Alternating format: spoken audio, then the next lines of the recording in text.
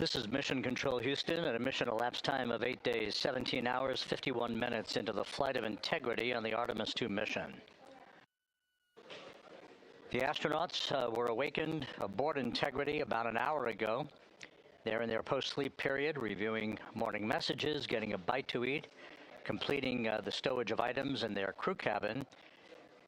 As everything is all set, the stage is set for their return to Earth this evening with a splashdown of the Pacific off the coast of San Diego 7 hours and 40 minutes from now. Here in the flight control room, known as the White Flight Control Room, a shift handover has been completed. The entry team of flight controllers now on duty, led by Flight Director Rick Henfling. Henfling has trained with this team for more than 2 years for this day. He will be joined on console by spacecraft communicator Jackie Mahaffey. Astronaut Stan Love also will be by her side as a second set of eyes as Integrity barrels home, completing a mission that will have spanned 694,481 miles from launch to splashdown. In the shift handover, no significant issues were reported. The vehicle is in great shape, and the weather at the splashdown zone couldn't be better.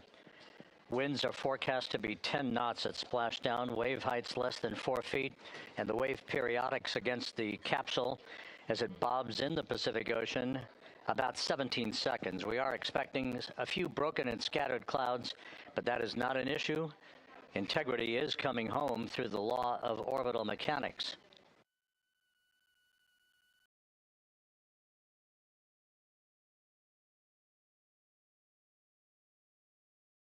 The next major milestone for Integrity's astronauts and the flight control team here in Houston will be the RTC-3 burn. That is the return trajectory correction number 3 burn.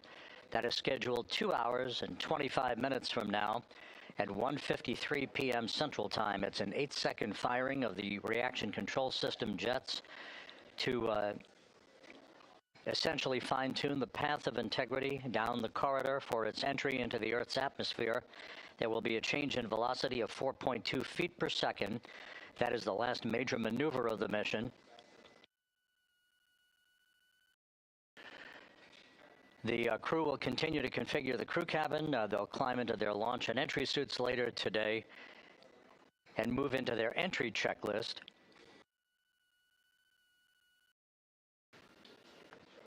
So this is a good time for us to run down all of the key milestones and all of the key numbers that you'll be hearing reported as we move into the final phase of this 9-day mission.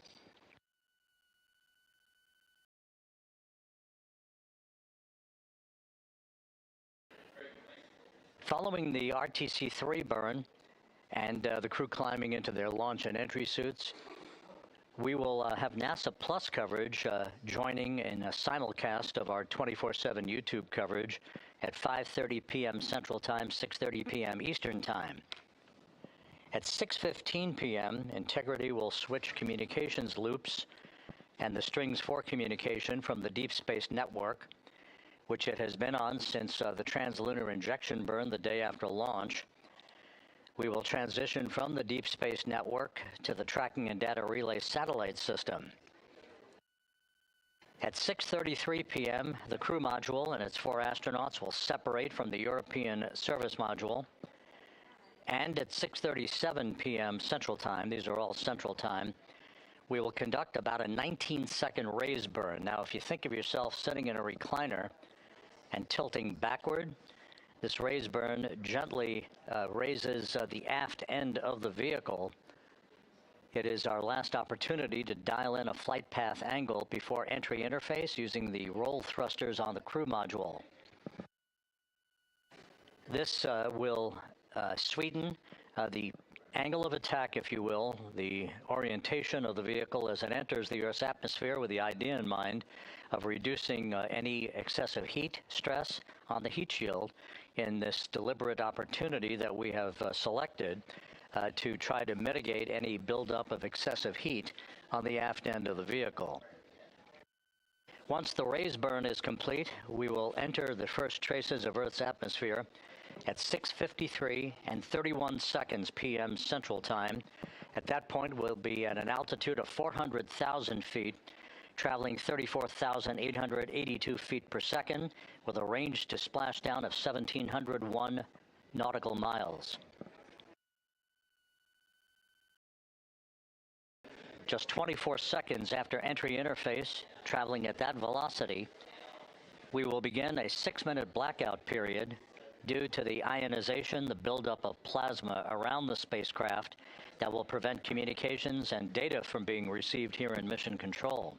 Again, that blackout scheduled to begin at 6:53 and 55 seconds p.m. Central Time, about a 6-minute blackout. We'll be carefully monitoring a call from Capcom to the crew as we exit the blackout. That will be our first communications with the crew following that 6-minute period. The blackout scheduled to end right around 7 p.m. straight up. That's Central Time. That'll be 6 minutes and 25 seconds after the start of the entry interface. At that point, we will be at an altitude of 157,406 feet off the Earth, traveling at 13,342 feet per second. Range to splashdown at that point will be just 147 nautical miles. There will be a series of roll reversals, rolling, this is computer commanded, to roll the vehicle to the left and back to the right to bleed off excess energy, all part of the planned entry profile for Integrity and its 4 astronauts. We are expected to go subsonic, meaning we will break the sound barrier over the Pacific in this trajectory that will carry us from southwest and northeast across the Pacific Ocean. We will go subsonic at 7:02 and 25 seconds p.m. Central Time at an altitude of 59,000 feet, traveling just 971 feet per second. So you can see how much the velocity of Integrity will decelerate based on its speed and the interaction with the Earth's friction in the atmosphere. At that point, a series of parachutes will begin to deploy. The first deployment will be the forward bay cover chutes. These are a series of 3 parachutes, each parachute approximately 100 feet long. The first forward bay cover parachute deployment will occur at an altitude of 24,000 feet. As the spacecraft has descended to a velocity of just 479 feet per second, and we will be within a mile, 1 nautical mile of splashdown at that point.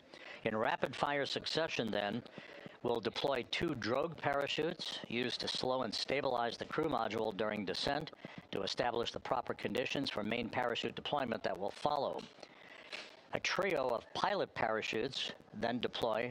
They'll be used to lift and deploy the main parachutes from the forward bay of the crew module. That's the top portion of the crew module.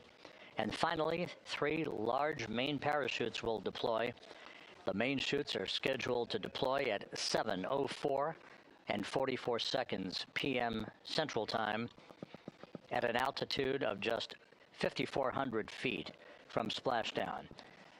The velocity for the astronauts aboard Integrity at the time of splashdown expected to be just 19 miles an hour. So, in just 13.5 minutes from the start of entry interface to splashdown, we will have decelerated from what is expected to be a peak velocity of some 23,783 miles an hour to just 19 miles an hour for a gentle splashdown.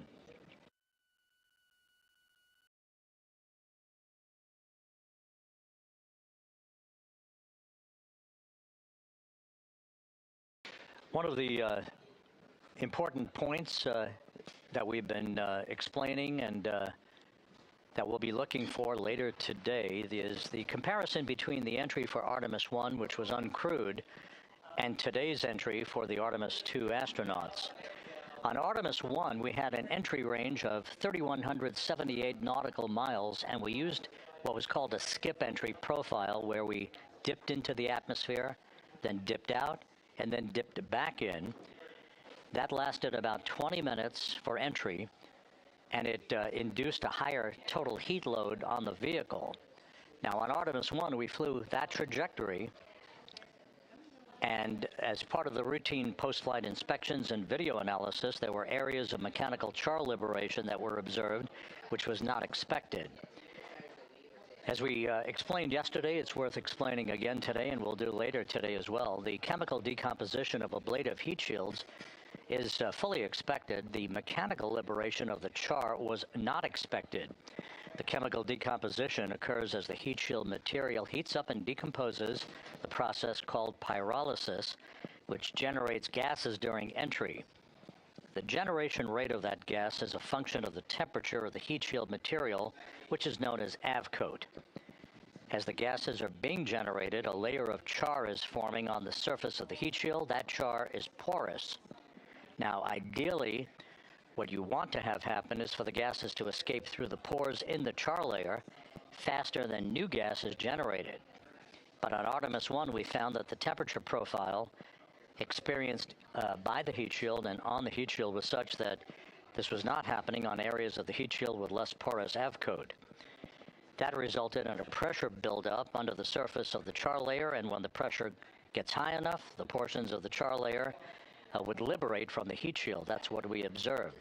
As a result of all of this, NASA gathered experts from across the agency and private industry, including establishing an independent review team to investigate this issue, and after extensive analysis, everyone agreed with the conclusion that we should plan to fly a shorter entry trajectory to avoid a temperature profile conducive to high rates of gas generation as that avcoat chemically decomposes. Now, for Artemis III and beyond, we're redesigning the heat shield, different heat shield, and redesigning the manufacturing process such that we will have material that starts out more porous and will allow a more efficient gas dissipation as that char layer forms, which will be a critical feature for a longer duration skip entry trajectories returning from the south pole of the moon. The bottom line of all of this is today, instead of a 3,178 nautical mile entry range, we're targeting a 1,701 max entry range to our splashdown zone off the coast of San Diego, 1,701 nautical miles. We're using a lofted entry profile. That's being done through the raise burn. The duration of the entry is about 14 minutes rather than 20 minutes, and that induces a much lower heat load on the heat shield to allow it to do its job to maximum efficiency.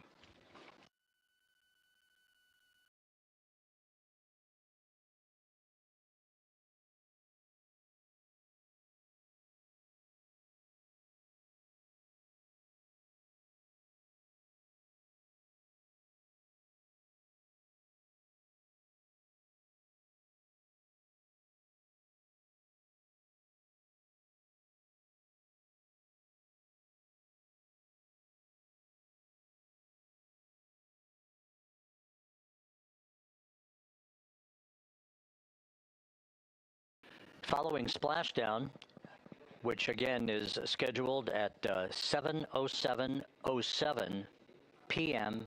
Central Time. That's 7:07 and 7 seconds p.m. Central Time, 5:07 p.m. Pacific Time, 2.5 hours before sunset at the splashdown site. Following splashdown, we will get a call from the crew. The communications will transition to what you'll hear called VLDR. That's the acronym for Very Low Data Rate, because we no longer have the antennas pointing toward the Tracking and Data Relay satellite system at that point. Now, whether the vehicle is upright in the so-called Stable 1 configuration, or whether it's upside down in Stable 2, we will quickly activate the CMOOS system, the acronym for the Crew Module Uprighting System. The Crew Module Uprighting System consists of 5 large balloon-like airbags located under the capsule's forward bay cover. These airbags will be inflated with helium, providing additional buoyancy to flip the capsule upright if it's in Stable 2, or to maintain it in a Stable 1 configuration. Navy helicopters, Navy paradivers, a Navy flight surgeon and a NASA flight surgeon will all be on the scene and will be erecting a large raft called a front porch alongside the spacecraft. That is similar to what you've seen in the movies and in the past in historic footage from the Apollo missions.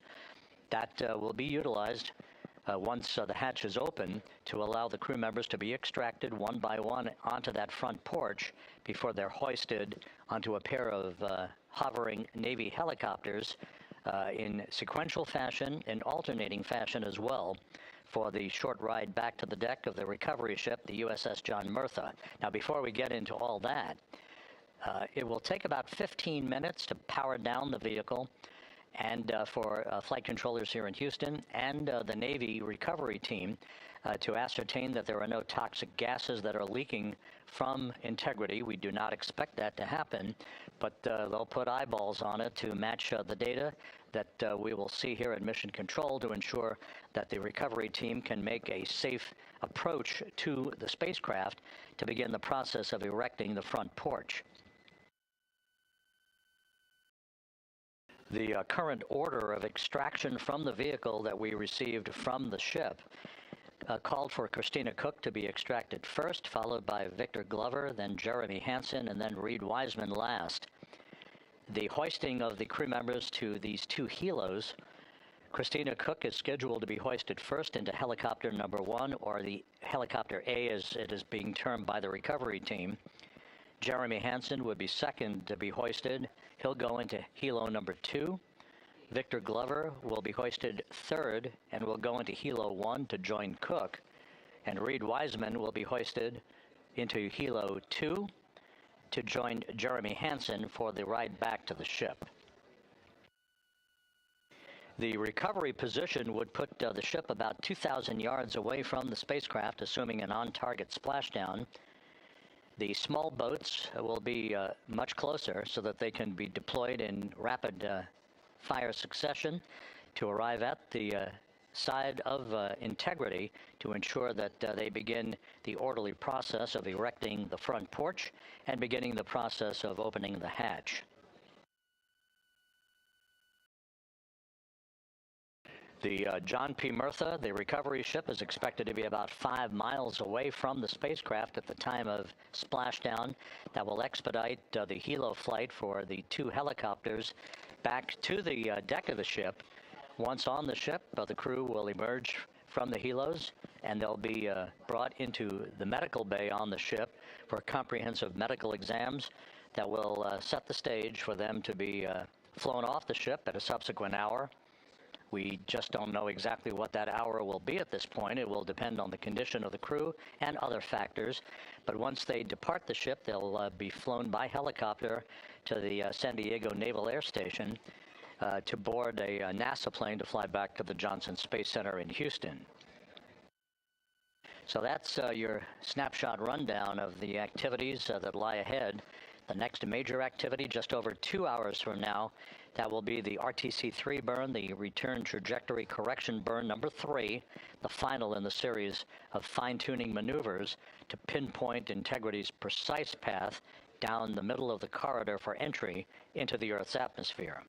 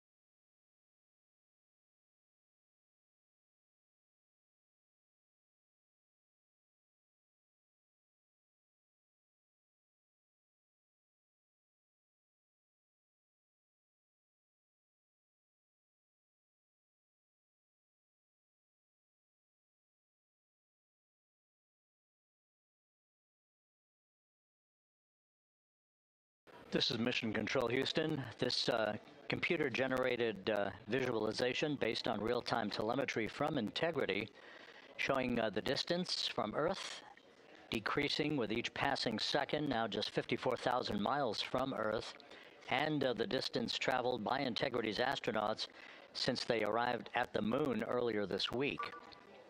We are currently 7 hours, 10 minutes away from splashdown, a high-speed entry back into the Earth's atmosphere, awaiting Reid Wiseman, Victor Glover, Christina Koch, and Jeremy Hansen to wrap up a mission that will have logged from launch to splashdown 694,481 miles.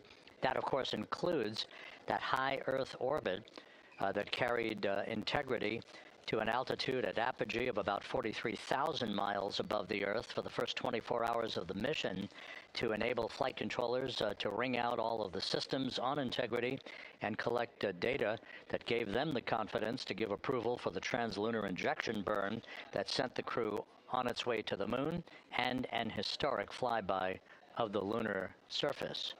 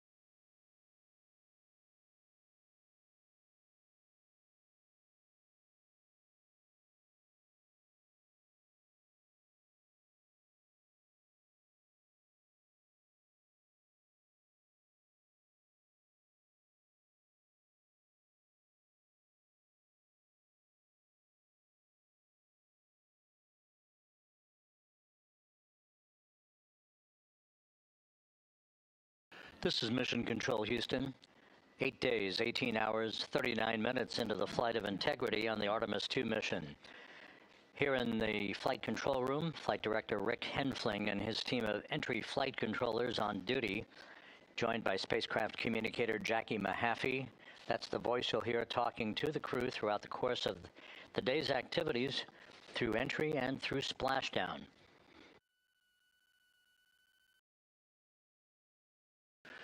Aboard Integrity, the astronauts, Commander Reid Wiseman, pilot Victor Glover, and mission specialists Christina Koch and Jeremy Hansen are wrapping up their post-sleep period, having an opportunity to review their morning mail, getting a bite to eat, and getting things set up for final cabin stowage of items no longer needed on this flight prior to the time they move into their entry checklist a few hours from now.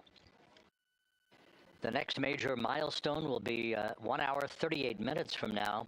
That will be the firing of the reaction control system thrusters on Integrity in what is called the RTC-3 burn, the return trajectory correction number 3 burn, the final in the series of mid-course correction maneuvers to fine-tune Integrity's path so that it reaches the center of the entry corridor at the orientation we want the vehicle in, as it approaches and enters the Earth's atmosphere at an altitude of 400,000 feet later today.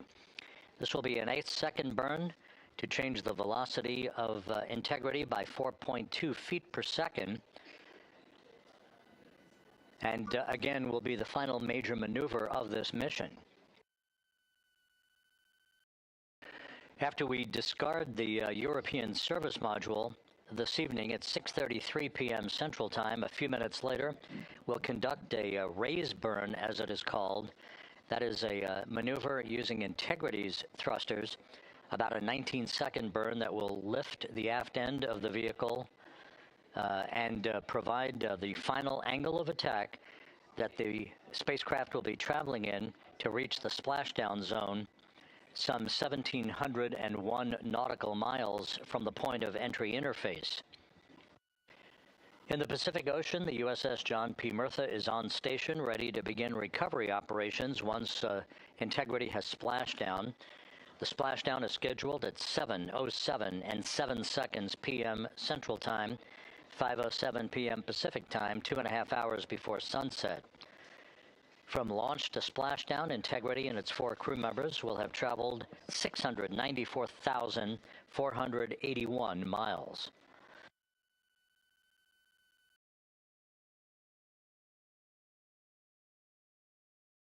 Communication with the crew on the voice loops will pick up considerably in the next short period of time here, as we move out of the post-sleep period into the final hours of the cabin configuration, the preparations for the return trajectory correction burn, and then the crew moving into its entry checklist.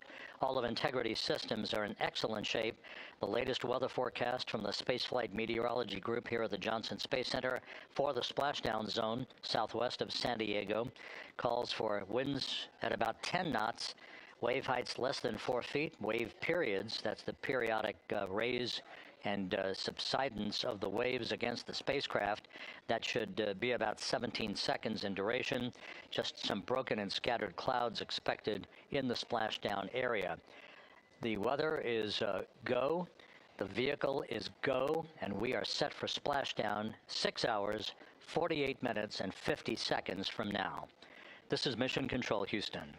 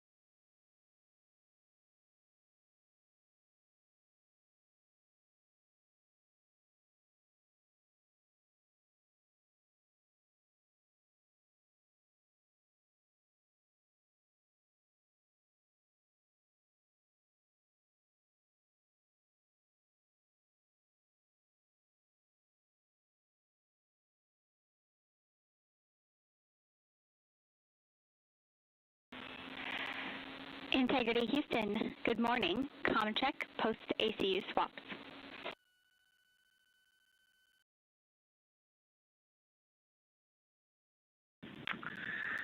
Good morning, Houston.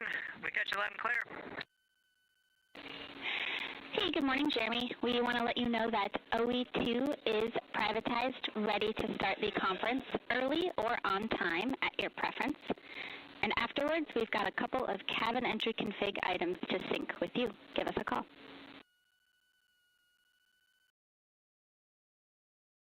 Okay, Jackie.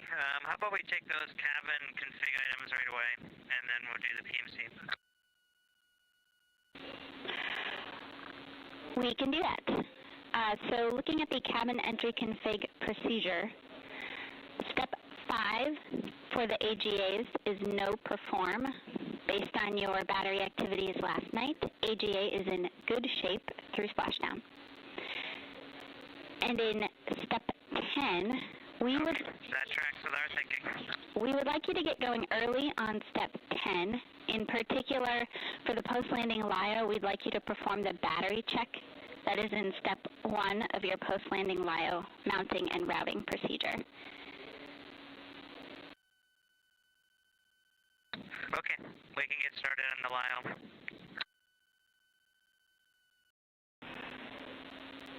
All right, that was all we had for you for cabin entry config for now.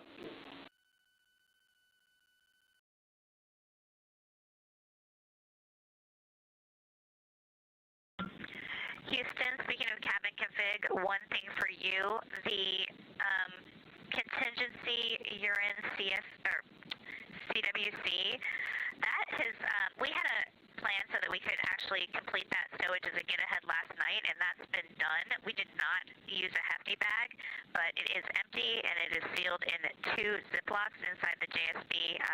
We feel that it's unaccessible now, and we'd like to keep it in that config.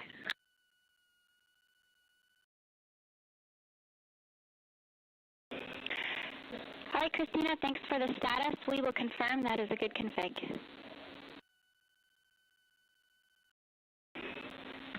Thank you, ma'am.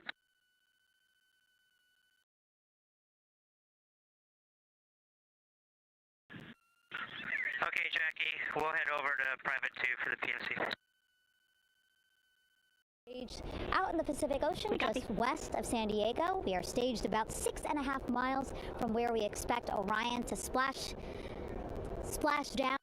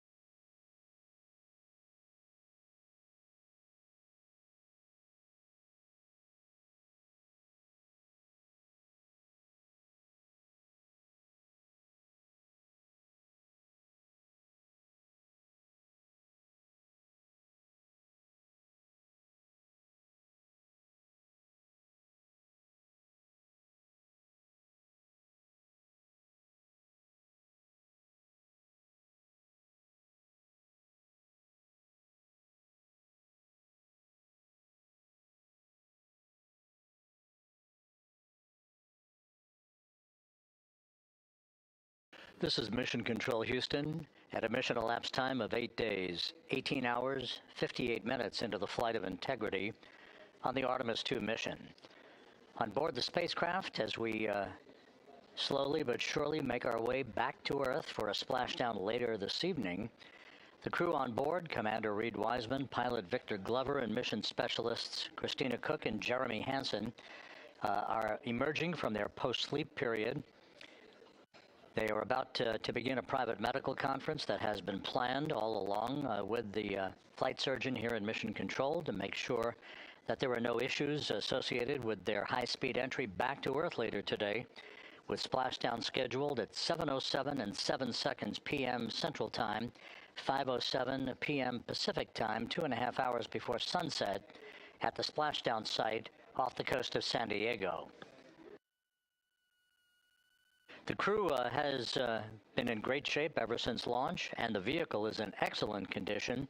It's very quiet here in the flight control room, no issues being worked as we count down toward the next milestone prior to entering the Earth's atmosphere, that being the return trajectory correction burn, this short 8-second firing of the reaction control system thrusters to change the velocity of Integrity by 4.2 feet per second and slightly adjust its orientation, fine-tuning its position to properly enter the entry corridor across the Pacific Ocean later today. That burn... Integrity you can normalize too.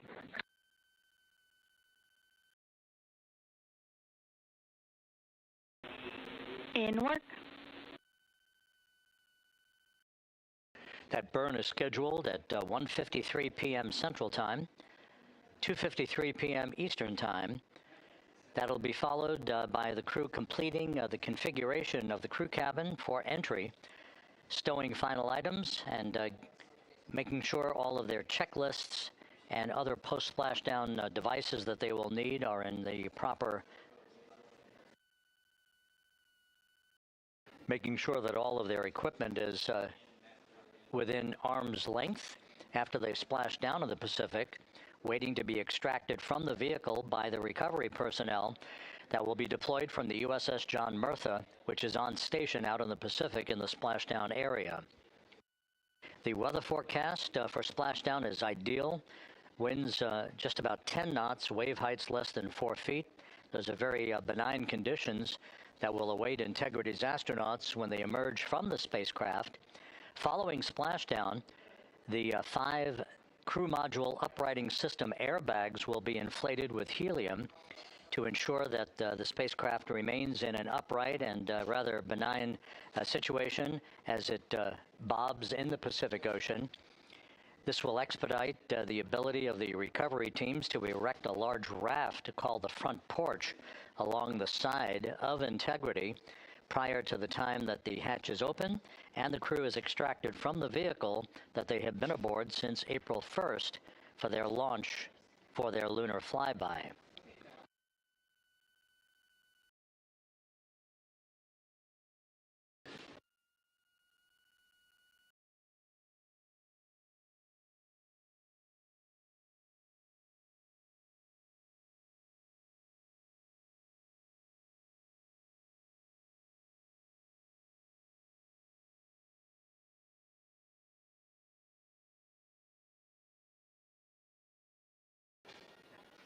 The heart of today's entry will begin. Integrity Houston, some pre-burn SA for you.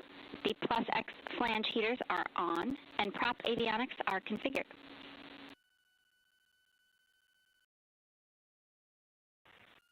Okay, we copy, Jackie. Jeremy Hansen from the Canadian Space Agency acknowledging the call from Capcom Jackie Mahaffey. It is her voice that you'll be hearing throughout entry and splashdown, calling all the major milestones and talking to the crew when required. The heart of today's activities will begin about 5.5 hours from now when we hand over the communications link from the Deep Space Network to the Tracking and Data Relay Satellite System. That will come at 6:15 p.m. Central Time, followed about 18 minutes later when the crew module separates from the service module. At that point, the crew module will conduct a raise burn, as it is called. That is about a 19-second burn. That will be the final opportunity to more specifically dial in the flight path angle, the angle of attack before entry interface. That will use the roll thrusters on the command module, on the crew module. That angle of attack is particularly critical for this mission, so that we are mitigating any excessive buildup of heat on Orion's heat shield as it enters the Earth's atmosphere. At the point of peak heating, we are expecting temperatures to rise to about 5,000 degrees Fahrenheit. That will induce an ionization around the spacecraft called a plasma wave. This is typical for all spacecraft that enter the Earth's atmosphere. A blackout period of 6 minutes will begin at about 6:53 and 55 seconds p.m. Central Time. We'll lose all communications with the crew. That will be expected, and we'll report that when we do have a loss of data and communications. When we emerge from that blackout, right around 7 p.m. Central Time, straight up, Jackie Mahaffey, the Capcom here in Mission Control, will be calling the crew, if they don't call us first, to make sure that we hear them and that we have a good communications link for the final 7 minutes of the high-speed entry that will culminate with the deployment of a series of parachutes and finally 3 main parachutes that will gently allow Integrity to splash down in the Pacific at a velocity of just 19 miles an hour. The crew is expected to pull about 3.9 Gs during maximum G loads on them during the point of entry. And it's interesting to keep in mind that from the point of the start of entry interface at an altitude of 400,000 feet, some 13.5 minutes before splashdown, the spacecraft will decelerate from a velocity of some 23,783 miles an hour to just 19 miles an hour at splashdown.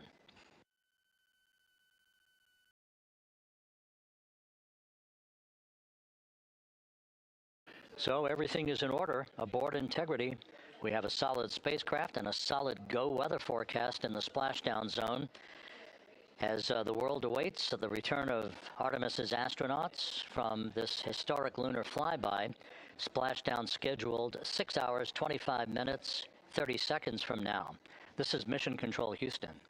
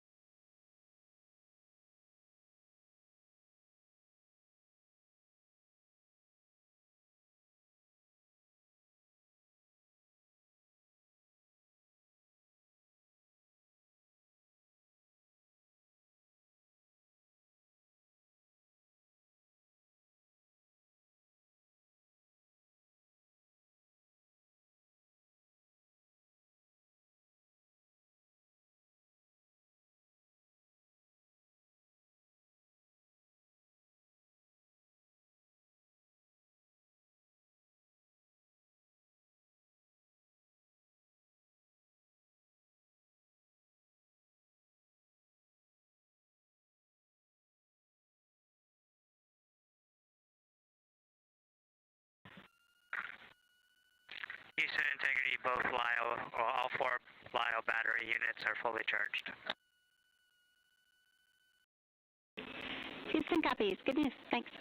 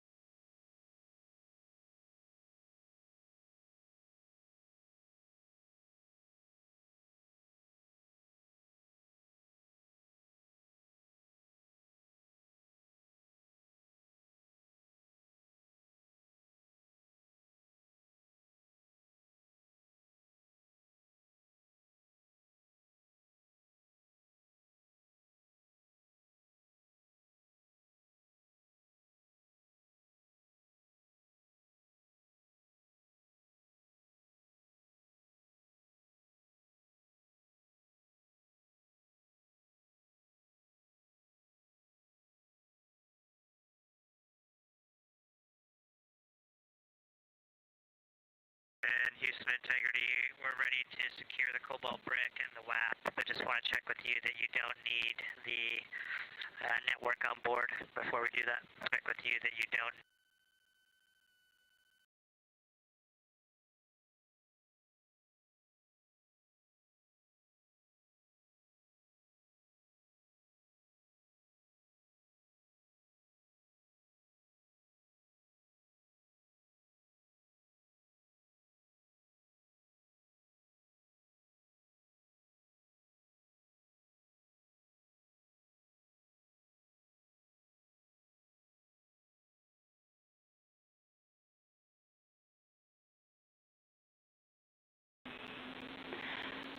Integrity, for Jeremy, we copied your question. We were in a data rate handover, but we can confirm no further ground use for the WAP or cobalt brick, so go to tear those down. A follow-up for Christina, the empty CWC stowage config that you called earlier is a good config for entry, so no need to go find that. And finally, we can support a camera downlink if and when you are willing.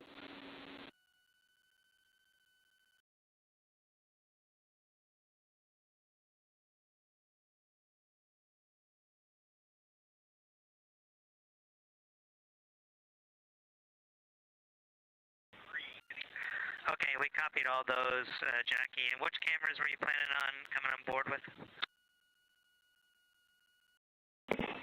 Yeah, good question. We just wanted to use cab 3.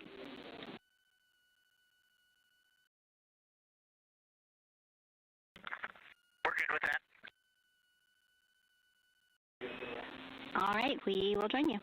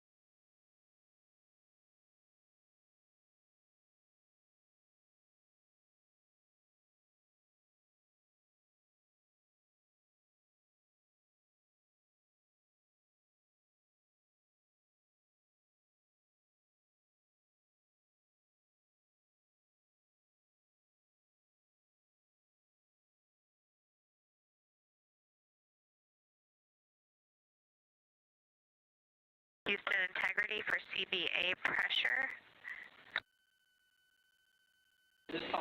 Go ahead. CBA pressure is 2,500 psi.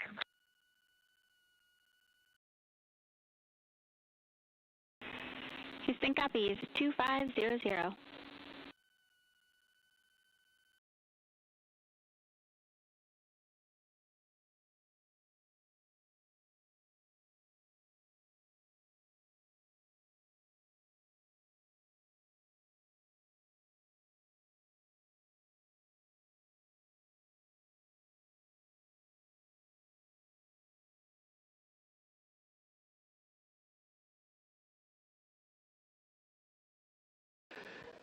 This is Mission Control Houston. You just heard Mission Specialist Christina Koch aboard Integrity offering some parameters of cabin atmosphere readings. Everything on board is in great shape. We're just 56.5 minutes away from the return trajectory correction 3 burn. This will be the final major maneuver of the mission for Integrity, an 8-second burn of Integrity's thrusters to change its velocity by 4.2 feet per second, and further fine-tuning its path for the entry interface into the Earth's atmosphere later today. Just so we can identify some of the key players you'll hear and see here in Mission Control throughout the course of the day.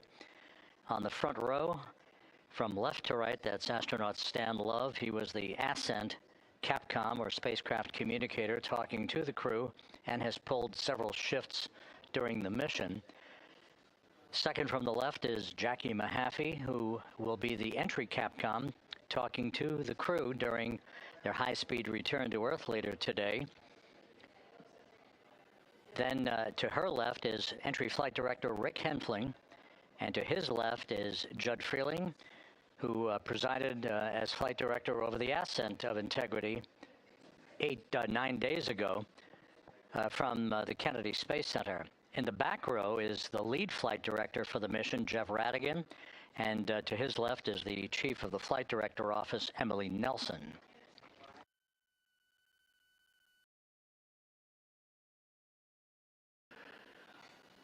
Once again, this view of the Earth, that is the port of call for Integrity's astronauts later today. Splashdown scheduled 6 hours, 8 minutes, and 22 seconds from now. Everything is in great shape on board the vehicle in the home stretch of what ultimately will be a 694,481-mile journey from launch to splashdown.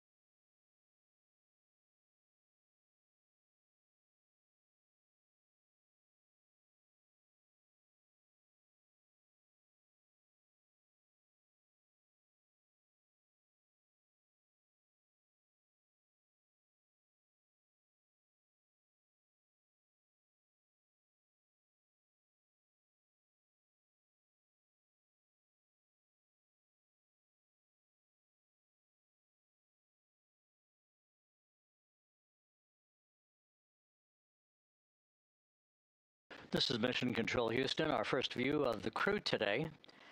On the left, Commander Reid Wiseman. On the right, pilot Victor Glover. They are reviewing some of the timeline parameters and some of the systems status boards on their computers on the flight deck of Orion. Everything is in great shape system-wise, and the weather forecast is a go forecast at the splashdown zone as the crew approaches the 6-hour mark until they return to Earth to complete this historic mission.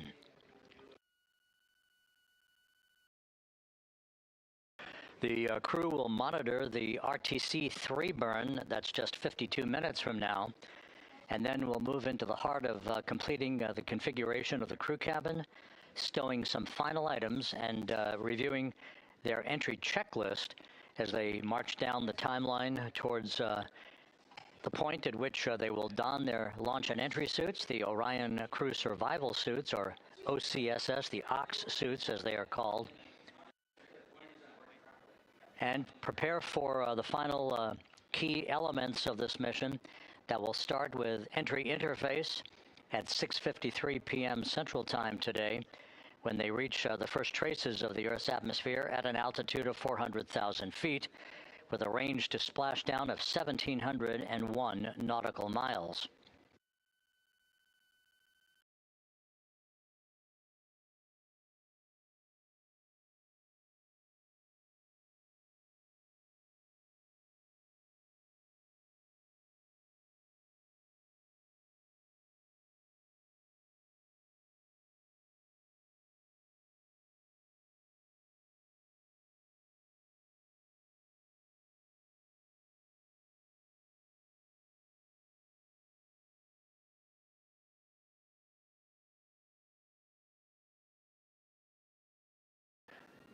You can see down below in the lower deck of the crew cabin, if you will, Christina Koch.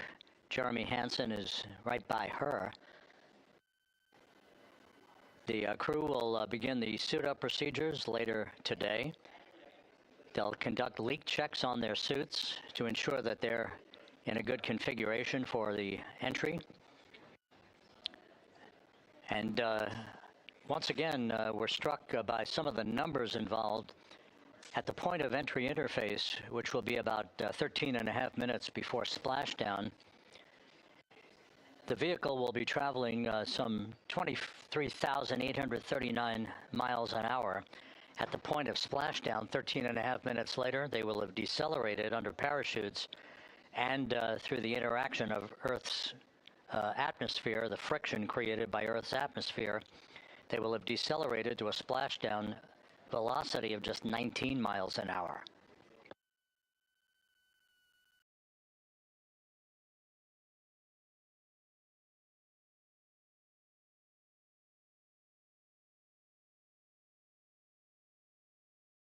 All preparations on the USS John P. Murtha, the recovery ship out in the Pacific, are complete.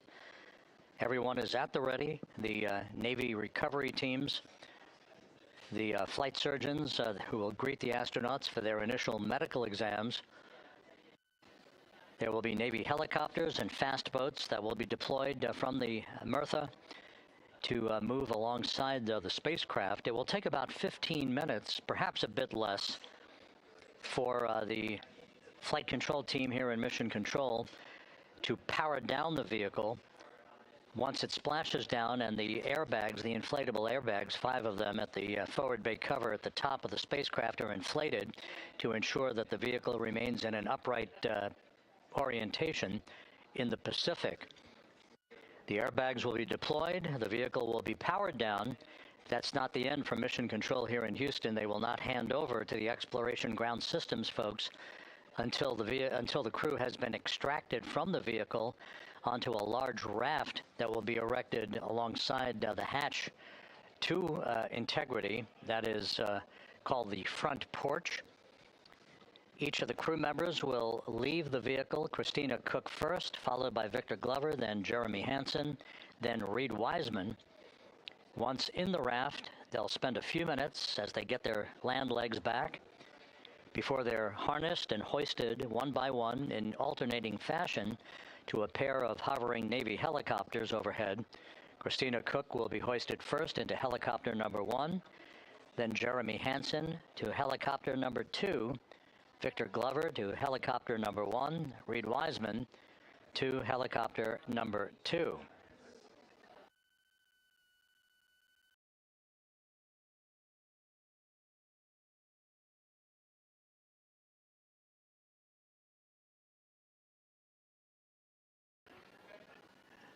We're about to have a quick burn conference with the crew to review the parameters of the upcoming return trajectory correction burn.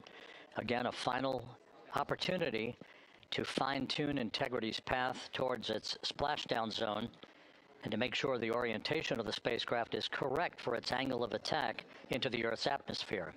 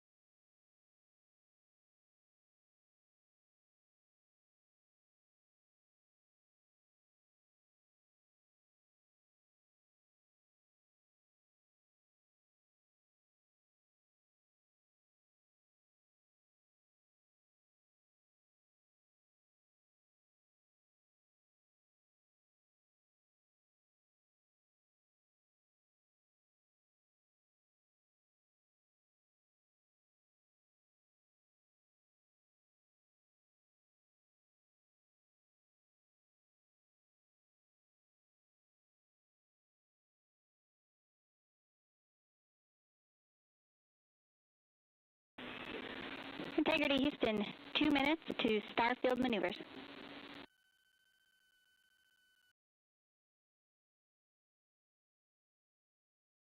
We copy that, Jackie.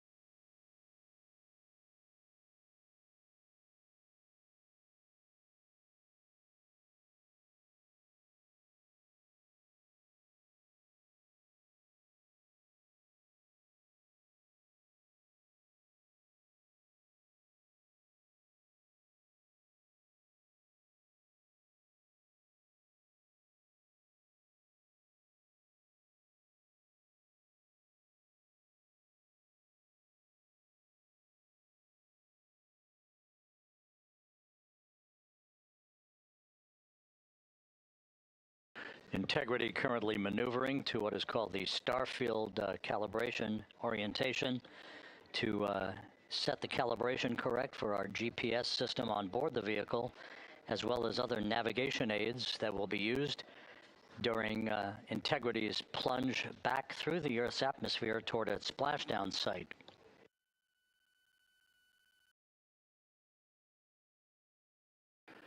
Countdown clocks here in Mission Control ticking backward toward the arrival of Integrity at entry interface.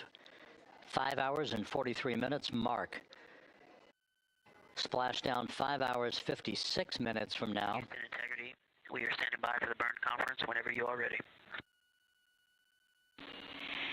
We are ready. Your final burn plan is on board, and we've got several deltas to the pad.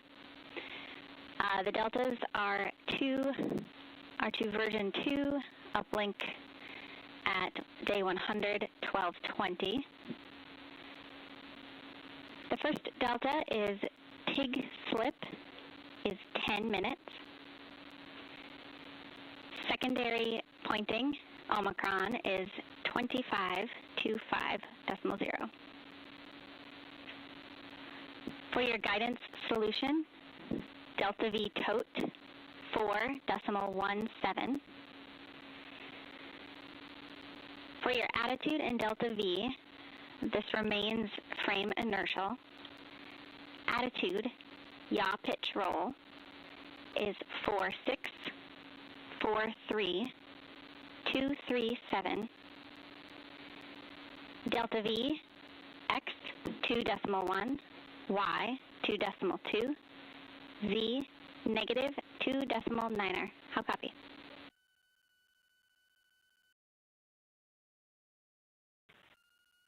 Okay, Jackie, we caught the in material. Can you give us the trim number that you started with and Omicron, I believe, were the two? Or maybe TIG slip and Omicron. TIG slip is 10 minutes. Omicron is 25.0.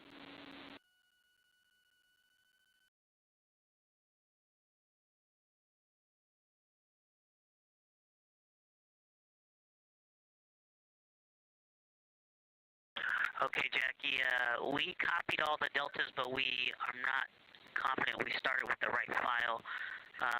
Can you confirm the date, the UTC of ground generation? Yep, that is day 100, hour 12, minute 20, 20.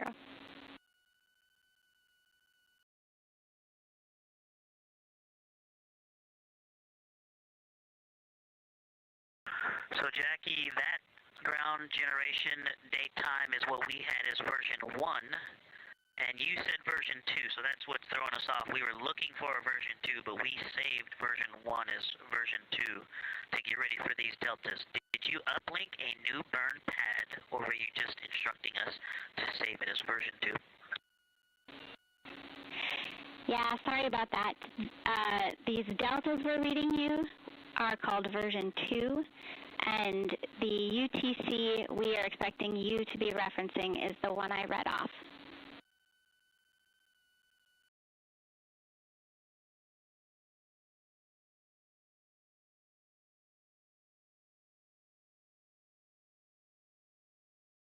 Okay, copy. We wrote those deltas on the Excel file that was labeled version 1, and we have saved it as version 2. That's perfect. Couple of final notes for you. Under burn execution steps, step 8, OpNav pass. We are performing OpNav pass, and that did kick off automatically. And then in burn notes, we just want to clarify for the PCL message today, that is message 3.10.02.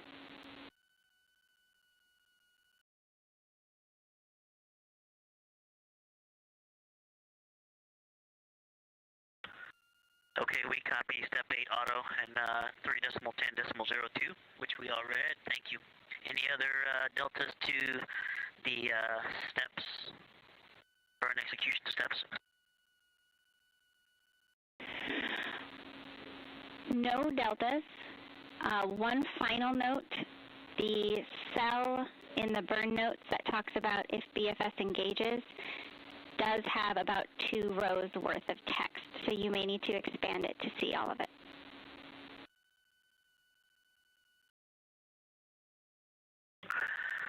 Jackie, that is a great call. Thank you for that information. And that is everything we had for the burn conference.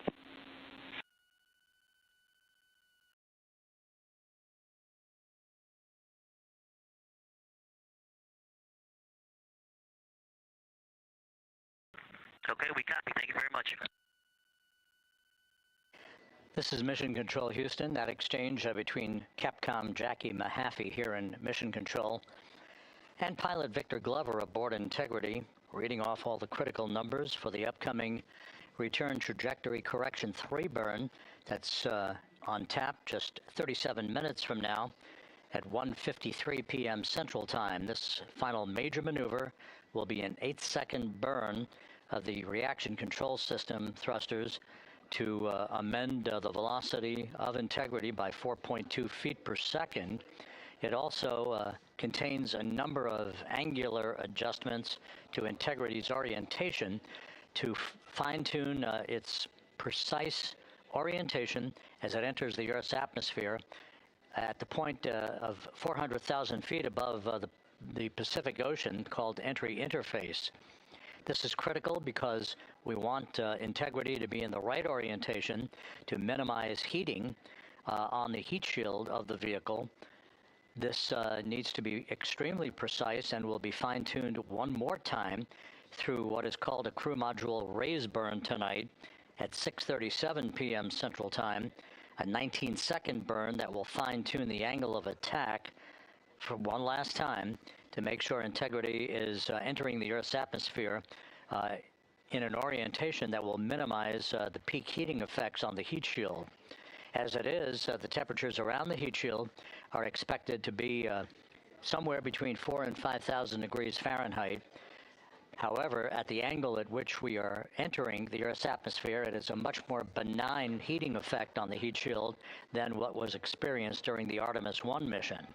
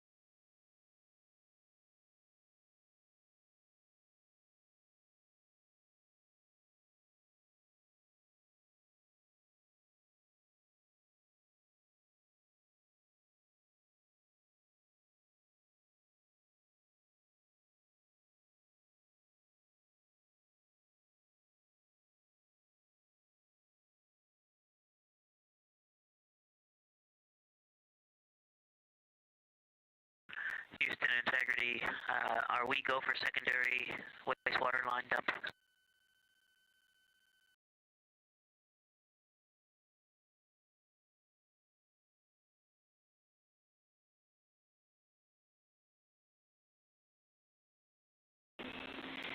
Integrity, you are go for secondary line dumps.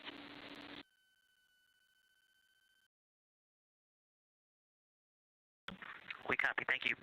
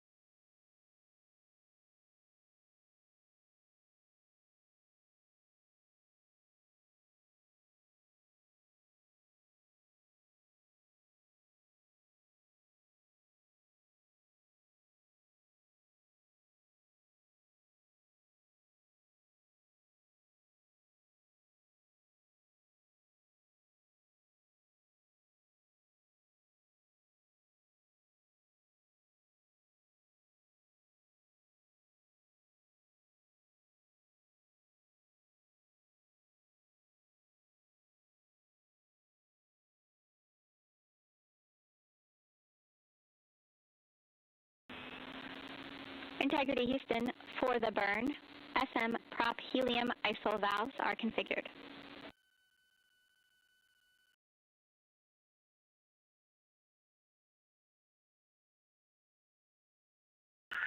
Okay, we see closed, open, and that's what we were expecting. Thanks for the confirmation.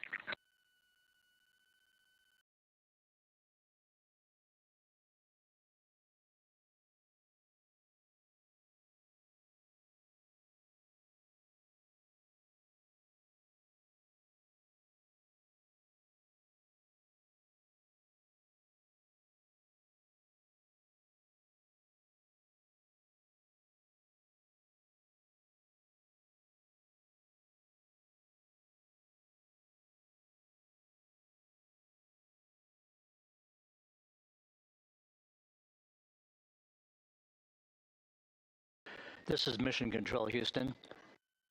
Flight Director Rick Henfling here in Mission Control. The entry flight director is going to be polling his team of flight controllers to get a go for the RTC-3 burn, which is coming up in just 31 minutes. We're back inside the cabin of Integrity, looking at Jeremy Hansen on the left, Christina Koch in the middle, Victor Glover on the right, the crew, and there's Reid Wiseman, the commander of the ship. Everything is in great shape as we await splashdown 5 hours and 44 minutes from now. The entry profile for Integrity is a source of great interest because of some of the heat shield damage that was unexpected during Artemis I. We have deliberately created a trajectory which is essentially a lofted entry profile rather than a skip entry. If you recall, the skip entry on Artemis I was a trajectory in which we performed an initial dip into the atmosphere to dissipate some energy, then skipped out of the atmosphere, sort of like throwing a flat rock against a lake, and then dipped a second and final time into the atmosphere before splashing down in the Pacific. However, that profile induced a longer entry range of some 3,178 nautical miles in length that induced a 20-minute duration of a higher total heat load on the vehicle. So after a great analysis and the review of an independent review team, we decided to amend the entry profile to a maximum entry range of 1,775 nautical miles. In this case, we're going to be flying downrange from the point of entry interface to a splashdown zone just 1,701 nautical miles downrange, heading from southwest to northeast towards the coast of California. The 20-minute duration of the Artemis I entry has been reduced to just 13.5 minutes in duration for Artemis II, thus inducing a lower total heat load on the vehicle and mitigating any deleterious effects on the heat shield itself. The flight control team, the engineers, have tremendous confidence in this entry profile that will protect the heat shield from any excessive loads that may be imparted on it during this high-speed entry back into the Earth's atmosphere. Having said that, we still will be exposing the heat shield to temperatures some 4,000 to 5,000 degrees Fahrenheit as we enter peak heating at the point of entry interface and a communications blackout within a few minutes after that. Currently taking a poll in the room for a go for RTC-3. That'll be communicated to the crew momentarily. Integrity Houston, good final targeting, and we are go for the burn pending saw positioning.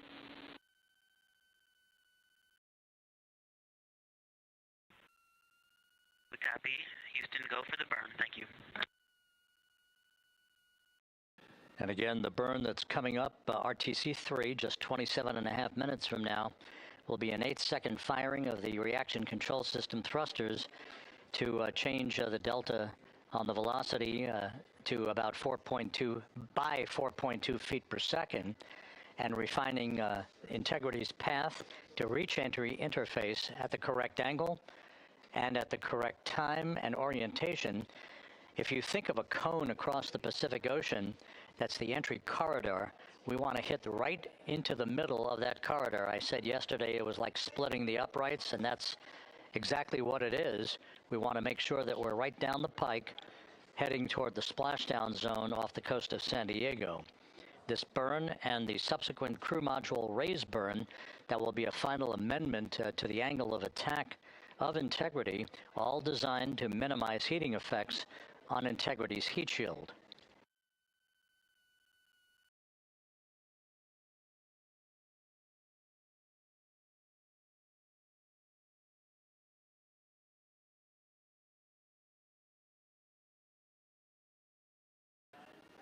A short time ago, the Spaceflight Meteorology Group briefed the entry flight control team on the latest weather at the splashdown zone where the USS John P. Murtha is stationed, ready to begin recovery operations shortly after splashdown. The weather is ideal, not an issue in the terms of the winds, just 10-knot winds and wave heights less than 4 feet expected to greet the crew. There will be some broken and scattered clouds that Integrity will be descending through, but that's not a factor. We are committed, of course, to splashing down today at 7:07 and 7 seconds p.m. Central Time, 5:07 p.m. Pacific Time, 2.5 hours before sunset.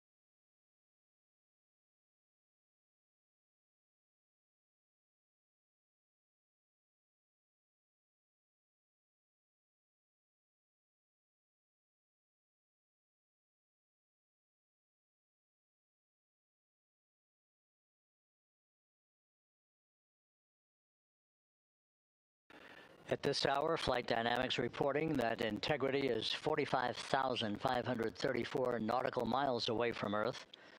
continuing to close in. Its velocity will be accelerating over the next several hours. At the point that we reach the top of the Earth's atmosphere at entry interface at an altitude of 400,000 feet, Integrity and its astronauts will be traveling some 34,882 feet per second with a range to splashdown of 1,701 nautical miles. That velocity will increase slightly to 34,965 feet per second, or 23,839 miles an hour at peak velocity. There will be a series of roll reversals. Those are computer-induced maneuvers that will occur after we complete the blackout period. Actually, there are 2 before, while we are in the blackout period, and 3 more afterwards.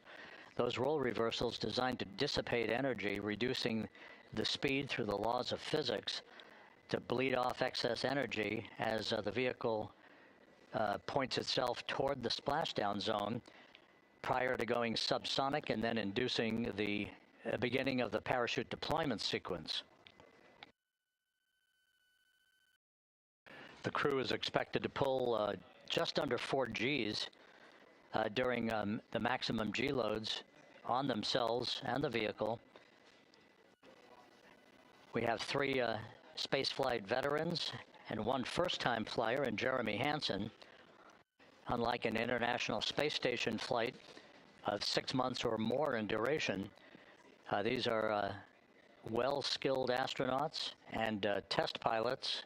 Christina Koch, of course, having returned to Earth, as did Reid Wiseman from his first flight in Soyuz vehicles for parachute-assisted landings in Kazakhstan. Victor Glover flew on a Crew Dragon vehicle.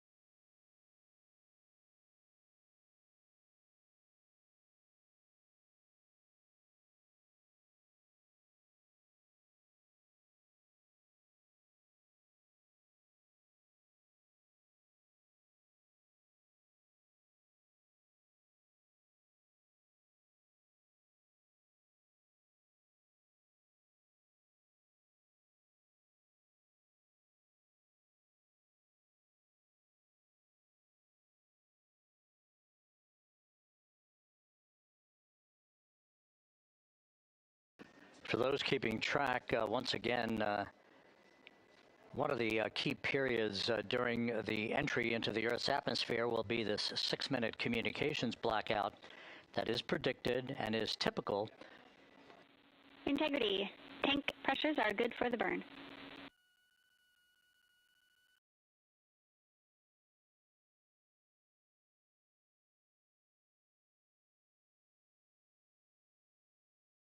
Copy that, Jackie. Thank you. Capcom Jackie Mahaffey saying that all of the systems, including the pressures in the propellant tanks, are in good shape, ready for the RTC-3 burn coming up just 18.5 minutes from now. Once again, the blackout period that will be of great interest to those listening and watching this evening is typical for any spacecraft re-entering the Earth's atmosphere because of the buildup of heat against a returning spacecraft, whether it's Integrity today or a Russian Soyuz vehicle or a SpaceX Dragon. These vehicles have heat shields that are designed to repel the heat. However, there is an ionization around the spacecraft, a buildup of plasma that is caused by the interaction of the velocity of the spacecraft entering the Earth's atmosphere and the friction of the Earth's atmosphere itself. This ionization period, or the blackout period, is expected to last 6 minutes tonight. It is expected to begin at 6:53 and 55 seconds p.m. Central Time, just 24 minutes or 24 seconds after the beginning of entry interface. That blackout of 6 minutes is the period of time where we will not be in communications with the crew or receiving data from Integrity itself as it barrels through the atmosphere. We will be communicating with the crew toward the end of that 6-minute period and reestablishing communications just as quickly as atmospheric physics will allow us to. The blackout period is expected to end at 6:59 and 56 seconds p.m. Central Time, which would be 6 minutes and 25 seconds from the start of entry interface. Now, after splashdown, several activities will be occurring. First will be to ensure that the vehicle is upright in what is known as a stable 1 configuration. Whether it's upright or in some other orientation, the CMOOS bags, the Crew Module Uprighting System bags, 5 of them that are surrounding the vehicle at the forward bay cover in a circumferential orientation. Those 5 large airbags will be inflated with helium and be inflated. Integrity Houston, solar arrays are in position for the burn. We see the same, Jackie. The CMOOS bags, again, 5 large inflatable airbags that are inflated with helium right after splashdown. Those bags designed to maintain an upright orientation for the spacecraft. Flight controllers here in Mission Control will begin to work to power down the vehicle, also check for any leakage of toxic gas.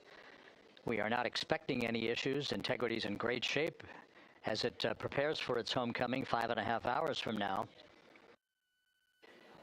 But to ensure that the approaching Navy recovery team does not encounter any toxic gases, we will make the first check of that here in Mission Control, power down the vehicle, and we will be reestablishing communications with the crew through what is known as VLDR. You'll hear that call. It is the very low data rate that takes over from the tracking and data relay satellite system communications that we'll be using during the descent towards splashdown. It may be a period of seconds or even minutes before we establish that very low data rate with the crew following splashdown, so we'll keep a sharp ear out and obviously carry that on the Orion to Earth loops that we provide for you and have been since the beginning of our coverage with launch back on April 1st.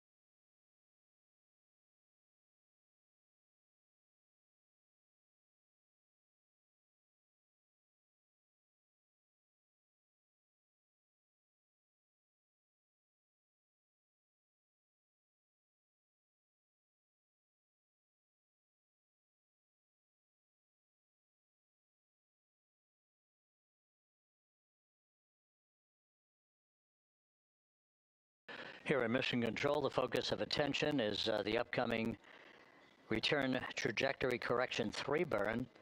That's coming up less than 13 minutes from now. We're a couple of minutes out from maneuvering to that orientation.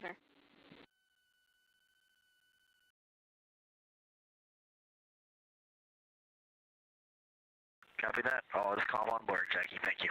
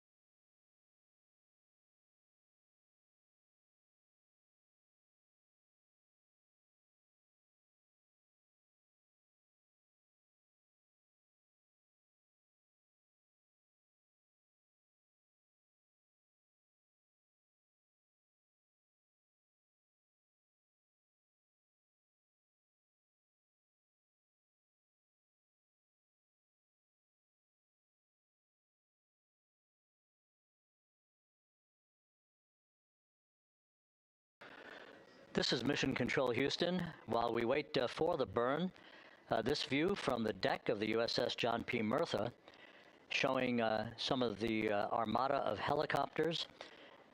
There will be Navy helicopters hovering over Integrity following splashdown, 2 of them to be employed in the hoisting of the crew members off of the front porch raft that will be erected alongside the vehicle following splashdown. 2 crew members, 2 astronauts for each of the 2 helicopters for the short ride back to the deck of the Murtha, where they will be brought into the medical bay for comprehensive post-flight medical exams. We'll have a lot more from the ship once we begin our NASA Plus coverage that will be simulcast with our continuing YouTube 24/7 coverage, the NASA Plus coverage beginning at 5:30 p.m. Central, 6:30 p.m. Eastern Time.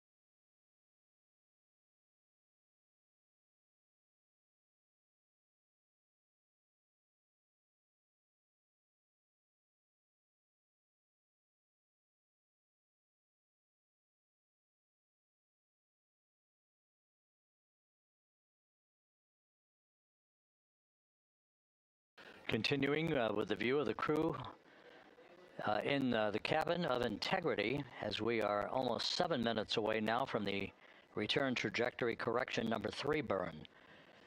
Integrity systems are functioning in excellent shape. The weather at the splashdown zone out in the Pacific is go and is forecast to be go. We are committed, of course, to a splashdown, that return trajectory that will enable Integrity's astronauts to splash down at 7:07 p.m. Central tonight.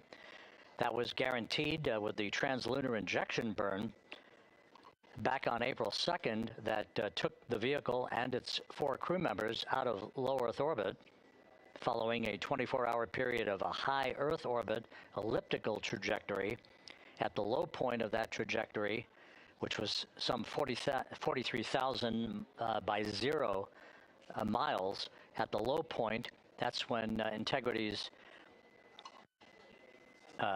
engine fired, the service module engine fired to break out of our Earth orbit and send humans en route to the moon for the first time since December of 1972.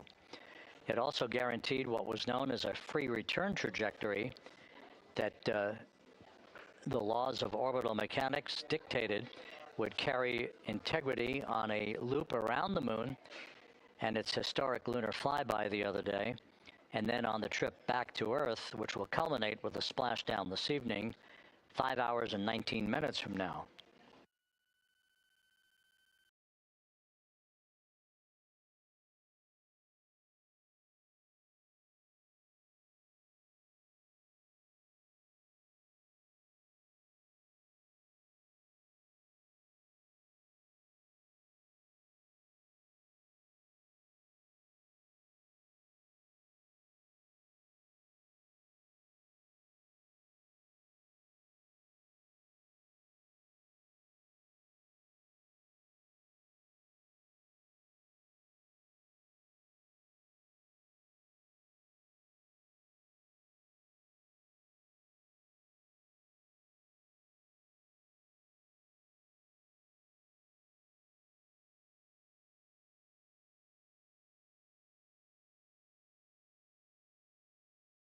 As you can see, the maneuver to the burn attitude has induced quite a bit of sunlight coming into the crew cabin. We're now under 5 minutes until the burn.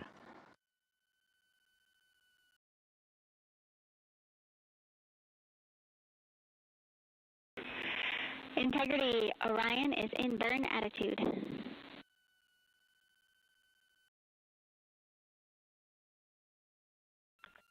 And it is an unbelievably spectacular view. Thanks, Jackie.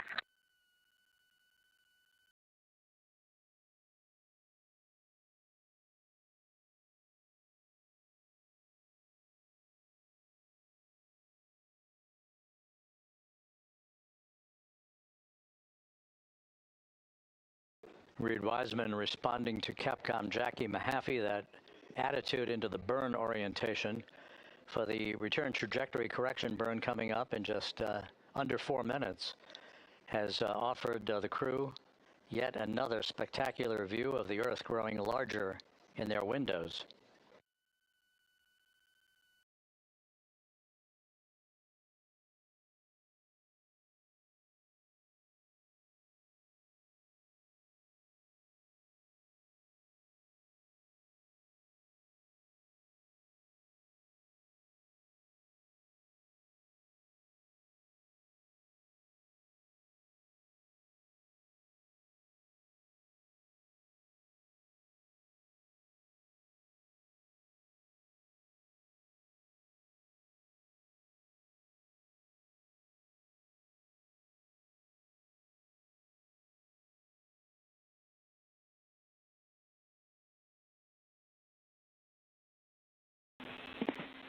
Integrity Houston in 22.3 critical Q card.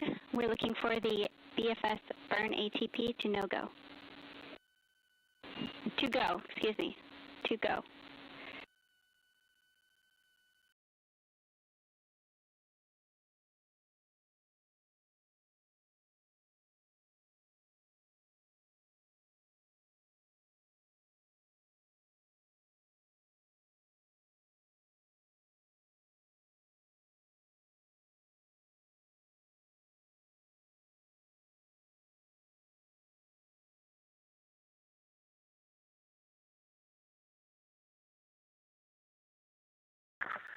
catch, Jackie. We are BFS burn ATP go, and we do not need to command the no-go on this because we're SM plus X. Good words. Sorry about the confusion, and we see a good config.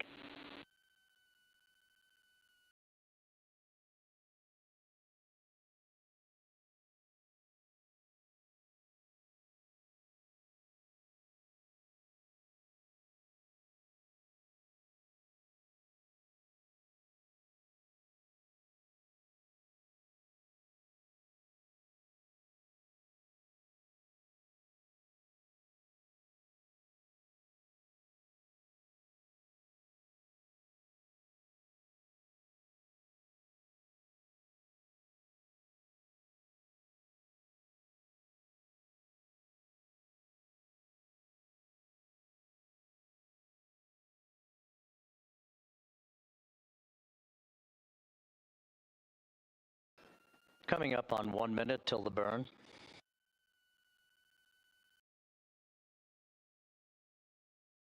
Mark, 1 minute.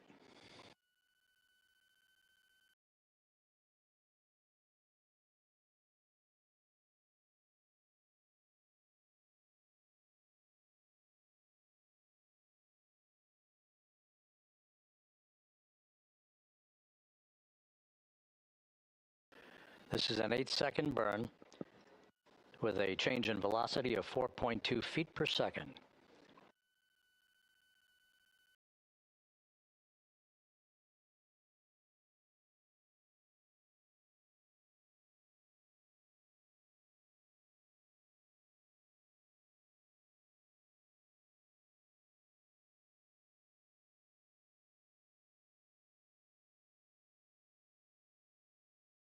Ten seconds.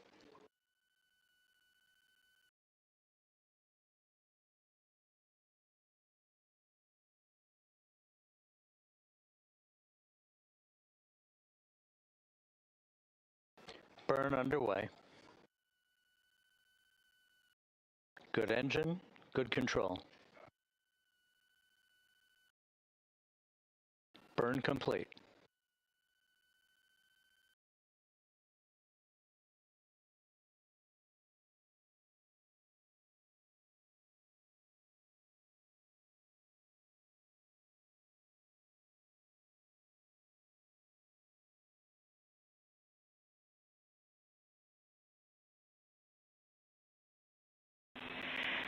Integrity looks like a good RTC-3 burn, and we are assessing details. Hey, Jackie, we see the same on board, and we just wanted to give a huge shout-out to that ESA Airbus team, to our friends in the Netherlands and Germany and at the Glenn Research Center. This vehicle powered us, and it propelled us from the Earth to the Moon and back with extreme precision, and we are excited to be a part of your team.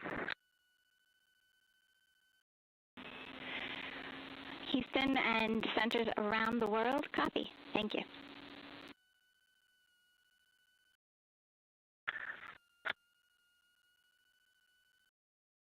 Commander Reid Wiseman with a shout out. Jackie, we are ready to reconfigure our F7 SIP switches for entry, if you can give us that go.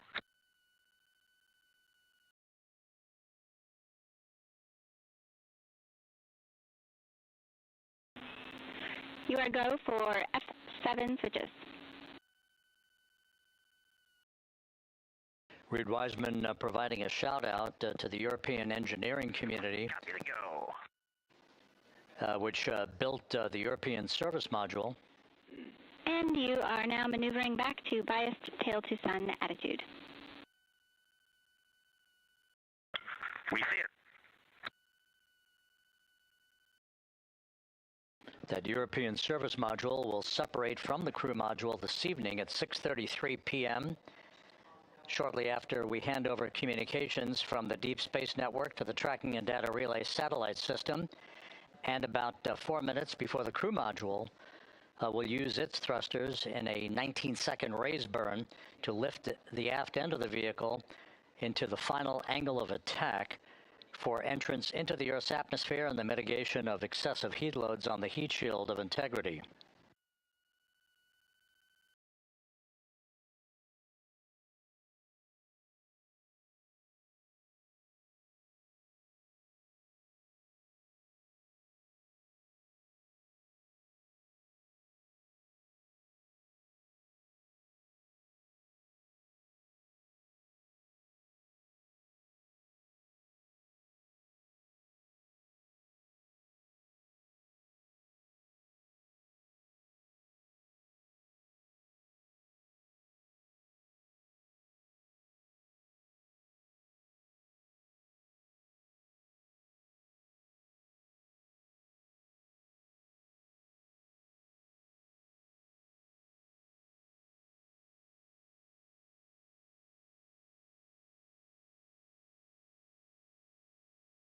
So with the final major burn having been successfully completed, the crew is now preparing to complete the configuration of the crew cabin, a final stowage capability, and an opportunity to put other items away that they will not need during the entry phase.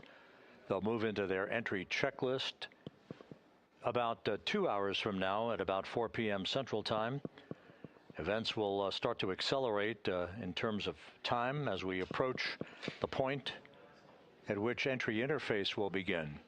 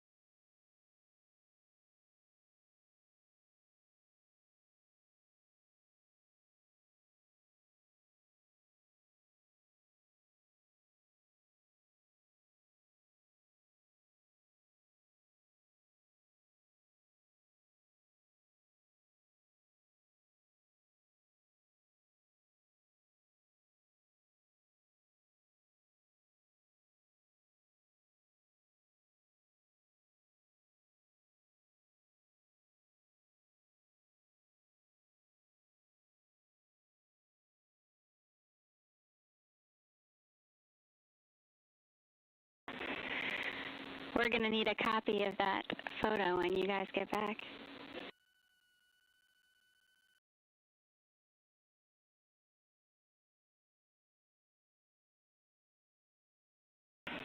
Copy them.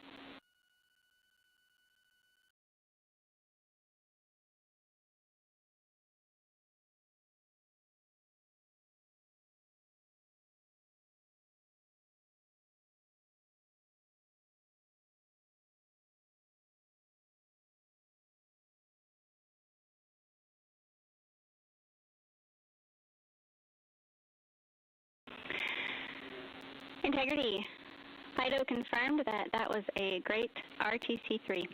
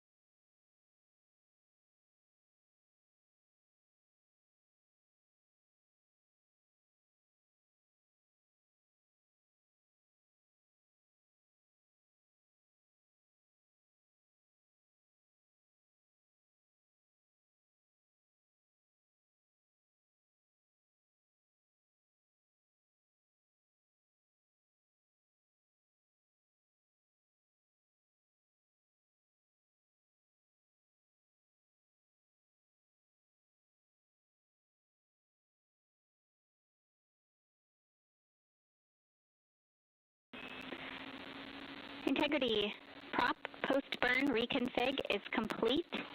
And if you were hanging out in step 23.4, you can skip it. We are in a good config.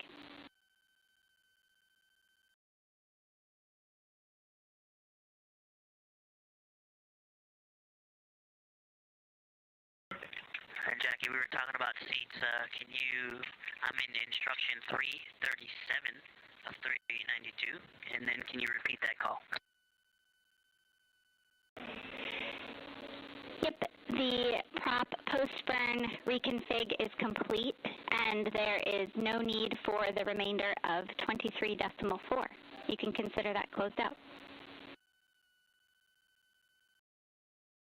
Remainder of 23.4, closed out, copy.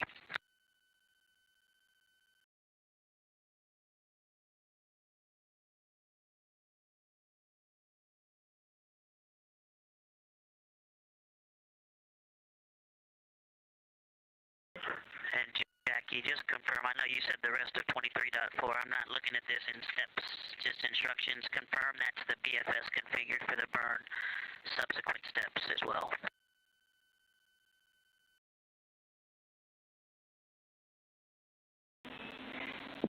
Affirm, all the way through instruction at 347 can be skipped.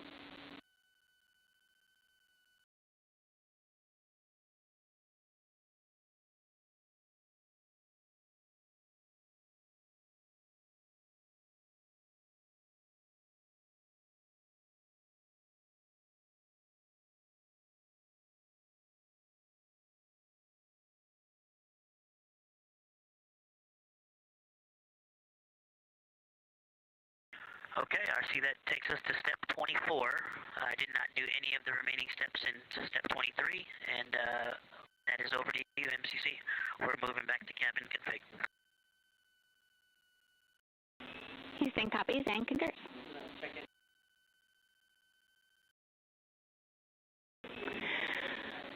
And Victor and the rest of the Integrity crew, the only DPC-related topic we had for you this morning was to sync up on cabin config and get a status of where you are in the procedure.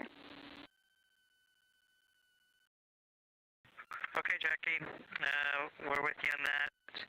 We are complete through step 7. Actually, step 8 now is complete as well. And step 15 is complete. And we'll update you on the rest as we go along. We copy all.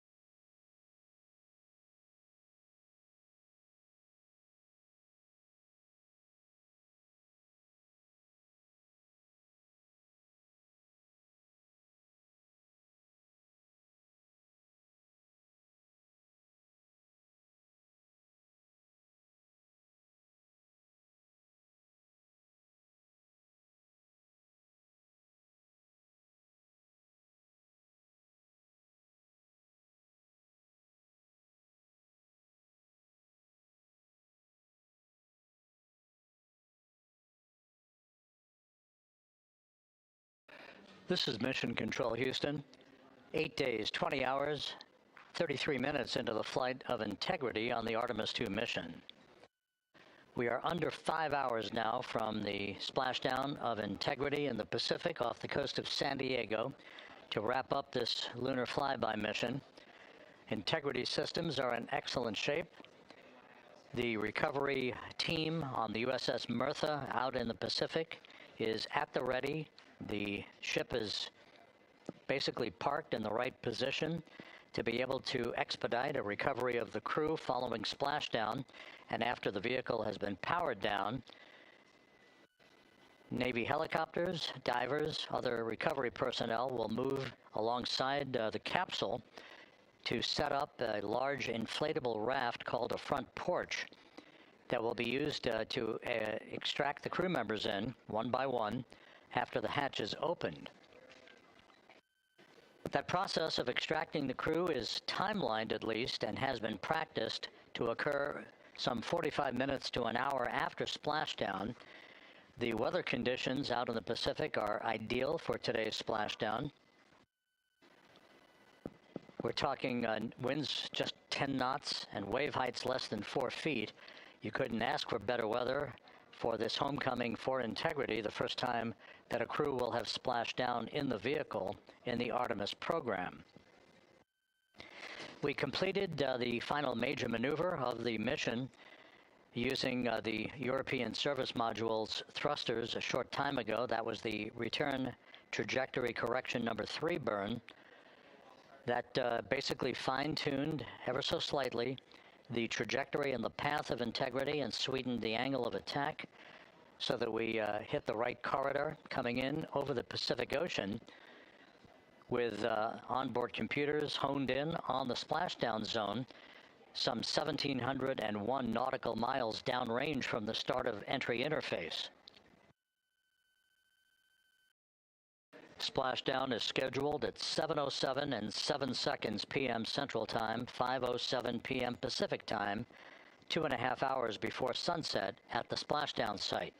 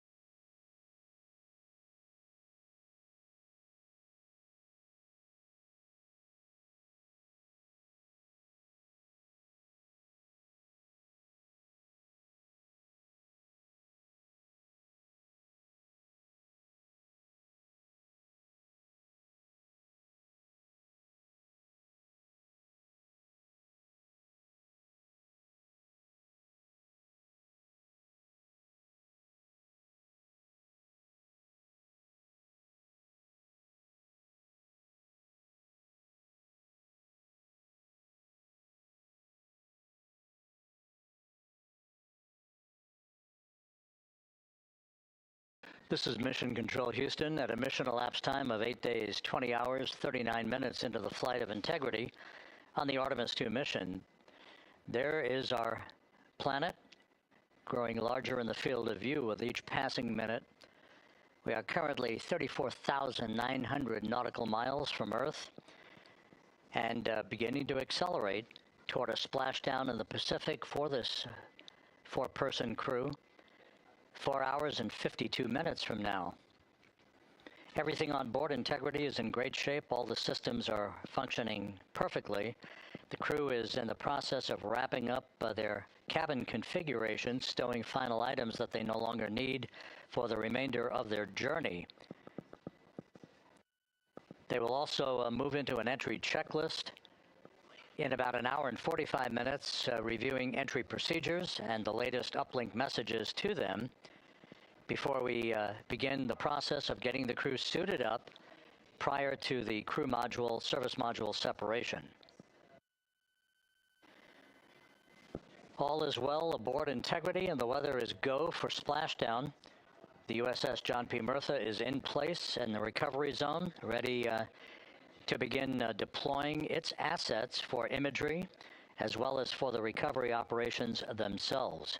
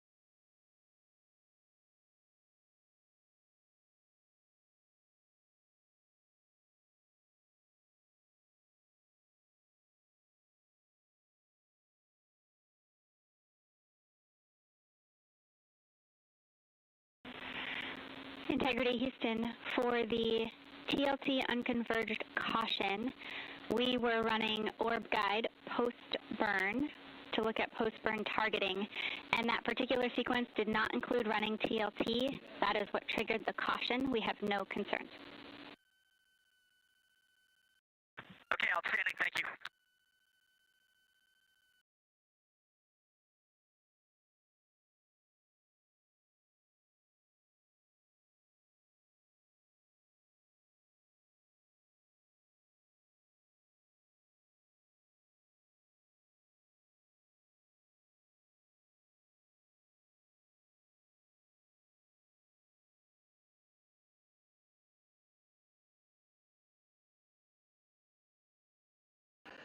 That call from Capcom Jackie Mahaffey to the crew, indicating TLT, which is a targeted landing trajectory. That is simply a value that was placed on board on the onboard computers, but is not being used for today's entry by the crew. The last maneuver that will be conducted by Integrity will occur at 6:37 p.m. Central Time tonight. That is the crew module raise burn. That occurs about 4 minutes after the crew module will have separated from the service module. This will be about a 19-second burn with a velocity change of about 9.9 feet per second. As the precursor to entry interface, the raise burn designed as a final opportunity to sweeten the flight path angle, the angle of attack, if you will, of the vehicle as it enters the Earth's atmosphere, placing the vehicle in the proper orientation perfectly with precision to mitigate any excessive heat loads on the heat shield of the spacecraft. Entry interface will begin at 6:53 and 31 seconds p.m. Central Time at an altitude of 400,000 feet, while Integrity is traveling 34,882 feet per second with a range to splashdown of 1,701 nautical miles. Within 24 seconds after entry interface, which is essentially the top of the Earth's atmosphere where the crew will begin to feel the tug of gravity, we'll start a 6-minute blackout period, that is expected, in which we'll lose communications with the crew and data here in the flight control room. The blackout is induced by the buildup of ionization from the interaction of the velocity of the vehicle with the friction of Earth's atmosphere. It creates a plasma shield around the vehicle, preventing communications from occurring.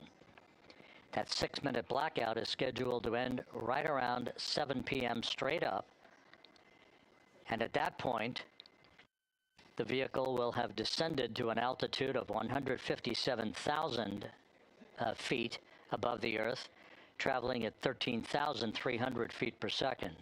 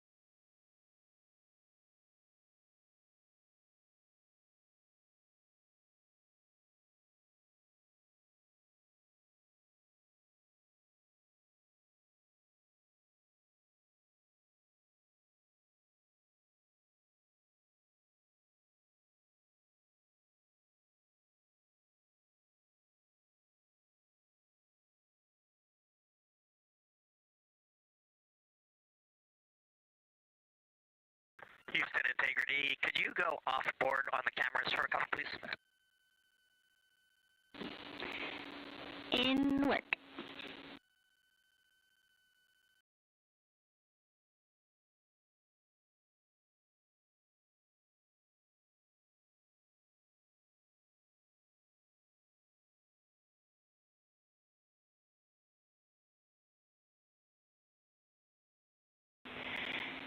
And Integrity, Cab 3 is not streaming.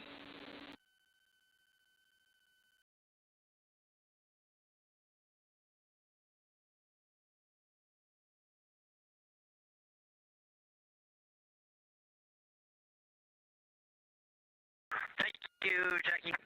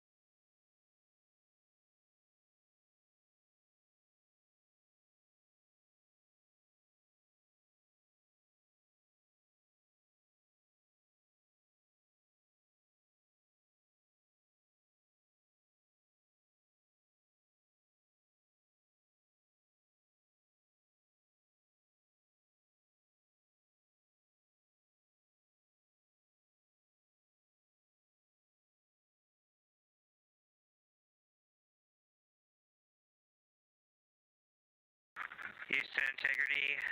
Step 9 is complete. The seats are configured. Houston, copy seats.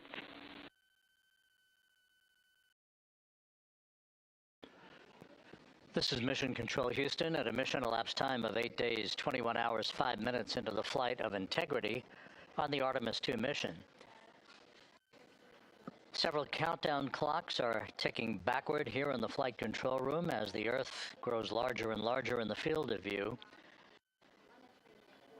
In order, the next major milestone will be a raise burn of the crew module. That raise burn will follow the separation of the crew module from the service module this evening. The separation of the crew module is scheduled at 6:33 p.m. Central Time.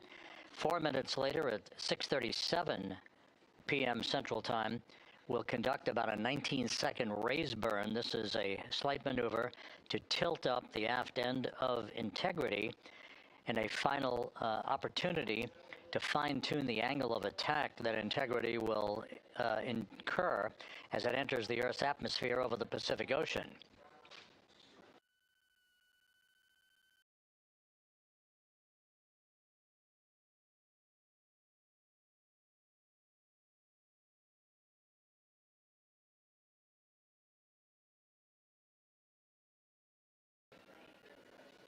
The entry path for Integrity today is portrayed here in this graphic.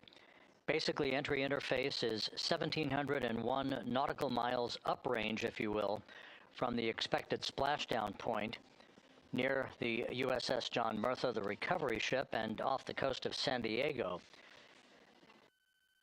The entry interface point is critical because what we want to do is put Integrity in an orientation that will mitigate a peak heating on the heat shield. For a point of comparison, during Artemis I, we had an entry range of 3,178 nautical miles from the point of entry interface and a 20-minute entry profile. That was the so-called skip entry, in which the Artemis I vehicle dipped into the atmosphere to dissipate some energy, then lofted or skipped out of the atmosphere, then dipped a second and final time back into the atmosphere before splashing down. What that resulted in was a higher heat load on the heat shield, which caused unexpected char liberation. So rather than design the heat shield or replace it for Artemis II, we elected to go into a different trajectory profile. This one with a max entry range of 1,775 nautical miles, or in today's case, all of our maneuvers and orbital mechanics will take us 1,701 nautical miles downrange from the point of entry interface. This will only be a 13.5-minute entry profile for Integrity and its astronauts, and results in a much lower heat load on the heat shield. This is deliberate so that we have the lessening effect of charring on the heat shield, should there be any at all, and we do expect some. But this will more than protect the astronauts from the effects of peak heating, which will be some 4,000 to 5,000 degrees Fahrenheit during the maximum peak heating around the vehicle. That will also cause a 6-minute blackout because of ionization as heat is repelled or thwarted from the heat shield while the vehicle flies in the direction of travel towards splashdown. The raise burn that places us in our final orientation for angle of attack into entry interface, that raise burn is scheduled at 6:37 p.m. Central Time. Entry interface itself is scheduled at 6:53 and 31 seconds p.m. Central Time, when we hit the top of the Earth's atmosphere at an altitude of 400,000 feet, traveling about 34,800 feet per second. We expect our peak velocity just a few moments later, and that peak velocity is forecast by flight dynamics to be 34,965 feet per second, or 23,839 miles an hour. Now this all occurs after we begin the blackout period of 6 minutes. We will lose communications with the vehicle just 24 seconds after we enter the Earth's atmosphere or entry interface, as you see there. This is an expected 6-minute blackout that will begin at 6:53 and 55 seconds p.m. Central Time and will last almost until 7 p.m. straight up Central Time. Once we regain communications with the crew following the blackout, we will continue a series of role reversals. These are gentle rolls to the left and back to the right, essentially bleeding off excess energy and excess heat on the vehicle as we approach the splashdown site. The vehicle is expected to go subsonic at 7:02 and 25 seconds p.m. Central Time. That's about 8.5 or almost 9 minutes after the beginning of entry interface. And at that point, we will be at an altitude of 59,000 feet above the Pacific Ocean. A series of parachute deployments will begin. The first of that will be the forward bay cover parachutes that will basically pull the top forward bay cover off the very top of the vehicle, allowing other parachute deployment activities to occur. The forward bay cover chute deployment is scheduled at 7:03 and 22 seconds p.m. Central Time at an altitude of 23,946 feet. The forward bay cover parachutes are used in conjunction with pyrotechnic thrusters to ensure the separation of that forward bay cover, protecting Orion and its parachutes during the heat of re-entry. Following that, there'll be the deployment of drogue chutes. These are 2 drogue parachutes, 23 feet in diameter. These drogue chutes will be deployed at an altitude of 23,483 feet.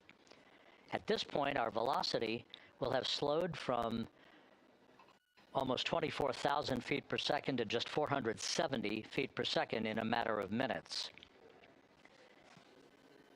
3 pilot parachutes will be used to lift and deploy the main parachutes from the crew module forward bay. Those main parachutes, 3 of them, are used to slow the crew module down to a splashdown at a speed that ensures astronaut safety. Each main parachute 265 feet in length from the crew module attachment to the top when inflated. The main chute deployment is scheduled at 7:04 and 44 seconds p.m. Central Time. Now that's just 11 minutes and 13 seconds after the start of entry interface. At this point, we'll be at an altitude of 5,445 feet above the Pacific. And splashdown to complete this mission is scheduled at 7:07 and 7 seconds p.m. Central Time, 5:07 p.m. Pacific Time, 2.5 hours before sunset. The crew will splash down in the Pacific southwest of San Diego at a gentle rate of just 19 miles an hour.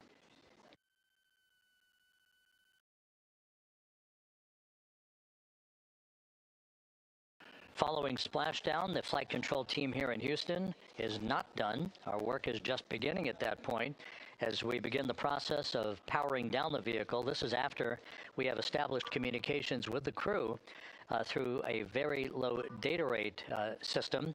The communications link will no longer be active through the tracking and data relay satellite system, so we're going to be going to a very low data rate system. We hope to establish communications with the crew fairly rapidly. That's not guaranteed. It depends on the orientation of the vehicle. The likelihood is the vehicle will splash down upright in what's known as stable 1.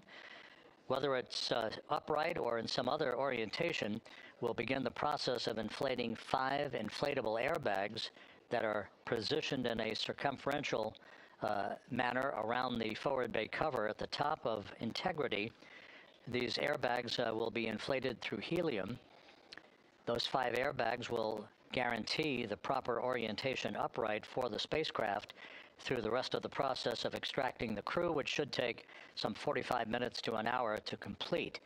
Navy divers, fast boats, a pair of Navy helicopters, other recovery personnel will come alongside the vehicle to begin erecting an inflatable raft called the front porch that the crew will be extracted into. You've seen that in movies, you've seen it in the Apollo program and archival footage.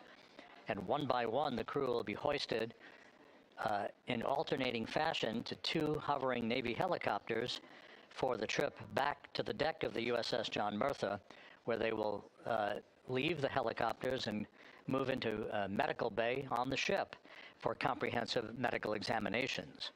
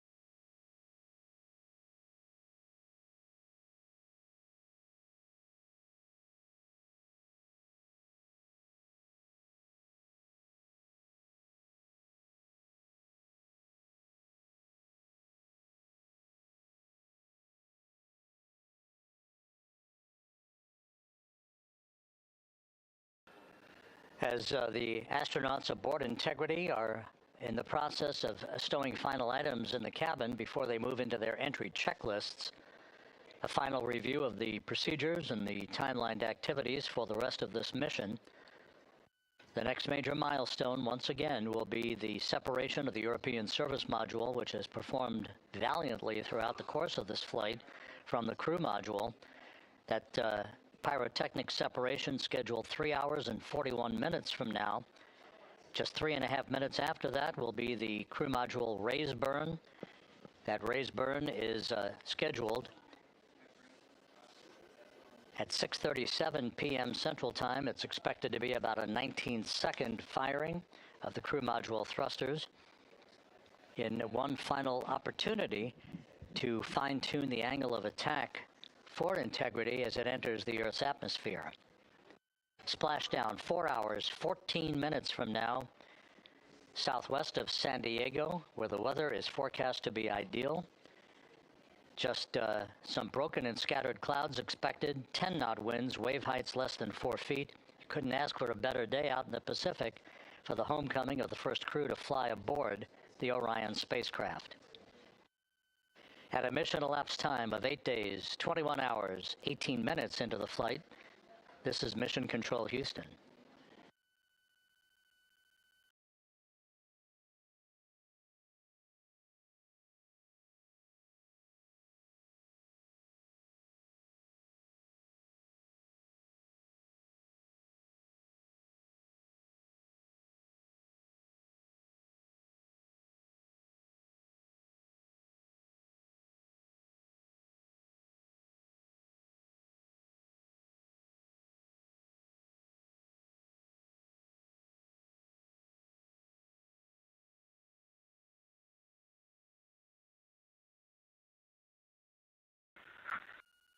Houston Integrity, Jackie, steps 10 and 11 are complete.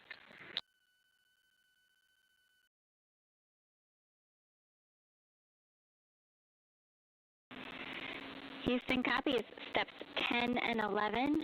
You guys are on track, looking great.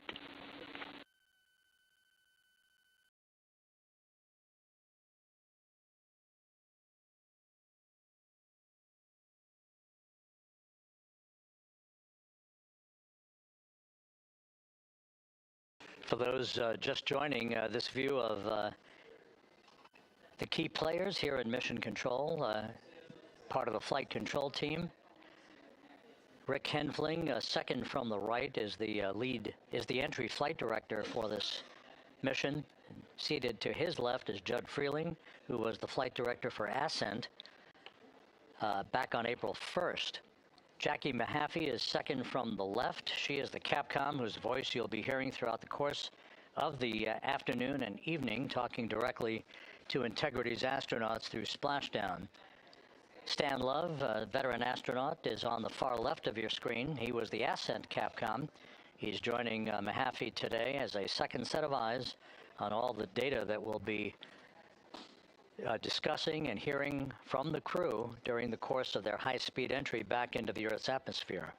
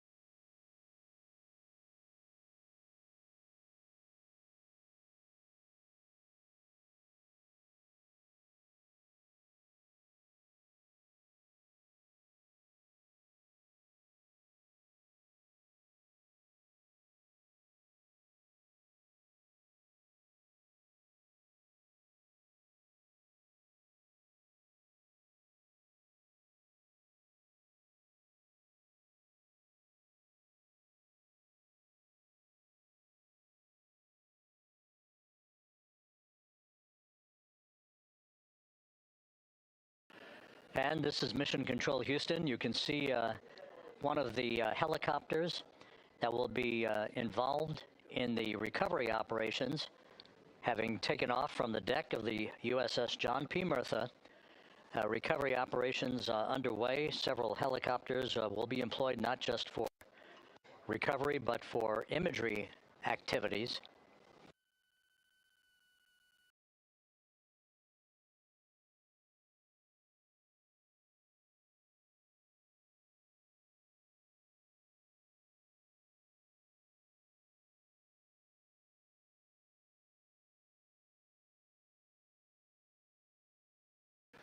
On the deck of the John P. Murtha, a view of multiple views, camera views, that are being provided to us courtesy of the USS John P. Murtha that we'll be utilizing throughout the course of the evening in our coverage.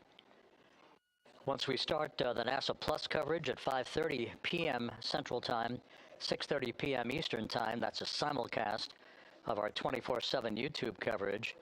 My colleague from the Kennedy Space Center, Megan Cruz, is on the Murtha, and she'll be providing updates and interviews as well as we continue our operational coverage of the recovery of the Integrity astronauts following their lunar flyby mission.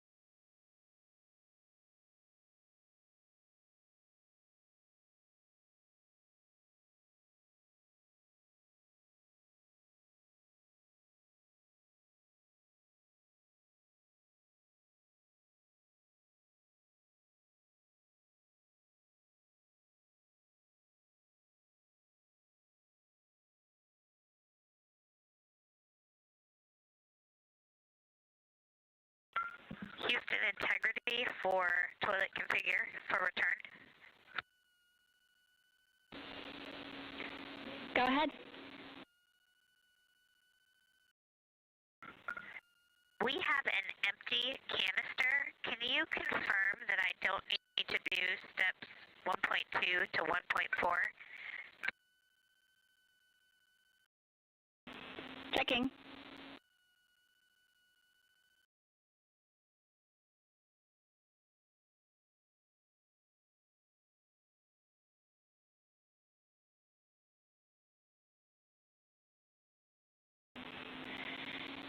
And Christina, we concur you do not need to perform the steps you listed. Thanks, Jackie.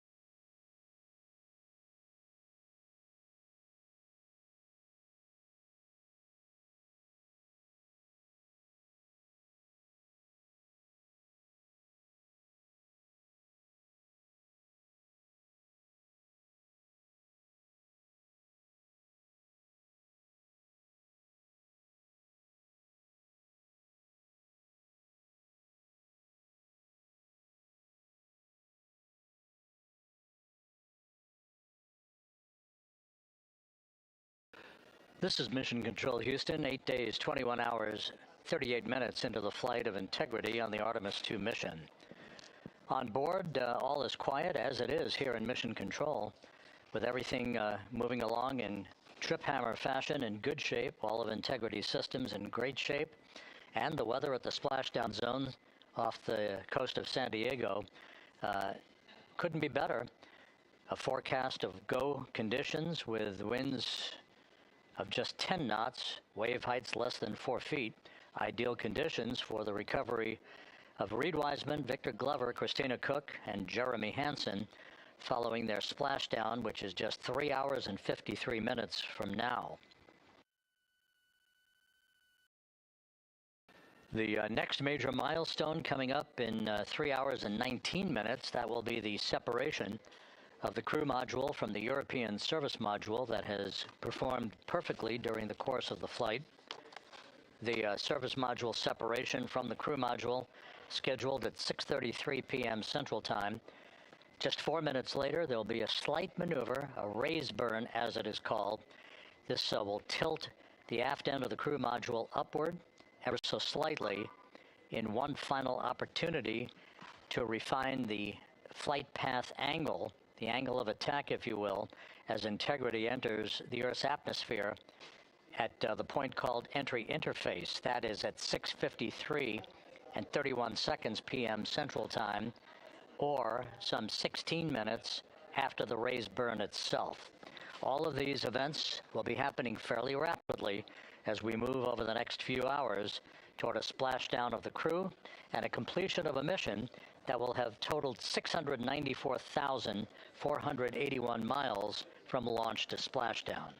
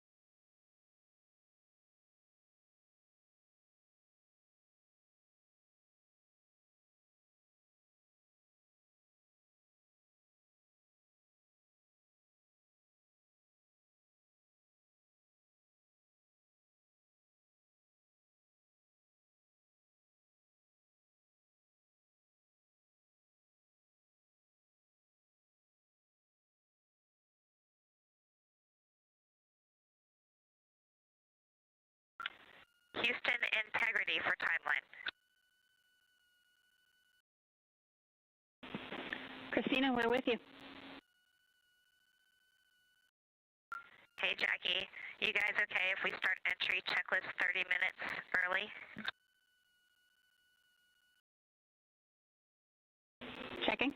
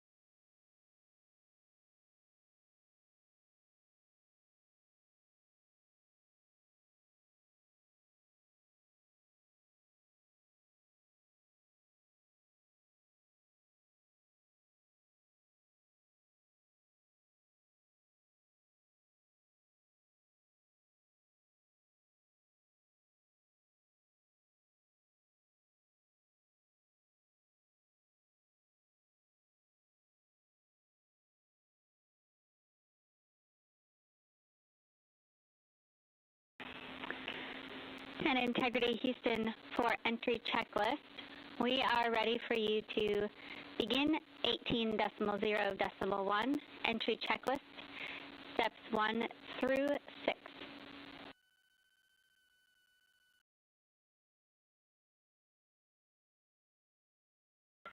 Copy. We're go entry checklist 1 through 6. Thanks. And step 3 for GPS can be skipped. GPS has been powered and it still looks good.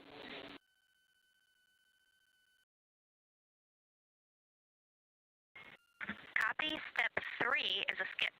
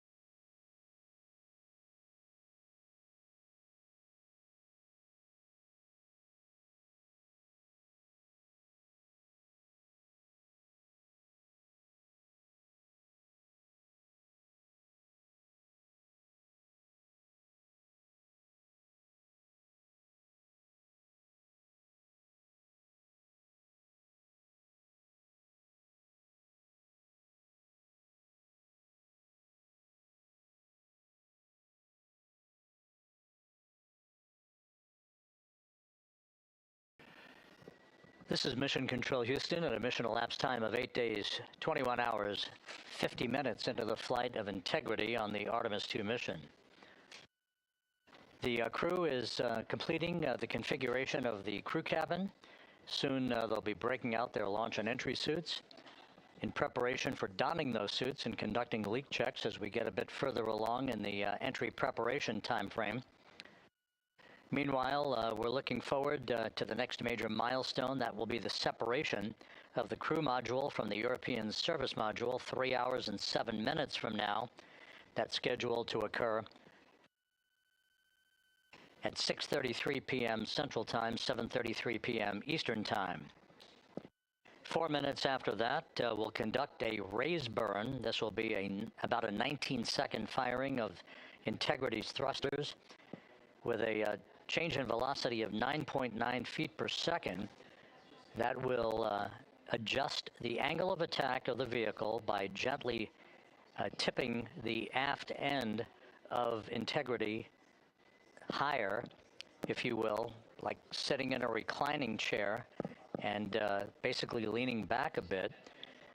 This angle of attack adjustment is specifically designed and pre-planned to enter the Earth's atmosphere at entry interface later this evening at the proper angle to minimize heating effects on Integrity's heat shield.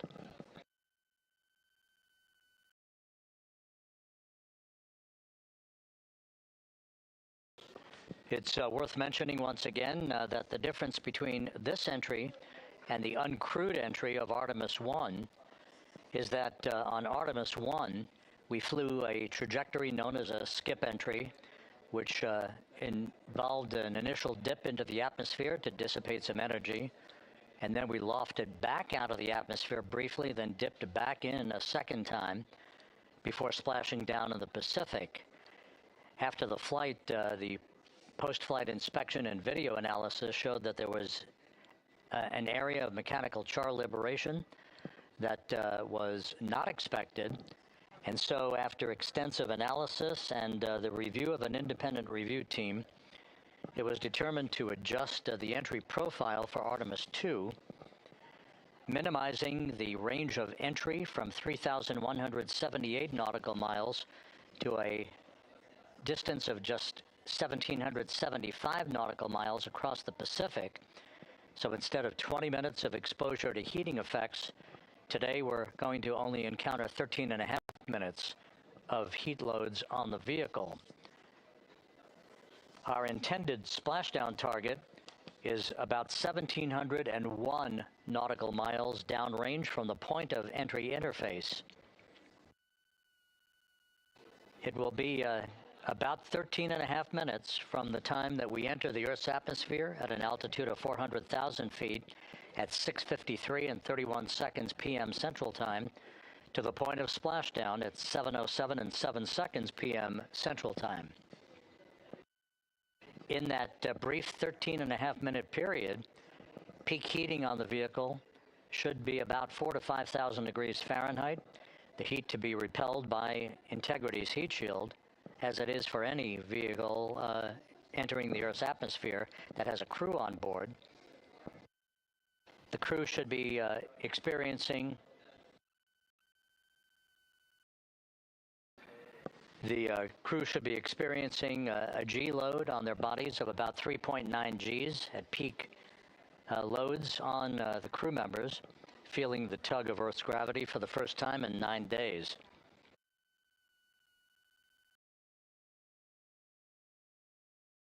We will decelerate from a speed of 23,839 miles an hour just after we begin the blackout period of 6 minutes in duration to a splashdown velocity of just 19 miles an hour, all that happening in rapid fire succession. Splashdown now 3 hours and 36 minutes from now, 7:07 p.m. Central Time, 5:07 p.m. Pacific Time. The USS John P. Murtha is on station. Some of the airborne assets, helicopters, and fixed-wing aircraft are taking off in sequential fashion from the deck of the ship. These are imagery assets the actual Navy recovery helicopters that will hoist the crew out of the front porch inflatable raft that will be erected alongside the hatchway to Integrity. And there's a view, a live view from the deck of the USS John P. Murtha. It is a bit overcast. We do expect those clouds to lift a bit over the next few hours. We should have some broken and scattered clouds. It won't be crystal clear blue skies out there in the Pacific, but the weather is go and forecast to be go by the Spaceflight Meteorology Group. The Navy helicopters will be hovering over the spacecraft once it is powered down and once it is guaranteed to be uprighted through the inflation of the 5 crew module uprighting system airbags that will take place shortly after splashdown. The Navy divers and Navy flight surgeon will pull alongside the spacecraft to begin the process of erecting the front porch. Then they will open up the hatch and begin to extract the crew members one by one. They'll have an opportunity to get their land legs back a bit before they're hoisted one by one in harnesses up inside the 2 awaiting helicopters. They'll be hoisted up in alternating fashion. So there'll be two crew members for each helicopter for the short ride back to the Murtha. Once they arrive on the deck of the ship, they'll be brought into medical bay for comprehensive medical exams. That is all part of the post-flight medical evaluation of these crew members as they complete their mission around the moon and back to Earth.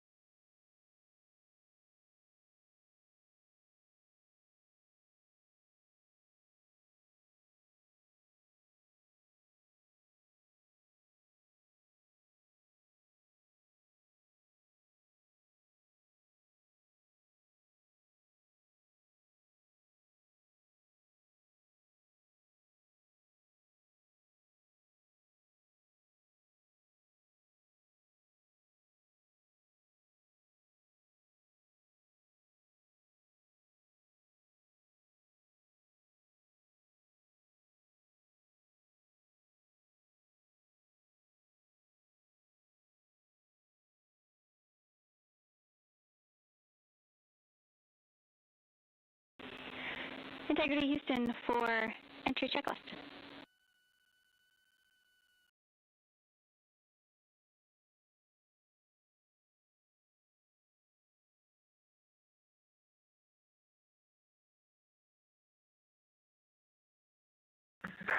Go ahead, Jackie. Hey, Reid, a couple of questions for you.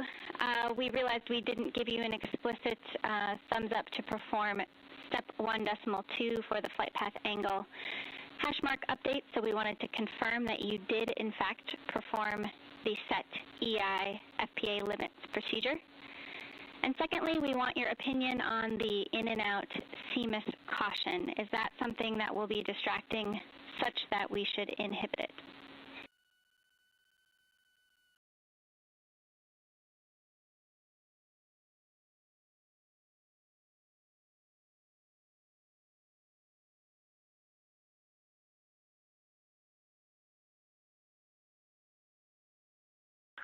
Okay, we are going to go execute 1.2. We had skipped that, and we would prefer to inhibit the CMOS caution on board.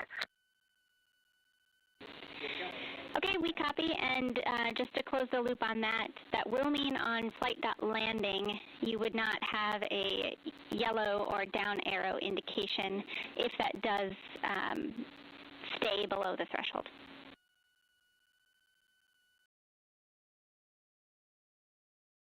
And that is totally fine.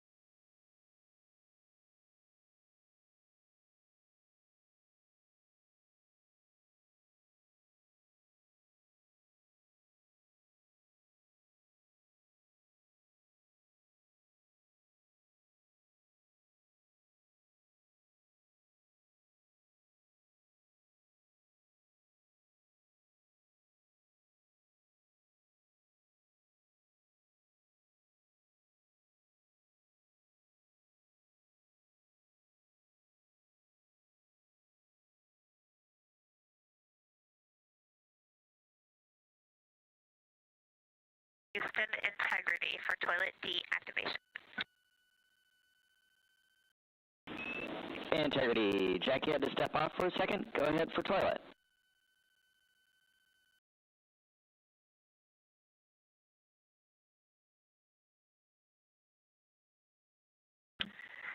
Yes, sir. Hey, Stan. Great to hear your voice. We are ready for MCC to deactivate the toilet. Houston copies. Putting that in work.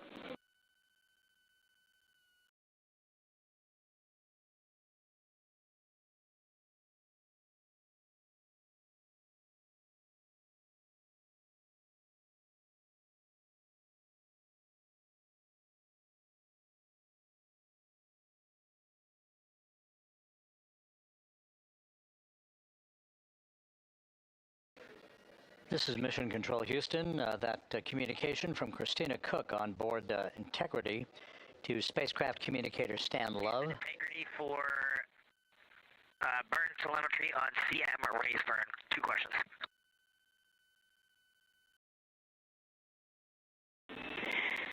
Go for CMA's questions. Hey Jackie, we see a Delta V tote on our display of 9.9, which is fairly close to the 8.5 on the entry pad, but our TGO on the display is 44 seconds, and the entry pad estimated 19 seconds. Can y'all take a look at that for us?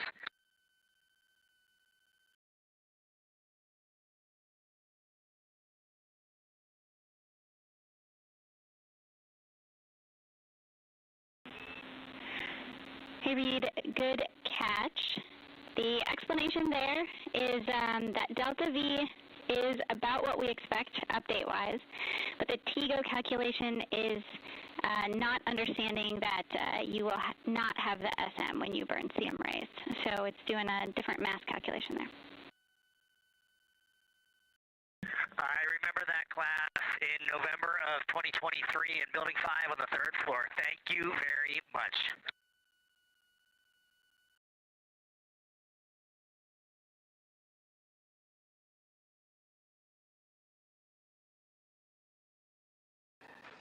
This is Mission Control Houston. Commander Reid Wiseman inquiring about the values for the upcoming crew module raise burn. Again, as we've explained, this burn that's scheduled 2 hours and 51 minutes from now is designed to tilt the angle of attack a bit upward, basically raising the aft end of the vehicle prior to entry interface, to improve the angle of attack and minimize heating effects on the heat shield for the Orion vehicle. The crew module raise burn will occur about 4 minutes after the service module is separated from the crew module, and we're expecting about a 19-second burn. Integrity Houston, the toilet is unpowered.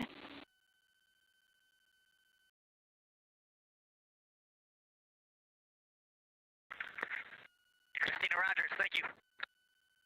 The crew module raise burn is expected to be 19 seconds in duration, with a change in velocity of about 9.9 feet per second. Once again, that's designed to fine-tune the angle of attack for Integrity as it enters the Earth's atmosphere, which will occur about 16.5 minutes after the raise burn itself. And as you heard, spacecraft communicator Jackie Mahaffey relaying that we have sent commands to turn off the ship's potty, so it is no longer to be used for the remainder of the mission, with splashdown scheduled 3 hours and 19 minutes from now.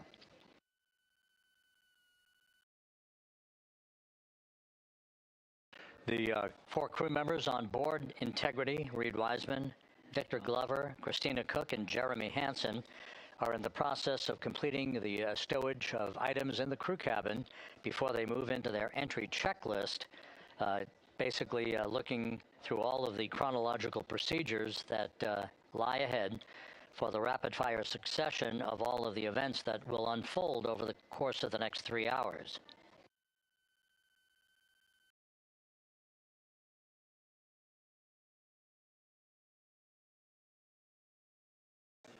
Integrity is about 25,000 nautical miles from Earth, continuing to accelerate towards a splashdown in the Pacific 3 hours and 18 minutes from now.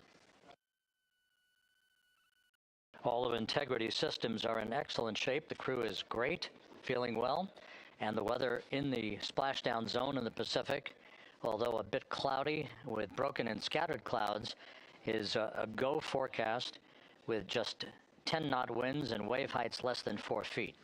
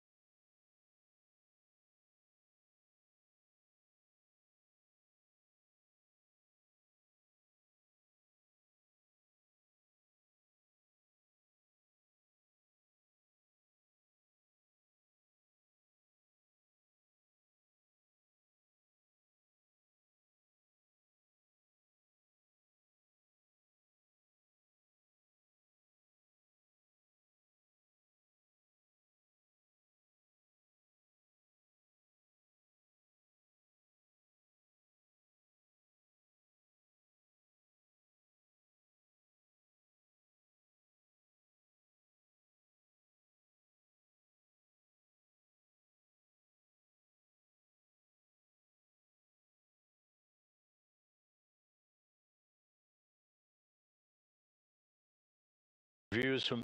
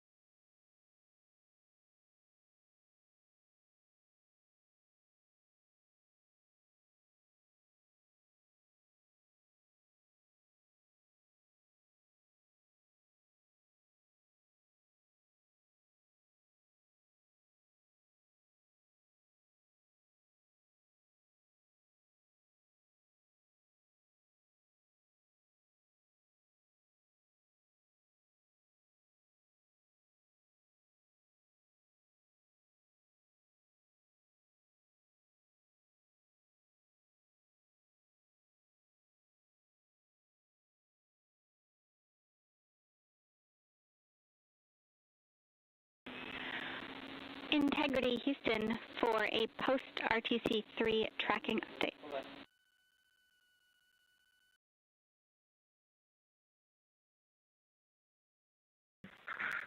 Go ahead, Houston.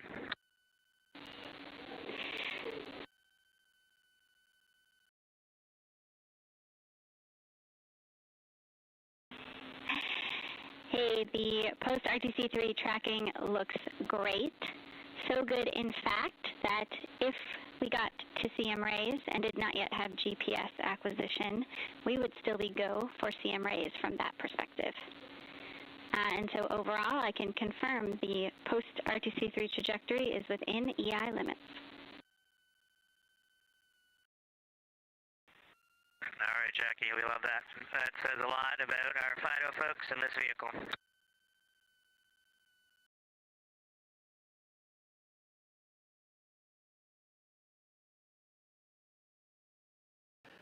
This is Mission Control Houston. A tip of the hat from Canadian Space Agency astronaut Jeremy Hansen to the flight dynamics folks and the guidance, navigation, and control officer. The RTC-3 burn that was conducted just over 2 hours ago, which was basically a final fine-tuning of the trajectory of Integrity to hit the sweet spot in the corridor over the Pacific Ocean for entry interface, was so perfect that we are dead on the center line down the corridor. And the crew module raise burn that is scheduled at 6:37 p.m. Central Time, and which will be conducted, is only required to lift the aft end of the vehicle ever so slightly by a degree or two to improve the angle of attack of the spacecraft as it enters the atmosphere, mitigating peak heating effects on the heat shield for Integrity. But our trajectory is dead set, right on the money, right down the pike, heading for a splashdown 3 hours and 10 minutes from now at 7:07 p.m. Central Time, 5:07 p.m. Pacific Time.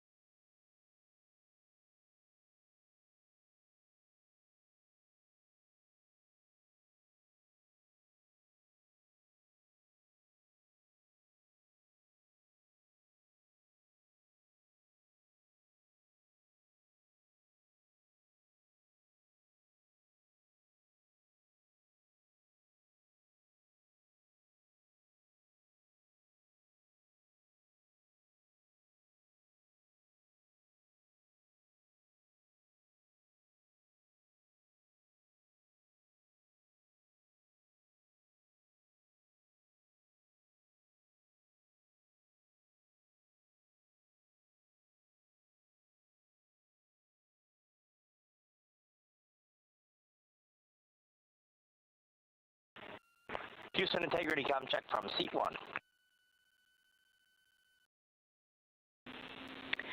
Seat 1, have you loud and clear coming down on both OE 1 and 2? How me on 1? Gotcha, loud and clear on 1, Jackie. We're going to stay in this config on both 1 and 2, and Reid and Victor are in our seats, slowly proceeding along.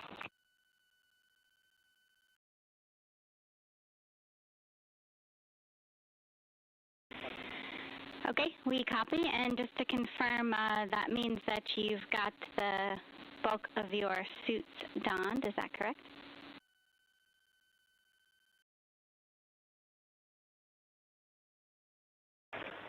Just for Reid and Victor, A-firm. We're not gloved, not helmeted yet. Copy all. Thanks.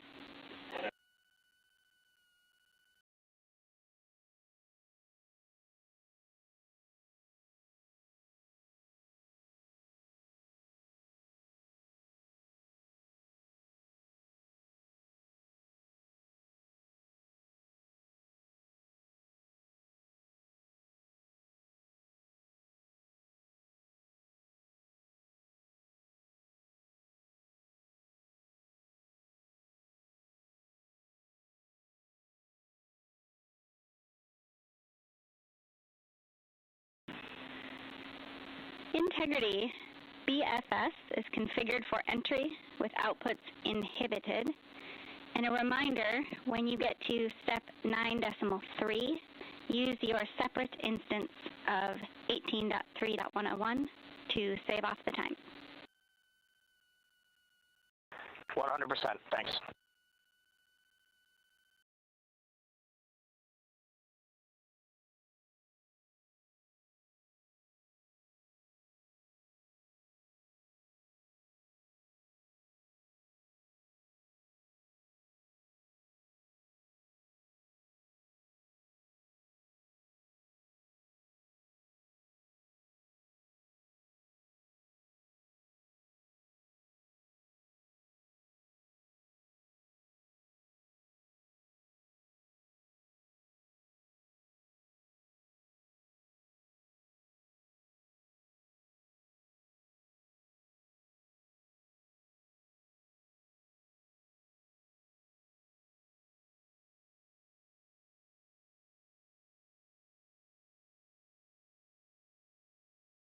Houston integrity com check from C2. Victor, have you loud and clear? I'm coming up on 1. How me?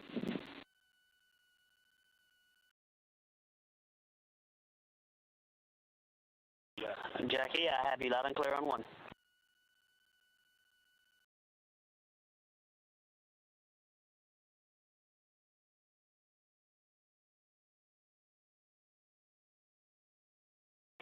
You are loud and clear on 2, Jackie.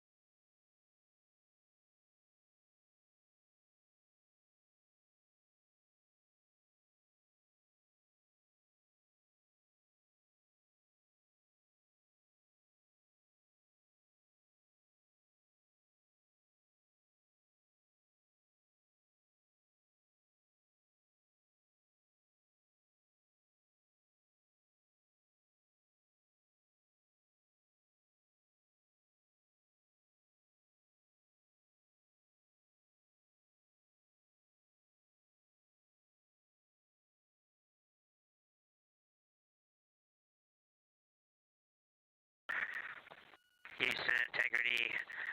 Steps 12, 13, 14, and 15 are complete. Jeremy, Houston, copies. Thank you.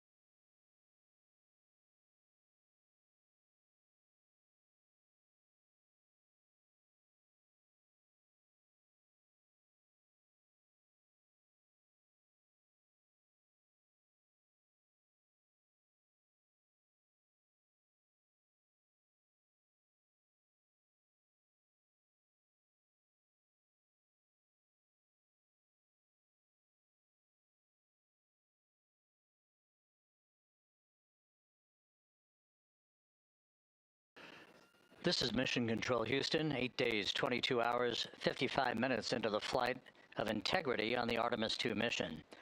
On board the vehicle, the four crew members, Commander Reid Wiseman, pilot Victor Glover, and mission specialists Jeremy Hansen and Christina Koch are suiting up in their Orion crew survival suits, the launch and entry suits that they also wore during their launch from the Kennedy Space Center back on April 1st.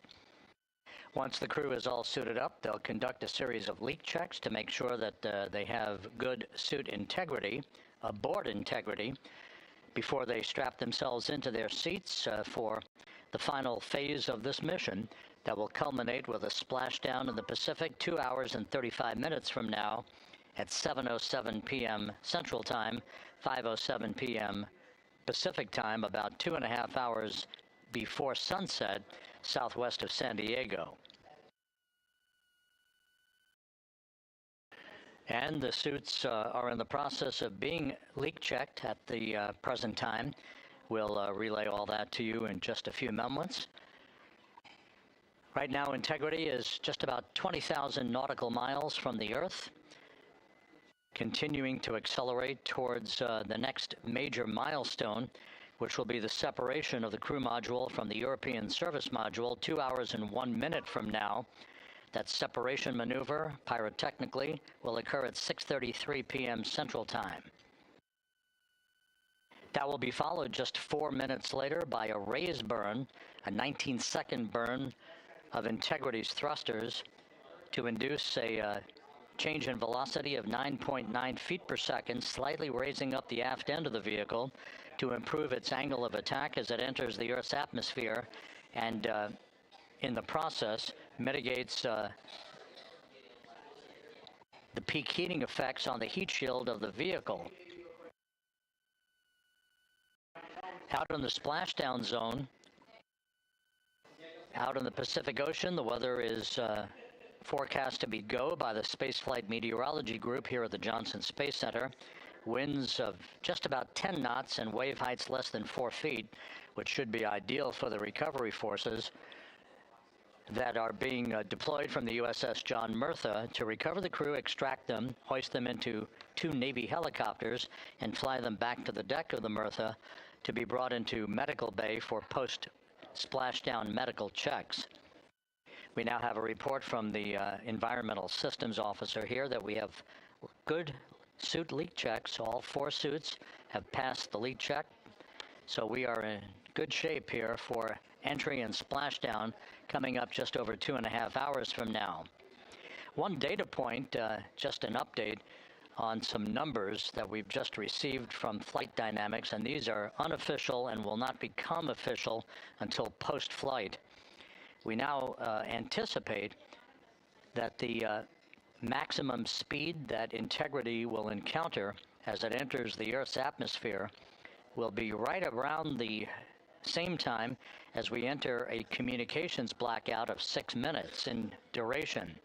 We're expecting Integrity's peak speed at 6:54 and 4 seconds p.m. Central Time, and at that point, the vehicle should be traveling at 24,661.21 miles per hour, which will be just 130 miles short in velocity of the record that was set back in 1969 by the Apollo 10 crew, Tom Stafford, Gene Cernan, and John Young, on their return from orbiting the moon. Once again, that peak speed expected to be reached just a few seconds after the start of entry interface as the vehicle plummets back into the Earth's atmosphere.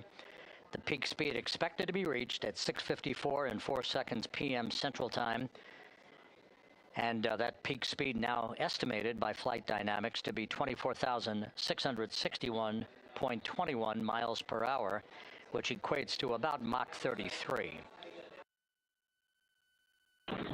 Houston Integrity, seat 1 and 2, leak check complete. Also, we powered up the AGA, and it's giving us a CO2 alarm at 4.4.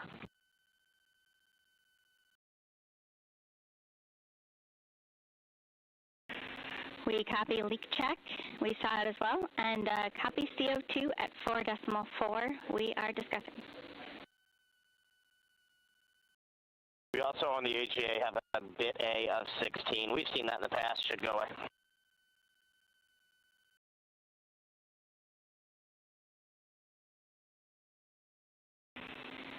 And Reid, is the AGA been powered for 5 minutes yet, or are we still in that wait period?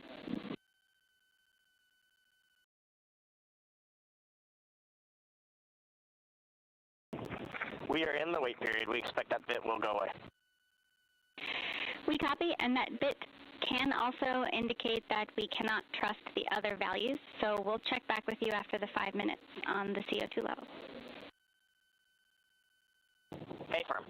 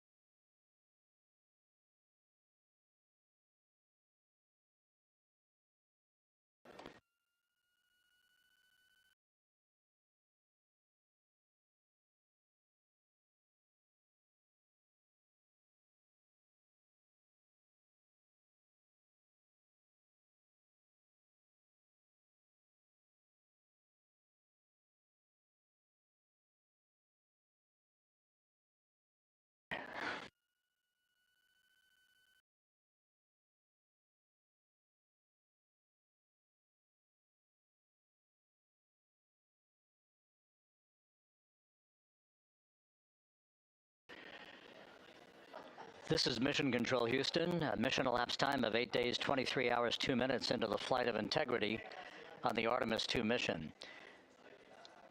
While we have a moment here, just an opportunity to run down some of the chronological highlights that lie ahead over the next 2.5 hours before Integrity splashes down in the Pacific Ocean.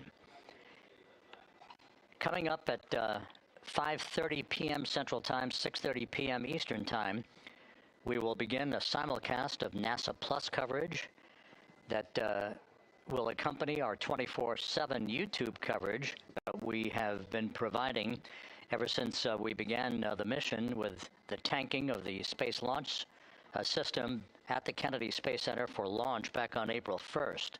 Houston Integrity, we are complete through steps 18. Seats 3 and 4 are yet to suit, obviously.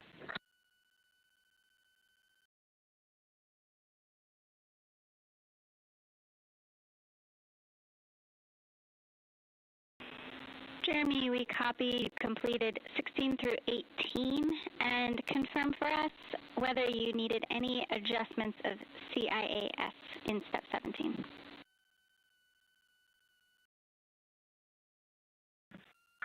Negative. All the settings were still in their launch config. Houston copies.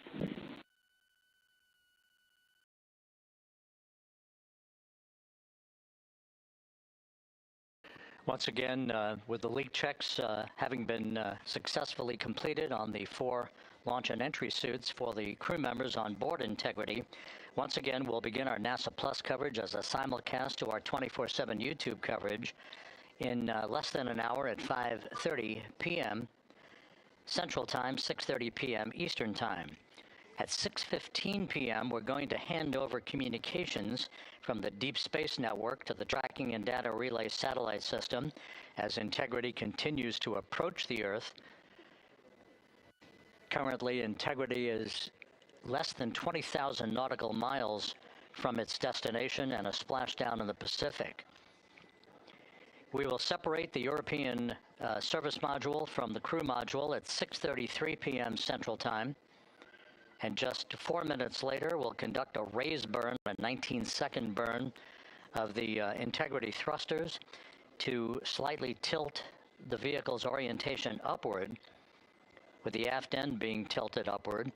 That will also change the velocity by 9.9 feet per second and complete the orientation of the vehicle for its angle of attack as it enters the Earth's atmosphere. Entry interface, where we reach the first traces of Earth's atmosphere and where most of the dynamic operations will then begin. Entry interface is scheduled at 6:53 and 31 seconds p.m. Central Time, where Integrity will be at an altitude of 400,000 feet above the Earth, traveling at about 34,882 feet per second with a range to splashdown of 1,701 nautical miles.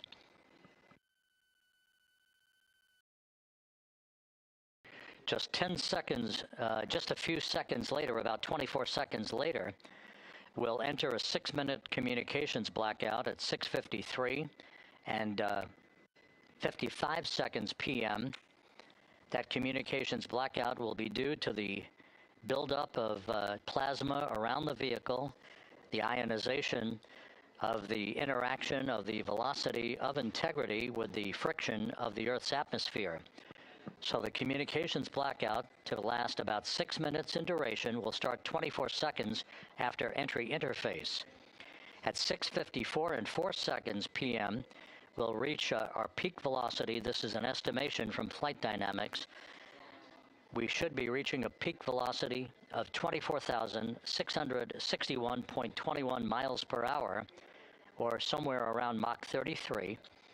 This will fall about 130 miles per hour short of the speed record set by the Apollo 10 command module, the Charlie Brown, during the Apollo 10 mission of Tom Stafford, Gene Cernan, and John Young back in the spring of 1969.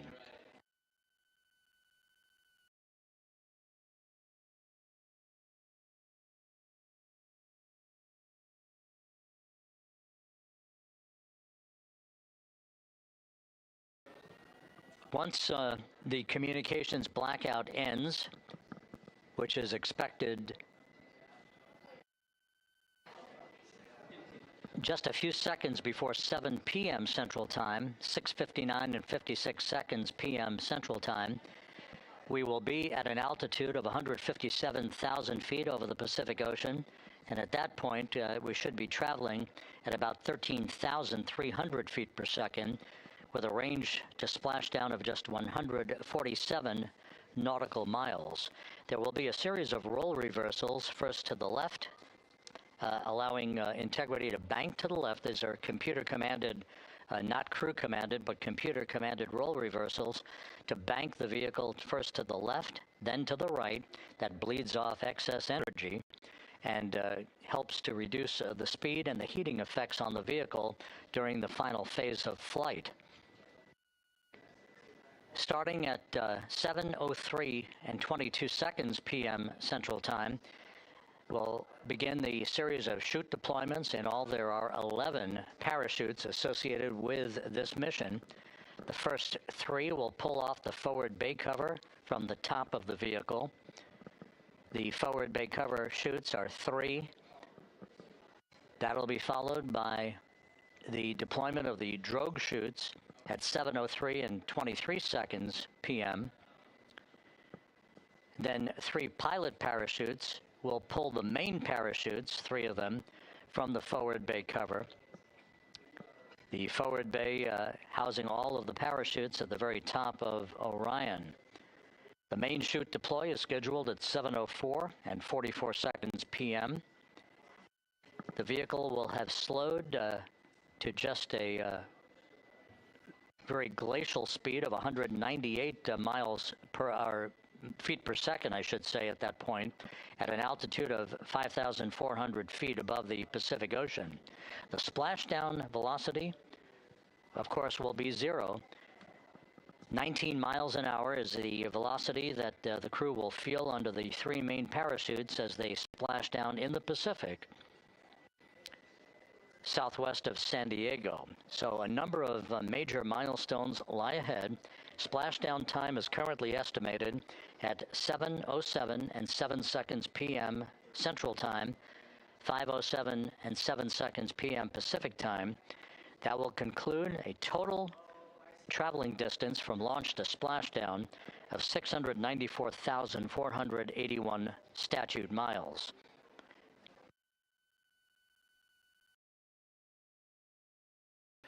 We're just 1 hour and 48 minutes away now from crew module, service module separation. The crew has donned their launch and entry suits. They've conducted leak checks. Everything is in order, and the weather is go at the splashdown site. Some of the flying assets that will collect imagery of the descent of Integrity towards splashdown have already been deployed from the deck of the USS John Murtha. The actual recovery team members will be deployed in helicopters and fast boats a bit later on as we approach splashdown, and of course after splashdown itself. Once the vehicle splashes down, we'll be deploying the 5 inflatable airbags at the top of the vehicle with helium. That will ensure that the vehicle is upright throughout the course of the recovery operations. The team here in Mission Control will check all of the systems on Integrity, make sure that we are not leaking any toxic gases from the spacecraft, and that will be the signal for the start of the power down of Integrity systems and the ability of the first members of the recovery team to approach the vehicle to set up the inflatable life raft called the front porch, which will be used to bring the crew members out of the vehicle into that front porch one by one after the hatch is open to Integrity. We expect the extraction of the crew to be some 45 minutes to an hour after splashdown, which would be about 30 to 45 minutes after the vehicle is powered down.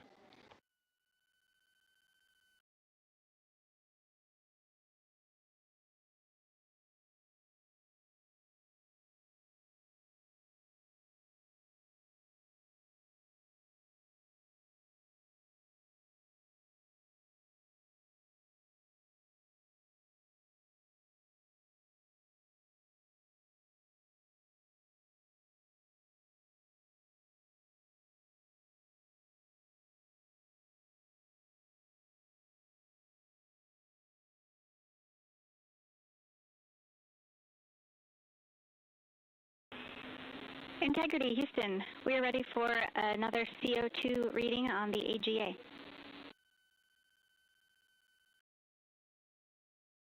It is 5.1.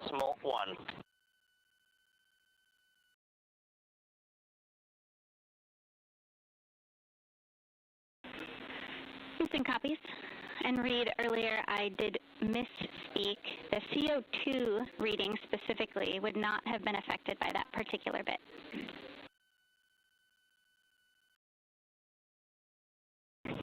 Okay, sounds good. We just know we're in an ARS suit, and that's very likely contributing to that.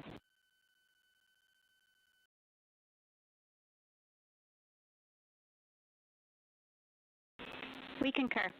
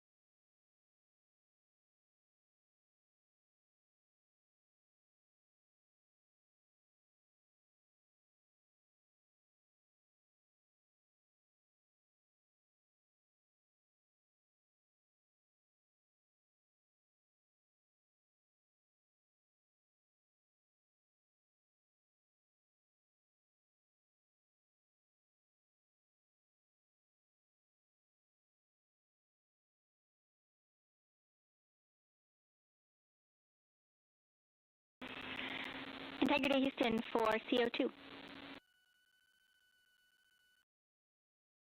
Go ahead, Jackie.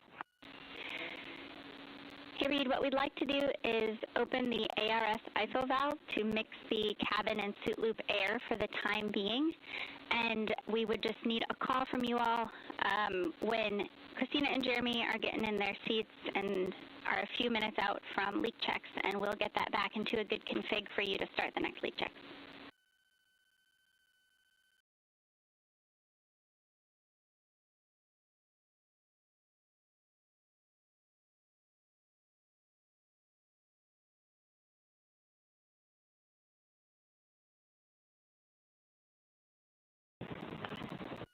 Hey, Jackie, that's a reasonably good idea. Can we just hang on that for a little bit and see how we're doing? Yep, up to you. We will wait. Let us know if you'd like that cabin air mixing.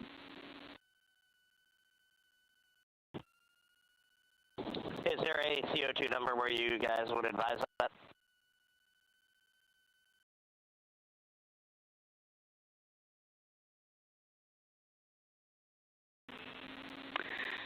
Reid, we would not want to go above 7. Yeah, that's perfect. Let us monitor it for just a couple minutes here.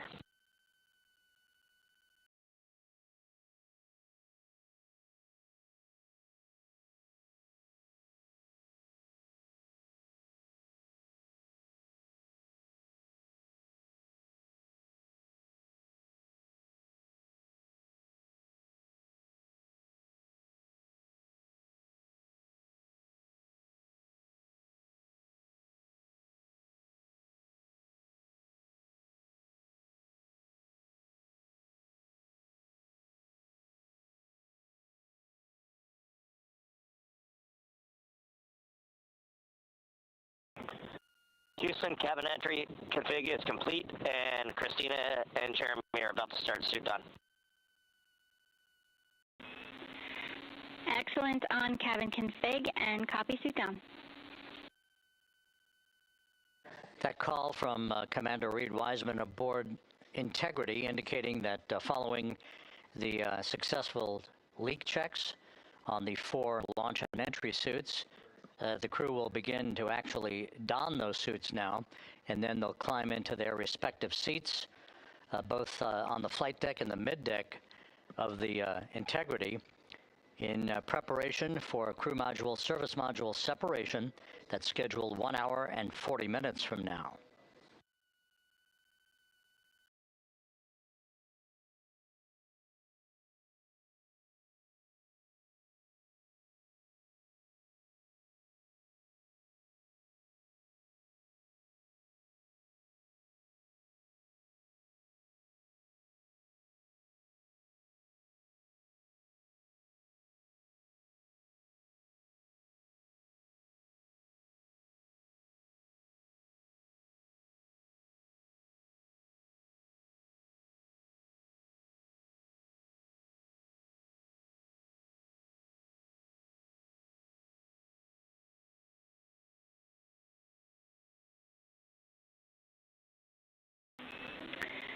Integrity, Houston, for entry checklist. Your CMSM SEP ATP is set to go. We see that on the PFD, Jackie. And the call from Capcom Jackie Mahaffey here in Mission Control to Reid Wiseman, indicating that the pyros are armed for crew module service module separation coming up 1 hour 38 minutes 52 seconds from now.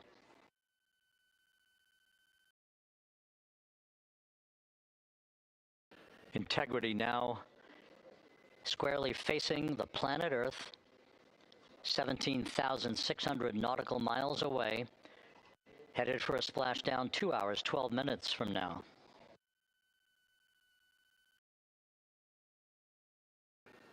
All of the recovery assets, the helicopters, the Navy P-3s, the para-rescue divers, they're all in place, ready to recover this crew following splashdown. And again, the chronology after splashdown will call for the flight control team here in Houston to assess integrity systems, make sure no toxic gases are leaking from the spacecraft, and first order of business will be the command to inflate the crew module uprighting system bags, the 5 inflatable airbags that will be inflated with helium to maintain its upright position as it bobs in the Pacific before the recovery forces reach the crew.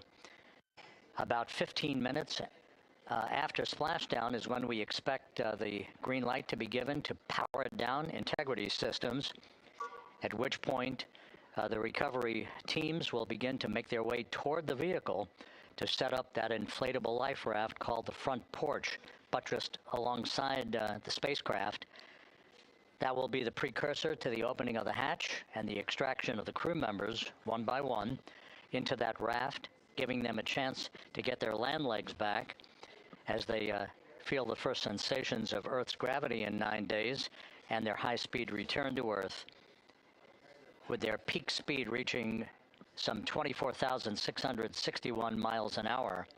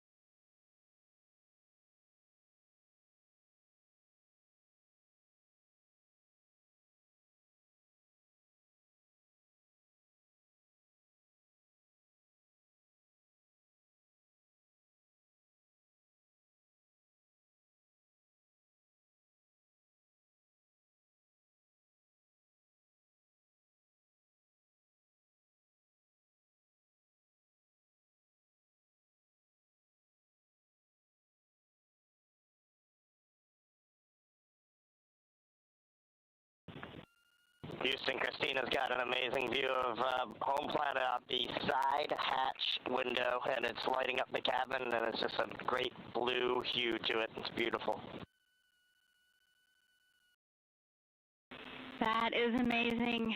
When you kicked us out of the cabin, we turned on one of the SAW cameras and also had the Earth's reflection on one of the arrays. It was very cool. Oh man, that is amazing.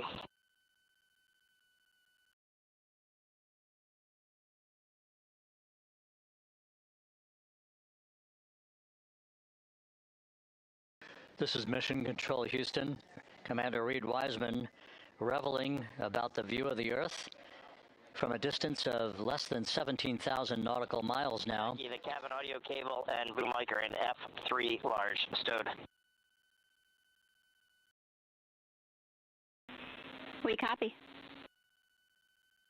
The view that Reid Wiseman is describing is the view you're looking at right now as the Earth grows larger in the field of view with each passing moment.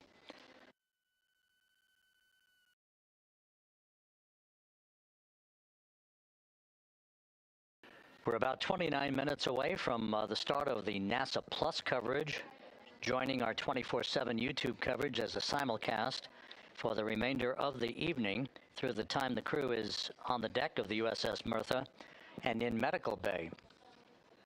So we'll be looking forward to additional reports and other video coverage from the deck of the USS John Merthyr and other assets in the splashdown zone as we continue toward splashdown and the return of Integrity's astronauts just 2 hours and 5 minutes from now.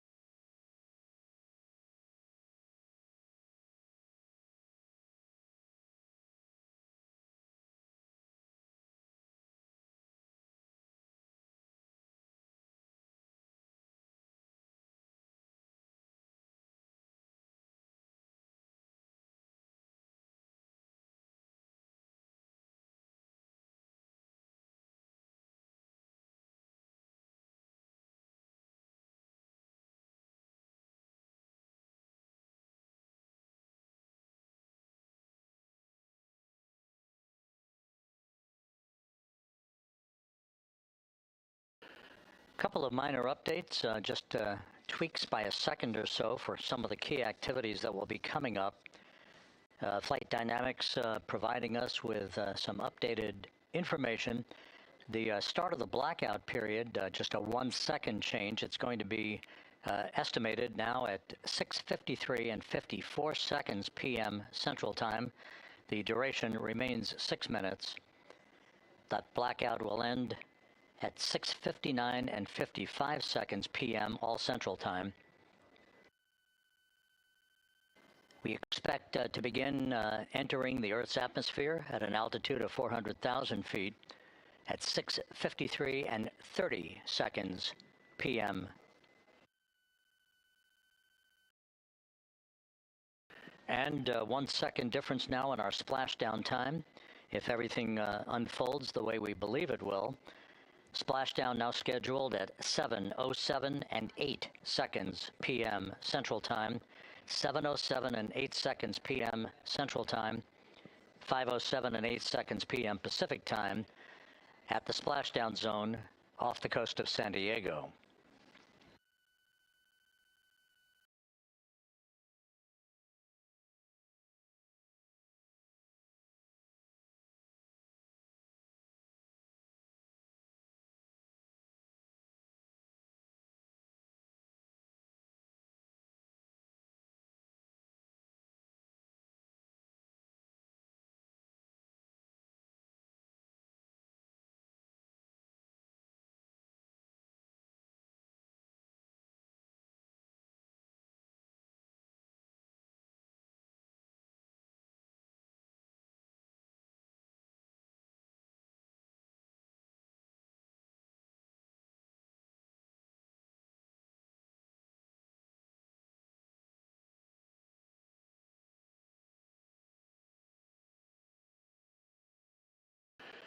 And one other update, the latest weather forecast from the Spaceflight Meteorology Group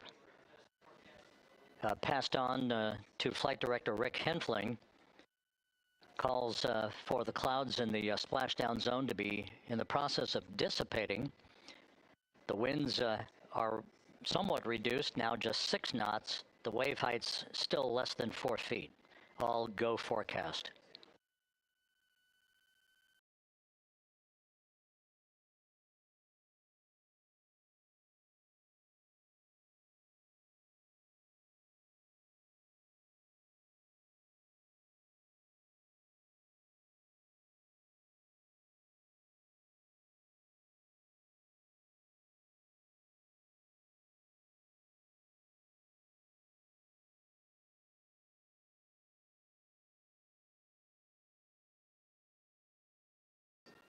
So once again, the stage is set as Integrity continues its inexorable march toward a splashdown in the Pacific 2 hours from now. 16,000 nautical miles away from the Earth. We are just 1 hour and 26 minutes away from crew module, service module separation, followed by a raise burn to tilt the aft end of the vehicle up ever so slightly and improve its angle of attack into the Earth's atmosphere as a mitigating action to reduce heat loads on the heat shield of the vehicle. This is all pre-planned, pre-flight. There's no differentiation between what we had designed this mission to do. We are expecting to reach the first traces of Earth's atmosphere at entry interface and 400,000 feet above the planet 1 hour and 45 minutes from now.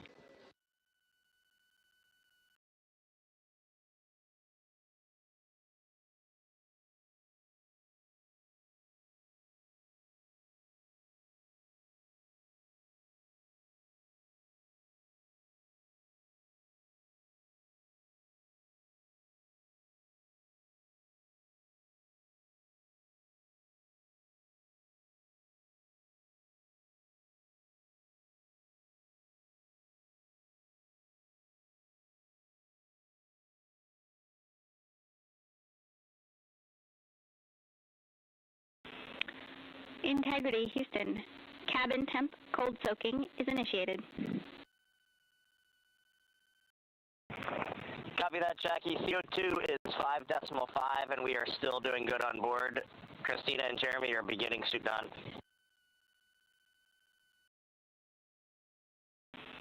Houston copies all.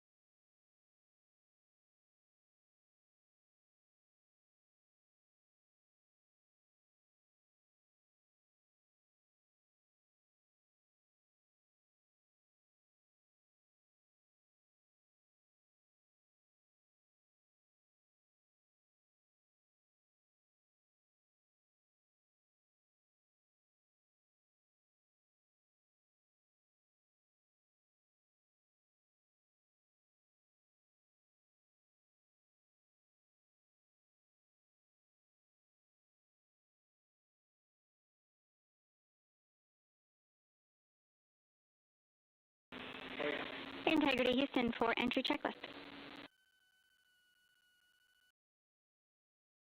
Go ahead, Jackie. Reid, with this time to EI, we expect you're about to be stepping into steps 9 and 10 in the entry checklist. In step 10 for the SIP switch config, there are no deltas.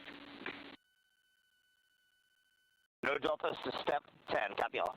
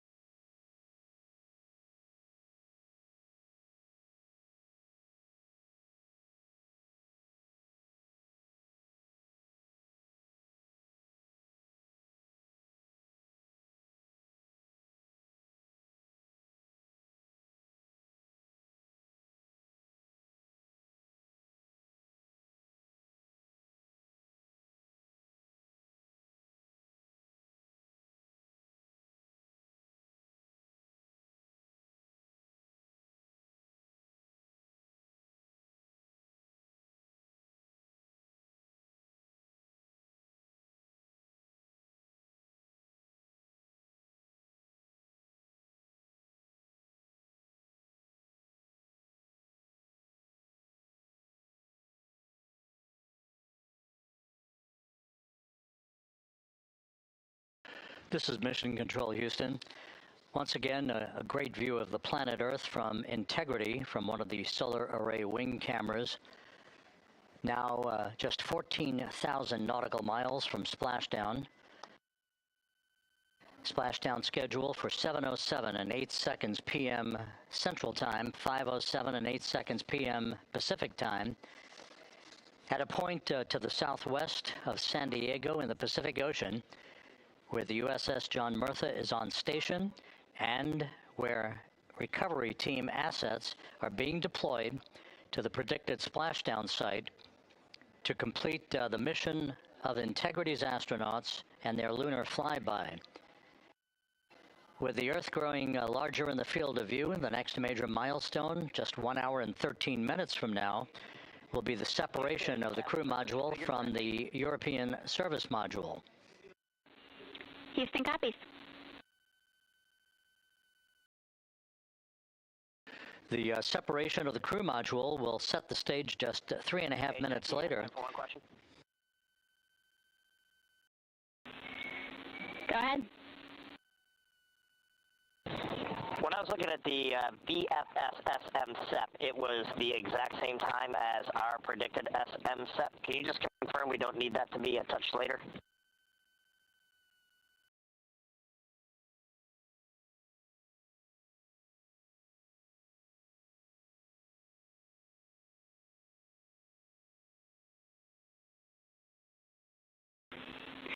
And Reid, matching is expected. That's when the sequence will begin for that whole SEP config. Outstanding. Thank you for the verification. Here in Mission Control in the Artemis Flight Control Room, Capcom Jackie Mahaffey confirming some of the timeline activities with Commander Reid Wiseman aboard the vehicle.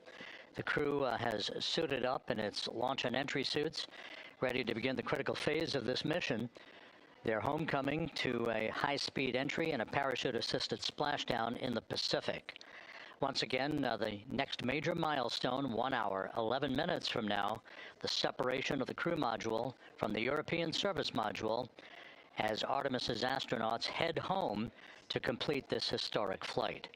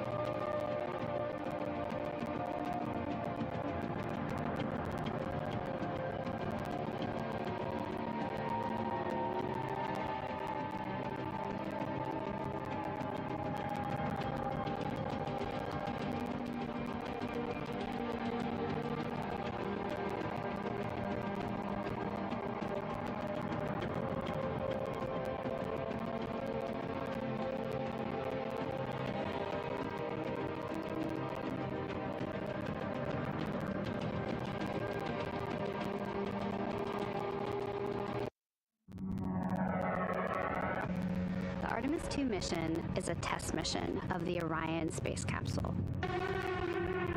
Artemis II will be the first time we put humans on this rocket. We're going back to the moon because it's the next step in our journey to Mars. We were always going to the moon. Pushing ourselves to explore is just core to who we are. That's a part of being a human. And liftoff! We shall return. Continuing to test out every bit of Orion. Coming back to Earth, 7 miles a second. When humanity sets big goals, we can bring together genius from around the world. You have the best people on planet Earth putting this vehicle together. That's what's up. To innovate for the benefit of humanity and to inspire the world through discovery. And here we go.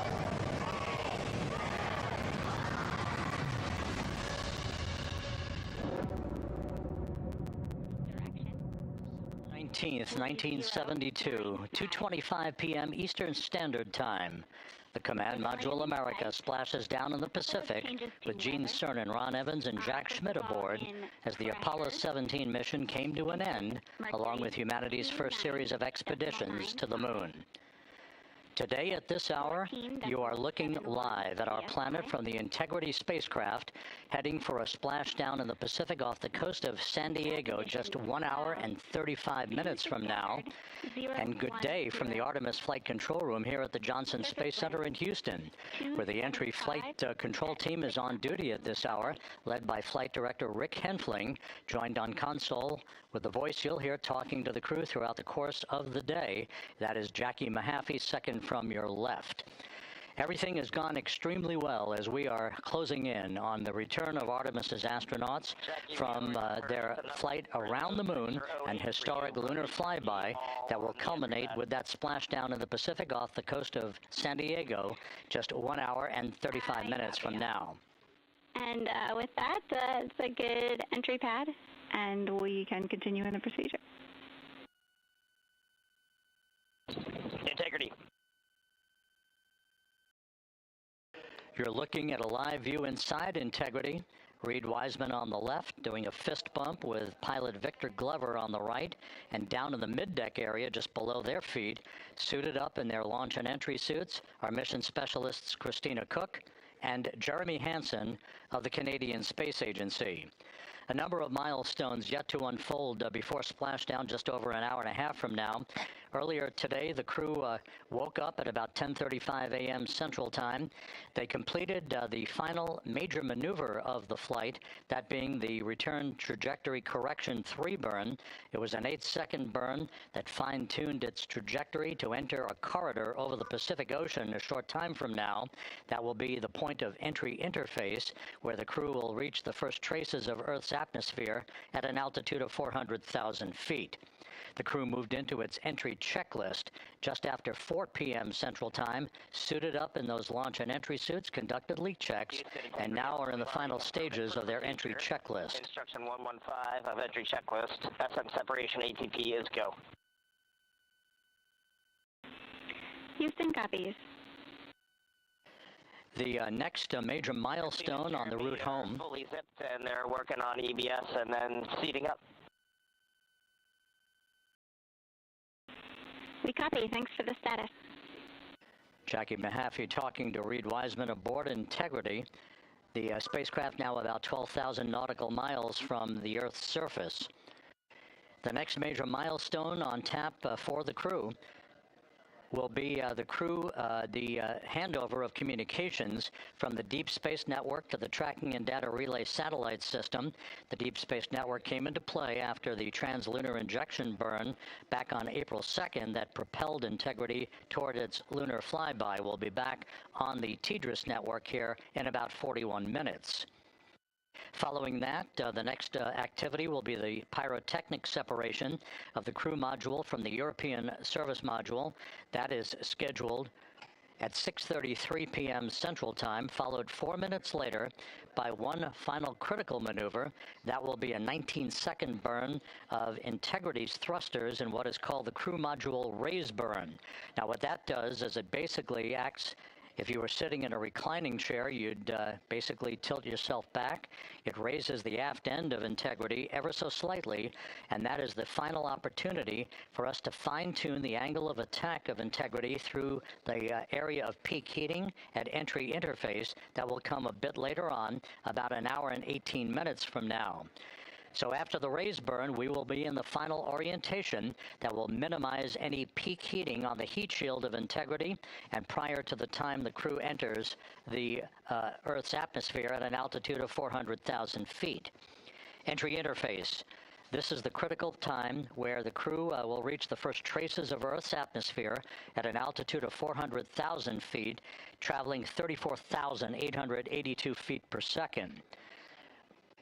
Just 24 seconds after entering the Earth's atmosphere, we will experience a communications blackout expected to last 6 minutes in duration. This is planned, and it is caused by the interaction of the velocity of Integrity with the friction of Earth's atmosphere. There will be a buildup of plasma around the vehicle, and that ionization will prevent any communications with the crew and any receipt of data by flight controllers here in Mission Control. That blackout is scheduled to begin at 6:53 and 54 seconds p.m. Central Time. Again, a 6-minute blackout that will end, if all goes as planned, at 6:59 and 55 seconds p.m. Central Time. At that point, we expect to regain communications with the crew and a reacquisition of data through the Tracking and Data Relay satellite system. We will have a series of roll maneuvers. These are computer commanded that will roll the vehicle slightly to the left, then back to the right.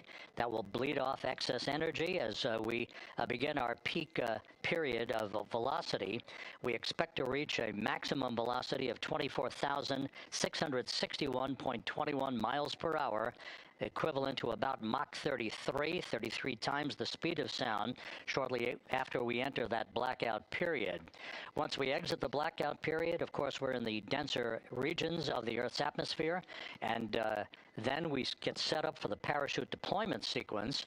First, the deployment of 3 forward bay cover chutes that will pull essentially the top forward bay cover off the very top of the Integrity vehicle. That will be followed by the deployment of drogue chutes, and then the final deployment of a series of 3 main parachutes at 7:04 and 44 seconds p.m. Central Time. From that point on, it is about 3 minutes or so until splashdown. Splashdown scheduled at 7:07 and 8 seconds p.m. Central Time at a gentle speed of 19 miles an hour. So just to give you some perspective, at the time that we enter the Earth's atmosphere, we're traveling somewhere around Mach 32. We will splash down at a speed of about 19 miles an hour. The G-forces that will build on the crew members inside Integrity will build to about 3.9 Gs. That is what is expected and what they have trained for and what the spacecraft is designed to support.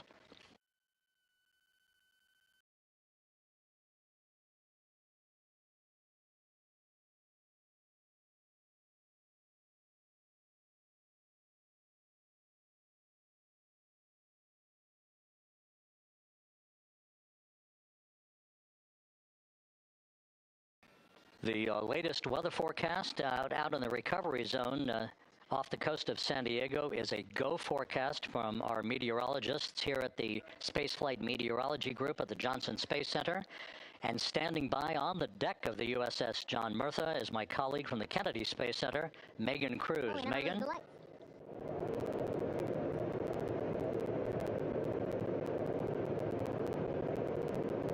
Hey there, Rob. Yeah, welcome to the bow of the USS John Murtha. This is where we will report out live updates from the ship as NASA and the U.S. military work to recover our Artemis II astronauts in just about an hour and a half. How exciting. Now, right now, as you can see, we are out in the Pacific Ocean. We are just west of San Diego. We're actually staged about 6.5 miles away from where we expect Orion to splash down. And then we will incrementally move closer. So at the time of splashdown, we'll be about 5 miles away, and then we will move to 3.2 miles away. At that point, we'll pause, make sure that all the debris that might be coming down with Orion, because basically some parts of like the parachute system, they're jettisoned off Orion during descent. So we'll just want to make sure that those all land in the water and that we are safe to move even closer. So we will make sure that we can move a little closer, and at that point we will move to a mile away from Orion. And at that point the ship will circle the capsule while NASA and Navy recovery forces work to get our astronauts out, and we should have great views of the bow from here. But also we have a ton of cameras all around the ship. For example, we actually have some cameras right to the left of me here on the bow. These are very strong, stabilized cameras. We can really get up close to make sure that we are sharing all the images we have available to you. We also will have some views from above. We actually have 5 planes providing live views of Splashdown today. In fact, some of those aerial assets just took off from San Diego minutes ago. And then actually here on the flight deck, you see 4 helicopters, the 2 in the back. Those will take off in about 30 minutes from now, also with live cameras. So again, lots and lots of imagery that we hope to share with you today. And then those 2 helos in the front, those 2 will pluck the crew out of the water and fly them back to our ship. Now the combined team here on the ship, more than 550 people, left San Diego 4 days ago, and since then I've watched different teams train every day, rehearse, final preps to make sure that they're ready for today. So to give us more of an update about how recovery is going on right now, why don't we turn over to Paul here, Paul Serpinski. He is the Assistant Artemis Recovery Director. Great to have you here, Paul. Great to be here, thanks. Absolutely. So you just left the landing forces operations center here on the ship. How are we looking for recovery? Right now it's looking great. When I left, they were just about to get into weather briefing with Mission Control Center in Houston, but listening to the loops this morning and everything that's been going on, the reentry trajectory correction burn, the return trajectory correction burn went great. They were right down the money, right on the money, right down the middle where they should be coming back. Our forces here are teams out in the water. All our boats are launched or will be imminently. So yeah, it's just coming along great. Yeah. It's really nice to see. We did see some of those boats float behind us. We were hoping to give you a live view, but of course they floated right out of the camera shot as you came to us. But so basically the team right now here on the ship, basically like monitoring mode, but really things will pick up about 15 minutes after splashdown. Yeah, so a couple minutes before splashdown, things start happening really, really fast. Some events during the re-entry, they're maybe a second or 2 apart, and so it just takes a whole lot of effort and a lot of updates back and forth between us and Houston to try to keep track of everything that's happening, all in real time. And then after splashdown, that's when the recovery team really kicks into high gear. We have our boat teams, our boat crews going out, our divers, doing hazardous assessments as they get progressively closer to the capsule, making sure, it's safe for all of our people to go in, and it's also safe for the astronauts to come out, because really at the end of the day, that's what we're here for. We're to make sure that the astronauts get home safe after their tremendous journey to the moon and back. But then also we have, like you mentioned on a minute ago, all of our imagery helicopters are taking imagery, camera shots of it as it's coming in all the way through splashdown. I mean, they'll see it as soon as it crosses the horizon, all the way to the ocean here. And then afterwards, we have to recover actually Orion to bring it into the well deck of the ship. Absolutely, yeah. And so once the astronauts are safe on board, then those same dive teams are going to transition into securing the capsule. They'll position some equipment around it to kind of facilitate that. The ship will move into position. We'll attach a really big winch line to it, and then a bunch of tending lines. We'll pull the capsule around behind the ship and then start to slowly bring it in. And then, Orion comes in, goes hard down, and everyone cheers. Yeah, great day. Great day, exactly. Lots to coordinate, a lot to manage. Basically planning for this recovery, Artemis II recovery, started a month after Artemis I launched. That was the uncrewed test flight of the Space Launch System rocket, as well as the Orion spacecraft. That was November 2022, a month later, all the planning for this. How does it feel to be so close to welcoming our friends, our astronauts home? I mean, for the whole team, I walked around the ship this morning, just kind of visiting with a lot of people, a lot of groups, and just kind of get the feel of them. And everyone has that same kind of mentality. Everyone's excited, everyone's thrilled to see all that work that's we've been doing, like you said, for the last 3 years, since right after the last one came back till now, and some people even further back. Some of them go back a decade or more. So everyone is just excited, and they're ready. They're really ready for this, and just to be able to see our crew come back, that's going to be a thrill for everyone. How are you feeling? Are you ready? Is this something you ever thought you'd be doing? I'm ready. I'm excited. This has been the pinnacle of my career so far. It really has. I've seen a lot of firsts, a lot of lasts, but I can't think of ever topping seeing the first crew to go to the moon and back in 50 years, and to be here and be a part of that. And it's just a tremendous privilege. And on behalf of the whole team, I'm thrilled, and so are all of us. We're ready. Yeah, I definitely think that those words really embody how everybody on the ship is feeling. So thank you so much, Paul. I appreciate you being here. And so, Rob, we'll toss it back to you again. We will continue to join you with live updates from the ship as much as possible. Thank you, Megan. Back here at the Johnson Space Center, the entry team of flight controllers looking over the shoulders of Reid Wiseman and Victor Glover there on the flight deck of Integrity, and again, just below their feet in the mid-deck area, if you will, Christina Koch and Jeremy Hansen of the Canadian Space Agency. They're in the final review of their entry procedures and all of the activities that will follow here very shortly in trip hammer fashion. We should note that after splashdown occurs, the flight control team here in Houston will be monitoring the orientation of the Integrity spacecraft. We are expecting it to splash down upright in what is called the Stable 1 configuration, with the top of the spacecraft pointed upward. Stable 2 would indicate that it is upside down in the water. Regardless of the orientation, there will be 5 inflatable airbags called the CMOOS system. That's the acronym for Crew Module Uprighting System. We are suit dot complete.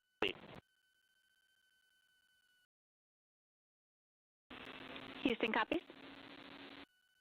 Reid Wiseman acknowledging that the final steps in suit donning are now complete for the crew. Leak checks have been completed earlier. The CMOOS system, those 5 inflatable airbags, will be inflated with helium. Those airbags will ensure that the vehicle remains upright. While that activity is going on, the flight control team here will be checking the systems on Integrity, also making sure that there's no leakage of toxic gas from the spacecraft. It should take about 15 minutes from splashdown to the power down of all of the systems on Integrity. And at that point, assuming everything is in a nominal fashion, then the green light will be given for the Navy recovery teams to begin to make their way closer to Integrity to begin the erection of a large inflatable life raft called a front porch that will be buttressed up alongside the hatchway to the spacecraft. That life raft will be used to bring the crew members out of this vehicle once the hatch is open, one by one. They'll get their land legs back after 9 days of weightlessness before they're put in harnesses to be hoisted one by one in sequential fashion and in alternating fashion to the 2 hovering Navy helicopters overhead. Houston, Integrity for a status. Go ahead. Seats 3 and 4 are connecting umbilicals. We're going to be stepping into leak check soon. 1 and 2 will be seated. 3 and 4 will be free float, and we'll configure EPROC accordingly. Houston, copies all. Reid Wiseman talking about the current procedures with the suiting of the crew members and subsequent leak checks, a final leak check for all 4 crew members. Everything is actually running a few minutes ahead of schedule. So once the life raft is inflated next to the Integrity spacecraft and the recovery teams have arrived alongside of the vehicle, the hatch will be open and the crew members will be brought outside into that front porch, as it is called, one by one. They then will be hoisted into the hovering helos overhead And those helos then will turn around once the 4 crew members are on board, 2 for each helicopter, and will head back to the ship. That should be about a 10 to 15-minute transit. Once the helicopters land on the deck of the USS John Murtha, the crew members will be exiting those helicopters and brought into medical bay on the deck on the ship itself for comprehensive medical exams. They will spend a period of time yet to be determined on board the USS John Murtha before they are flown by helicopter to the shore in San Diego, to the San Diego Naval Air Station, and ultimately will board a NASA jet for the flight back to the Johnson Space Center here in Houston. Just to recap some of the key times that are coming up, we are expecting the separation of the crew module from the service module just 43 minutes from now. That is expected to occur at 6:33 p.m. Central Time, 7:33 p.m. Eastern Time. That will be followed just 4 minutes later by the crew module raise burn, the use of Integrity's thrusters one final time in a 19-second burn to slightly tilt the vehicle up into the correct orientation or angle of attack to ensure that it enters the Earth's atmosphere at the right angle, if you will. That will help deflect the buildup of heat against Integrity's heat shield. This was a deliberate move, a change in the procedures from the Artemis I mission that resulted in unexpected char loss on the Avcoat heat shield that had not been intended based on the entry trajectory for the Artemis I mission. What we're doing is we deliberately changed the trajectory of the entry from a skip entry that was about a 3,000-mile transit across the Pacific Ocean.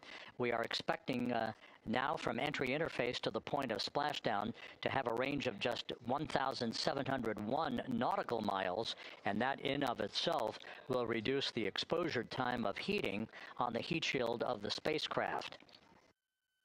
Once the raise burn is complete, then the stage is set for entry interface at 6:53 and 31 seconds p.m. Central Time. That means that Integrity will be entering the Earth's atmosphere at an altitude of 400,000 feet, traveling at about 34,882 feet per second, heading for its splashdown site off the coast of San Diego, as you just heard from Megan Cruz on the deck of the USS John Murtha. Splashdown once again under those 3 main parachutes is expected at 7:07 and 8 seconds p.m. Central Time, 5:07 p.m. Pacific Time, 2.5 hours before sunset. The actual total distance traveled for Integrity from launch to splashdown is estimated at 694,481 statute miles.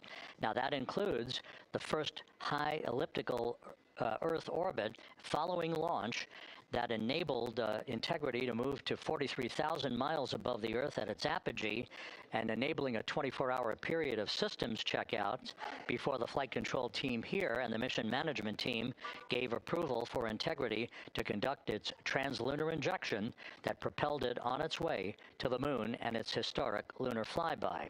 So the total distance we expect this vehicle to have traveled at splashdown, 694,481 statute miles.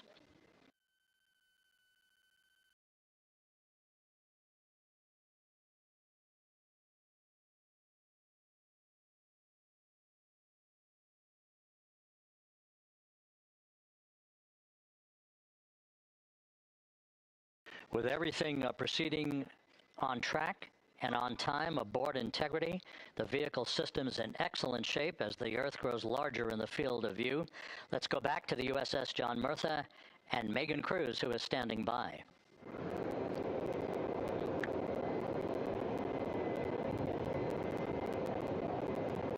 Hey, yeah, Rob, welcome back. Again, we are out in the Pacific Ocean, staged just about 6.5 miles from where we expect Orion to splash down now in just over an hour. How exciting. And the weather awesome conditions here. I know you see some wind blowing around my hair, but really nothing to speak of when it comes to having to recover our astronauts, as well as no waves here, really. So yeah, we're expecting a really great day. Also, hopefully, some really great views. You can see behind me that some of the clouds are starting to break up, so that's really exciting. And now, of course, this ship has a lot of people ready and excited to welcome our crew back home, including Dr. Rick Schuring here. He is a NASA flight surgeon. Great to have you here, Rick. You too, Megan. It is a blessing to be out here this day with our teams. We've trained 3 years for this nonstop with the U.S. Navy and along with EGS, and we've so looked forward to this day. And you know, just by God's grace, everything's parting, the skies and everything. The crew's doing great. Looking forward to coming back, and our teams are ready. So this is one of those days you've dreamt about, and now it's finally here, and we're ready, and just thankful to be a part of it. Yeah, and you play a really integral role. When was the last time you spoke to the crew, and how are they feeling in this last hour before Splashdown? Sure. Yeah, so the crew woke up, when they splashed down, they were woken up about 8.5 hours ago. Me and my fellow crew surgeons, Doctors Chris Hansen, Rafi Kumjian from the Canadian Space Agency, spoke with them about 6.5 hours ago, just to double check on how they were doing, if there's any medical issues, you know, how they slept, and then kind of go over their landing day protocol for their medications, for what we call a fluid load, to try to replace some of the fluid and electrolytes that they've lost with just a normal space adaptation. Once they got to space, they kind of have to replace some of that fluid to help them with the whole landing kind of readaptation to 1G, which they haven't done for the last 10 days.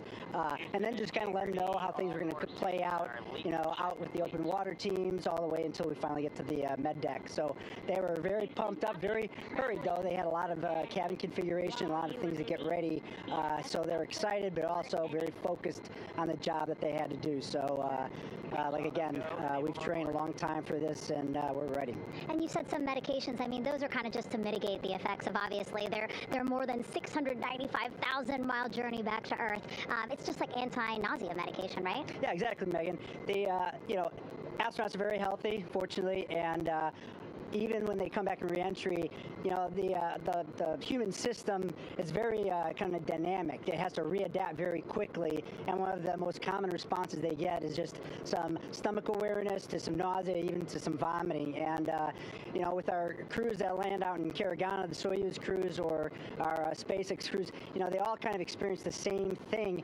This will be the first time we're landing in water since December 1972, and I worked with all the Apollo astronauts years ago, and they all told me that, you know, landing in the water, especially in the Pacific, can be very provocative. So we take steps to give them medicines to really mitigate some of that nausea, vomiting, help them feel a little bit better, and also sometimes just use a little anti-inflammatory medicine just to help with coming back to 1 Earth, or 1G. The effects of microgravity, especially as you age and you have arthritis, you feel great in microgravity, and everyone kind of curses coming back to the ground like, ah, dang, 1G, but so that helps a little bit. But for the most part, the main thing is just replacing that fluid and then trying to help them with that transition back to 1G, and then we're ready to go. Yeah, and their health is assessed almost immediately after they splash down. Yeah, so we have Dr. Jesse Wang, and we have our independent duty corpsmen, who are the Navy version of paramedics, extremely highly trained, highly experienced Navy medics and divers, who will go out there, open the capsule about 28 minutes after splashdown, and do the first initial assessment. So Jesse and his team will go out there and look at each crew, kind of do their assessments, get vital signs, report back to Drs. Haas and Kumji and I back in med bay, let them know how they're doing, and then you know, if they've got the normal kind of space adaptation kind of things, we expect that they're good to go on that. If anything, you know, didn't go the way they want, they're all prepared for that as well. And Jesse and his team, I mean, you know, this is their full-time job, taking care of, you know, sailors and folks who might be injured. We don't expect any injuries, but coming back, you know, going 25,000 miles an hour down to, you know, 20, you know, miles an hour is still a dynamic process. I've heard it described as, you know, kind of like a car crash. And then the crew will be ready to go, and Jesse and his team will make that transition to get them out to the front porch, do assessments on them again, call it to our med bay, and then once we have that and they're all good to go and the crew's feeling okay, we'll hoist them up in the helos. It's about a 3-minute flight back to the flight deck, and that's where me and the astronaut chief, Scott Tingle, will actually meet them. I'll get eyes on them, make sure they're all good, just take very slow transitions, and then one by one we'll either get them out with the SMTs, the SAR med techs under each arm, just kind of just walk them very slowly to med bay, which actually helps them acclimate back to 1G. Or if they really don't have their sea legs back yet, then we might put them in what we call a stair chair, which will be right behind them, and then just very slowly kind of get them back into med bay to start our full assessments for the team. Yeah, so a really great team here to support them as soon as they get back, and also all throughout the mission, of course. You talked a little bit about this, but obviously, we have seen astronauts return from the International Space Station for over 25 years, so we kind of know that that journey, how it affects the body. But yes, we're talking about humans returning from the moon for the first time since 1972. How is this different from your perspective? So it's different in one very significant respect. On Apollo, for exercise, they had something called the Apollo Exergenia, which was basically just a little canister with some ropes, and they would have some resistance and kind of do that. And the Apollo astronauts really liked that. They liked the ability to exercise, because you decondition from a musculoskeletal standpoint, you lose your strength and your stamina very quickly. We had something called the Orion flywheel, which was able to impart much greater loads in terms of resistance, so they're able to do squats, deadlifts, different things, not dissimilar to what the ISS astronauts do, but with a lot less room to do it. And they also did rowing activities for cardiovascular health, and the crews loved it. But for the lunar crews, the future lunar crews, maintaining that physical conditioning, which our astronaut strength conditioning rehabilitation specialists, affectionately known as the ACERs, back in Houston, really work hard to get them in the best shape they're going to, have to be in to get to the moon.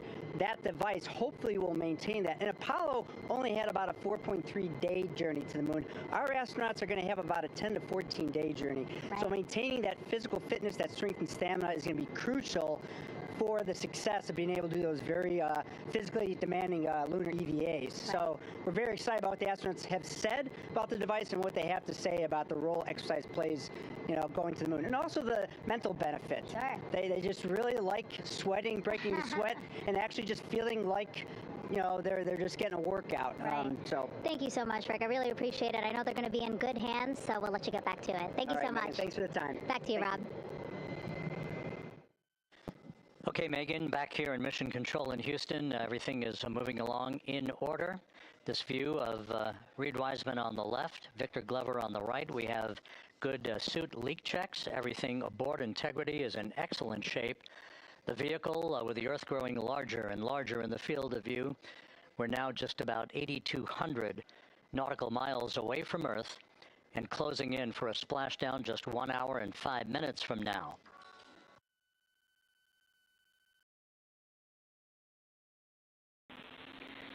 Integrity, just under a minute till your GPS maneuver initiates, and both GPS units look eager to acquire. Outstanding. Seats 3 and 4 are working on seat strap in now. Houston copies. Once again, as we start to close in on some of the major milestones, the first one coming up in just 31 minutes. And Integrity, just confirming the LCG gas trap was able to be closed out. Affirmative. Copy. Crew module, service module separation scheduled just 31 minutes from now.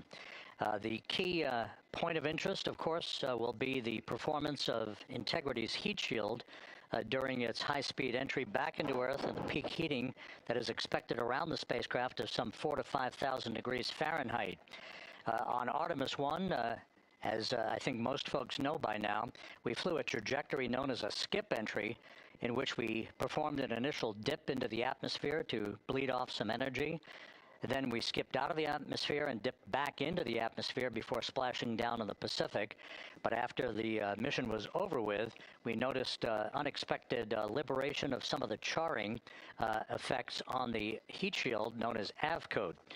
Before the flight, we had an opportunity to sit down and talk with Entry Flight Director Rick Henfling to get a perspective on what this all means and how the mission was redesigned to try to protect Integrity's heat shield to a higher extent. Let's take a look at that interview. Returning from the moon is a lot different than deorbiting from low Earth orbit. When we return from the moon, we expect to achieve velocities upwards of 36,000 feet per second. And in order to slow down to a nice, graceful splashdown in the Pacific Ocean, the flight crew is going to experience between 3 and 4 times the force of Earth's gravity. On Artemis I, pressure buildup inside the char layer of the heat shield resulted in the char losses we saw.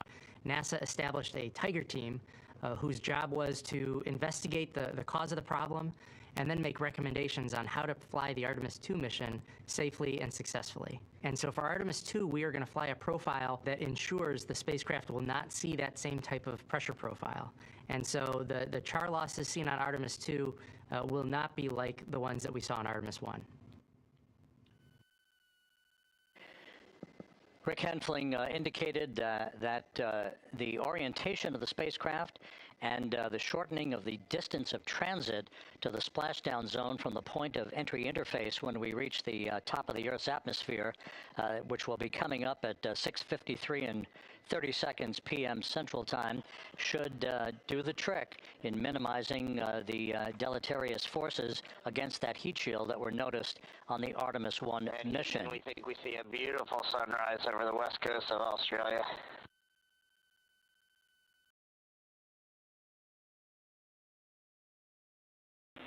We copy. Commander Reid Wiseman reveling in his final hour in space on this mission as Integrity is passing over the southwest coast of Australia now at an altitude of some 7,600 nautical miles. That will begin the southwest and northeasterly transit across the Pacific Ocean. Let's talk a little bit more about some of the highlights and some of the numbers associated with the points of interest here. We are 27.5 minutes away from crew module, service module separation.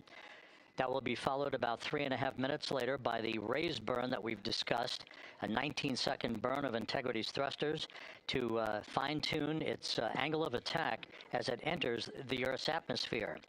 Entry interface is scheduled 47.5 minutes from now. That's the point at which we will reach the top of the Earth's atmosphere, traveling about 34,882 feet per second at an altitude of 400,000 feet.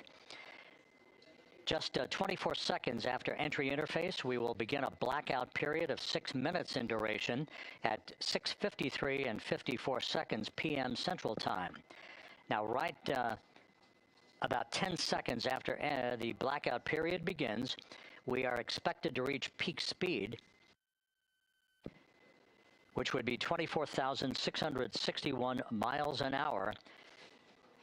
That'll be about 103 miles an hour short of the velocity record set by the Apollo 10 astronauts, Tom Stafford, Gene Cernan, and John Young, when they returned from the moon on the Apollo 10 mission in 1969. That blackout period is expected to last 6 minutes in duration. At 6:54 and 52 seconds p.m. Central Time, we'll reach our peak heating period of about 4,000 to 5,000 degrees while we're in a communications blackout from Integrity and its astronauts. That blackout should end at 6:59 and 55 seconds p.m. Central Time, at which point we expect to regain communications with the crew. Capcom Jackie Mahaffey here in the flight control room will be talking to the crew, calling them, and we'll await a response from the crew as they come out of that blackout period. And at that point, their altitude will be just 157,000 feet above the Earth, traveling at 13,000 feet per second with a range to splashdown of just 147 nautical miles. From that point on, the next key series of events will be the deployment of a series of parachutes that we discussed before. First, the forward bay cover chute deploy that will pull the forward bay cover away from the top of Integrity, followed by drogue chute deploy, and then the main chute deploy that's expected at 7:04 and 44 seconds p.m. Central Time. That will begin the gentle descent of Integrity towards its splashdown at just a velocity of just 19 miles an hour, and that will begin the recovery operations that you just heard Megan Cruz discuss with her folks on the USS John Murtha. All of Integrity's systems in great shape. The crew is suited up. Leak checks complete as we stand by for the next major milestone, which will be the crew module service module separation just 24.5 minutes from now.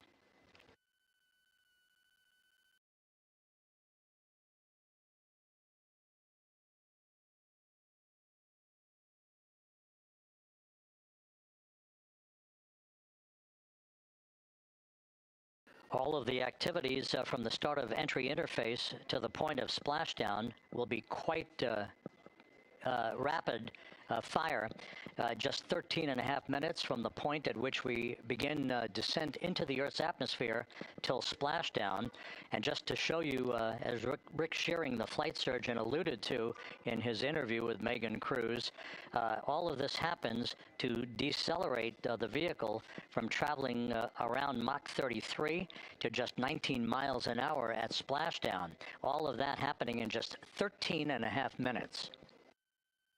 But the vehicle and the parachutes are all designed to support all of that, so we'll be standing by to report all that to you in sequential fashion as these milestones are ticked off and as we hear from the crew during its entry back into the Earth's atmosphere, and ultimately when they emerge from the blackout period, and at that point we'll be just minutes away from splashdown.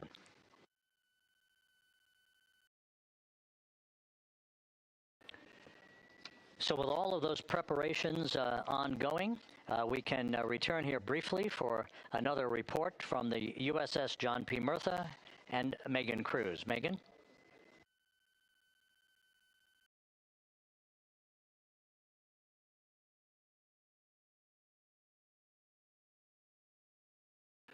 And we'll regain that communication with the USS John P. Murtha just momentarily.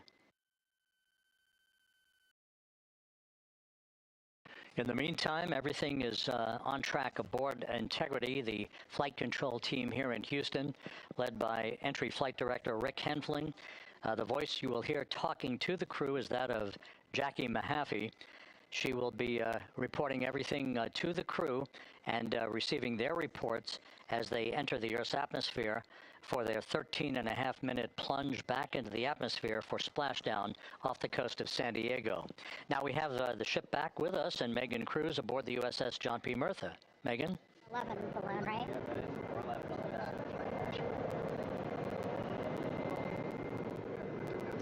Hey, Rob, yeah, the excitement is really building here on the ship. I'm watching right now one of the weather balloons being lofted up from the ship. Again, weather balloons, very important for us to make sure that we are tracking the right kind of weather and also the data that's needed for what's called our Sasquatch team. Again, it's a team out of NASA that basically makes sure that the debris that comes off of Orion, again, some of those pieces of the parachute system, make sure that they don't fall on us here in the sea, and also our aerial assets, our folks in helicopters. So watching that float away right now. But with me right now is Captain Eric Kenny.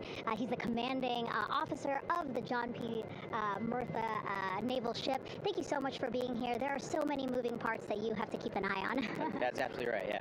But first of all, on behalf of the crew of USS John P. Murtha, Megan, thanks for having me on today. Happy to tell you what we're doing and excited to get the interview started. Yeah, absolutely. Why don't we actually take a look at the flight deck here? We'll start there.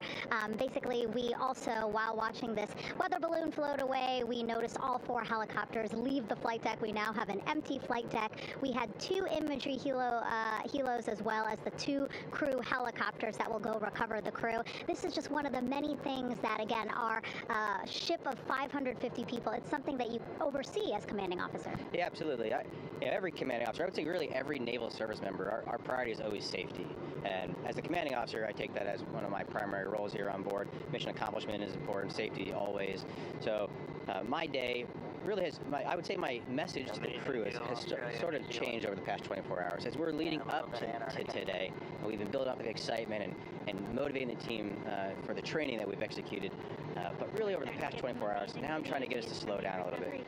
Trust in our training, right? Don't believe all the hype. Don't believe everything that's going on. Just let's trust what we've done to get to this point, and if we do that, we'll be successful today. Mm-hmm. And also part of the big success is obviously the coordination between NASA and the U.S. military. How does it feel being able to support the human space program we have? Yeah, I mean, since 1959 with Mercury, Gemini, Apollo, the history between NASA and the Navy has been in lockstep. But like any other skill, if you don't practice it regularly, that skill atrophies. So we've had a few decades off from that.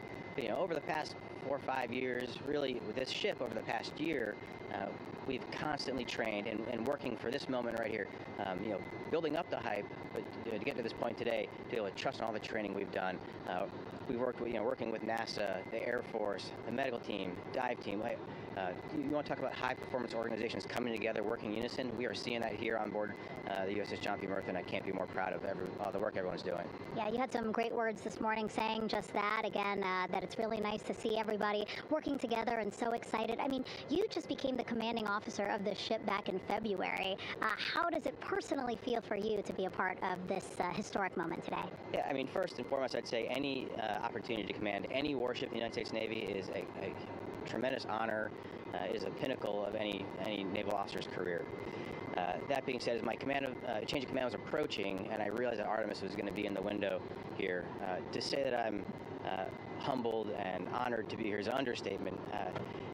What really just excites me is the opportunity to see this crew, who has been training so hard over the past year plus, come together. It is what inspires me. Listening to NASA and the ownership and pride they take, they make my crew better. I think we're making NASA better together. That synergy is something that I'm happy to see and hopefully take forward with me in my career. Yeah, it's all about partnerships. We couldn't do it without you, and we couldn't have gotten to the moon without our international partners as well. So thank you so much, Captain. It was really great to have you here today. Thanks, Megan. Awesome. All right, Rob, back to you. Thank you, Megan. Back here in Mission Control in Houston. We just had a quick view of the crew. We'll get that view back, and there they are again. Here in Mission Control, the entry team of flight controllers led by Rick Henfling and Jackie Mahaffey serving as the spacecraft communicator. We have just handed over communications links from the Deep Space Network that we communicated with the crew through from the time of the translunar injection burn back on April 2nd. We've just handed back to the Tracking and Data Relay satellite system as we prepare for the crew module service module separation that will take place just 17 minutes from now. With the Earth looming in front of Integrity as it barrels back for a splashdown in the Pacific just 50 minutes from now, we're just 5,700 nautical miles from splashdown. Just one other quick note about the comparison from the Artemis I entry profile to the Artemis II entry profile and how that is serving as an extra layer of protection for Integrity's heat shield.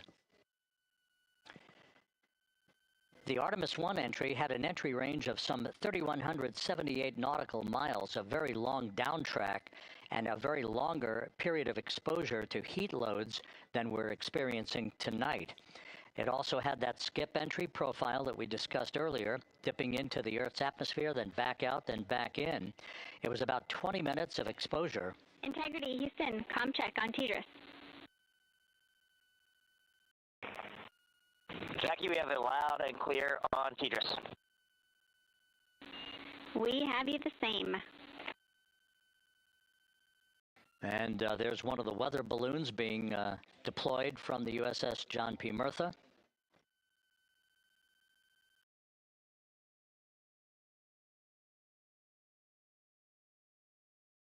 So the Artemis I entry had the vehicle. Any update on GPS? We haven't seen it track in yet.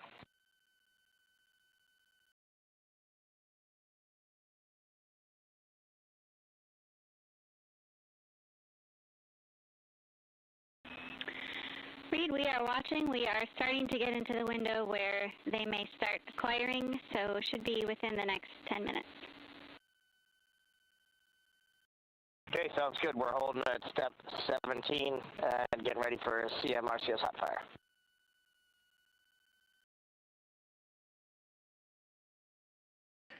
And that exchange indicating that we are expecting to acquire data from the GPS system on board. That'll be a navigational tool that will basically tell Integrity's computers that they're on track down the center line of the corridor for the entry interface that will lead them to their splashdown point. Once again, the Artemis I entry exposed the heat shield for about 20 minutes of peak heating. For Artemis II, we're going to reach a downtrack distance of 1,701 nautical miles from the point of entry interface with just 14 minutes of duration. And it's basically a different angle of attack, a little bit steeper angle of attack that will protect the heat shield from excessive heat loads. So that is the difference between Artemis I and Artemis II, all designed into this mission to gather data, to protect the heat shield, since the Artemis III mission and beyond will have a different designed heat shield that will allow that skip entry type of profile to be resumed for all of the future missions coming back from the south pole of the moon when we initiate lunar landings. So we've handed over to the Tracking and Data Relay Satellite System. That's where we'll have communications for the rest of the flight. Just to give you some time hacks here, we're 13.5 minutes away from crew module, service module separation, and just 17 minutes away from the raise burn, that 19-second firing of the thrusters that will basically be the final fine-tuning of the angle of attack for Integrity as it enters the Earth's atmosphere.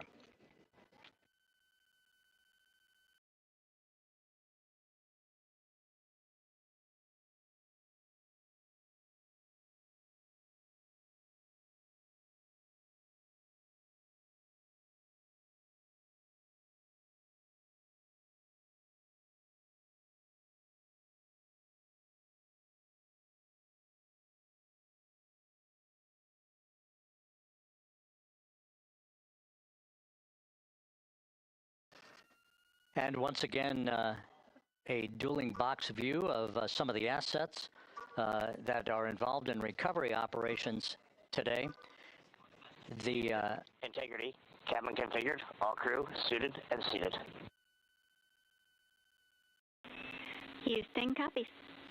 That confirmation from Reid Wiseman aboard Integrity, as you see the assets being deployed to the splashdown zone.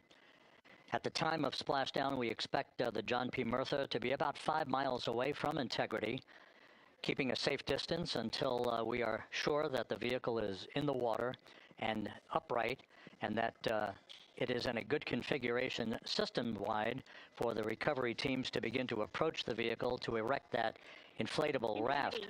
2 minutes to CM RCS warm-up hot fire. We're ready. That call from spacecraft communicator Jackie Mahaffey indicating that we're 2 minutes away from a quick burst of the reaction control system. Thrusters, that will be a hot fire test prior to the separation of the crew module from the service module. The European service module has performed flawlessly throughout this flight.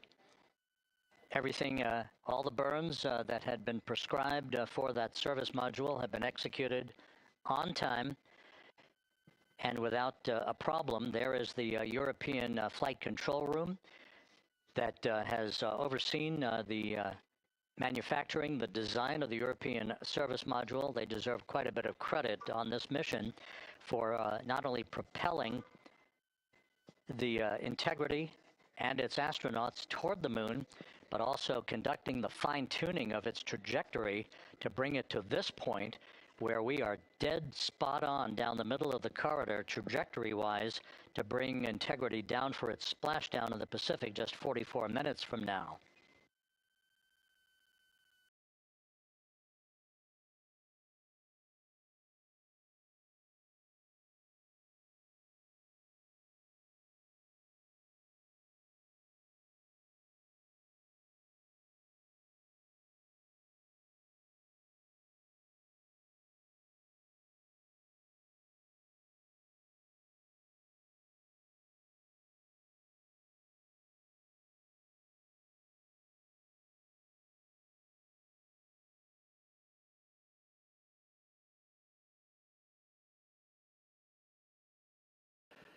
What you're looking at is a computer-generated visualization based on real-time telemetry from Integrity, currently traveling about 16,000 miles an hour.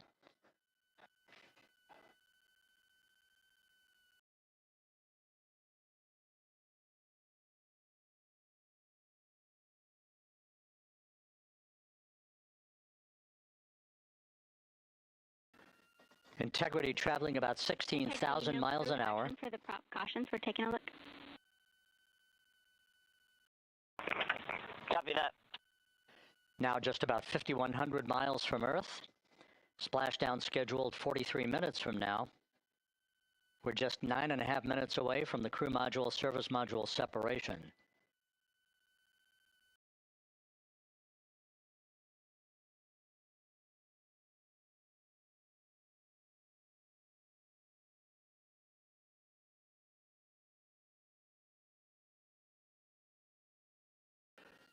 We are confirming. Integrity, we are assessing details, but so far looks like a good hot fire. Looks good on board, Jackie. Thank you. And Jackie Mahaffey took the words out of my mouth. I was just about to say that we had a good hot fire test of the thrusters in advance of the crew module service module separation that's coming up just 8.5 minutes from now. This will begin the period in which we will have rapid-fire succession of critical activities on board that will lead to entry interface just 28 minutes from now, where the vehicle will enter the Earth's atmosphere at an altitude of 400,000 feet. The time of entry interface, 6:53 and 30 seconds p.m. Central Time.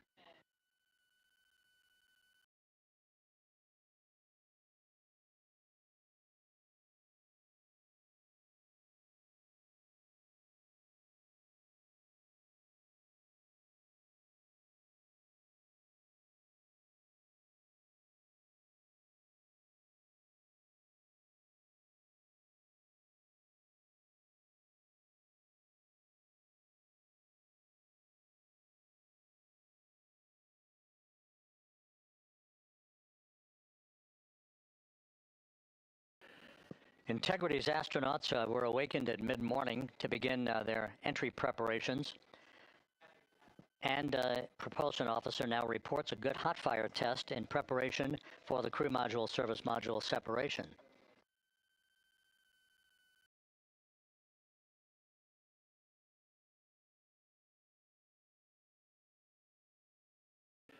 We're now inside 41 minutes until splashdown. Integrity Houston, we have confirmed a good CMRCS hot fire, and although we are not seeing GPS acquired yet, you can skip the troubleshooting steps in 157 for now. Integrity copies.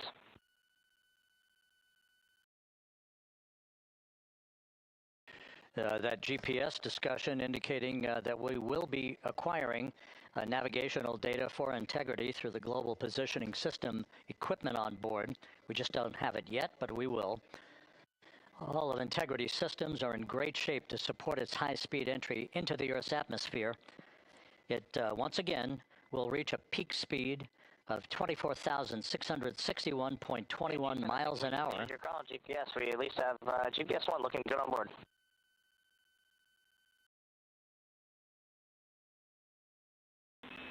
We're confirming.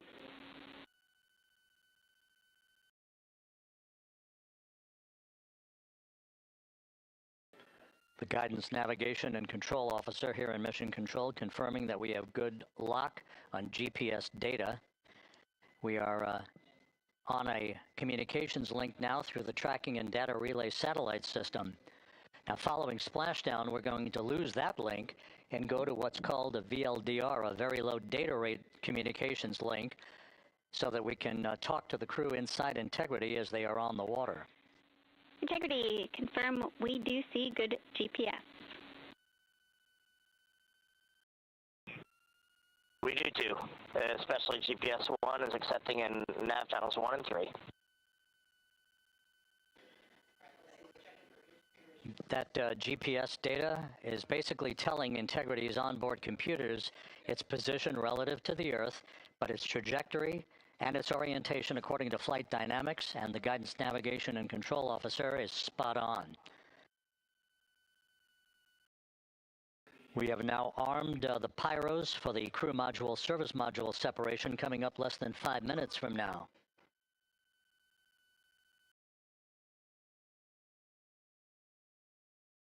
Once again, just 10 seconds after entry interface, we will see Integrity reaching its peak speed of 24,661.21 miles per hour. That will be just seconds before we begin a 6-minute blackout period. Integrity, Houston. Your vehicle is in a good config for CM-SM set and go for CM raise. Houston, we see the same on board and copy go for CM raise. That CM raise referred to as the slight firing of 19 seconds by Integrity's thrusters with a change in velocity of 9.9 feet per second, a slight nudge of the aft end of the vehicle so that it's tilted a bit upward, providing the final angle of attack as the vehicle enters the Earth's atmosphere. This being the mitigating factor that will reduce heat loads on the heat shield as we reach a point downrange from the start of entry interface, some 1,701 nautical miles to the splashdown site.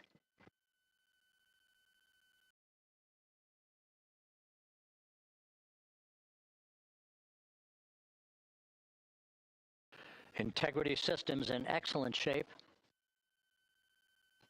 We are currently 3,300 nautical miles left in this mission. Splashdown scheduled 36 minutes, 39 seconds from now.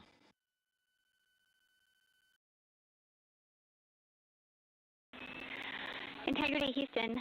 For the 2 enabled prop cautions, what happened is while the thrusters were firing, multiple pressure sensors on each of the strings diverged a bit from each other. Those limits look to be set pretty tight. We think it could happen again when the thrusters fire in the future, so we are going to suppress those messages. We concur with suppress, not inhibit. Thank you. That exchange between Jackie Mahaffey, our Capcom for tonight, and Reid Wiseman aboard Integrity, indicating basically to ignore sensor data. All of Integrity's systems are in good shape.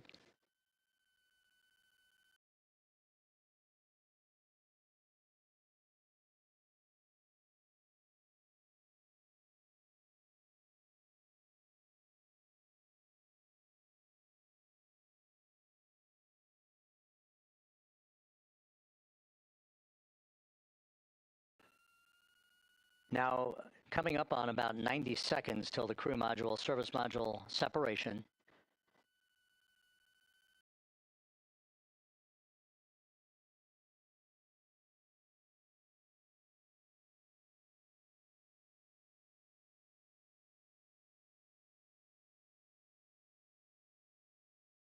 All quiet here in Mission Control as we enter the most critical phase of the completion of this flight. All of the preparatory activities leading up to the vehicle entering the Earth's atmosphere just 21 minutes from now.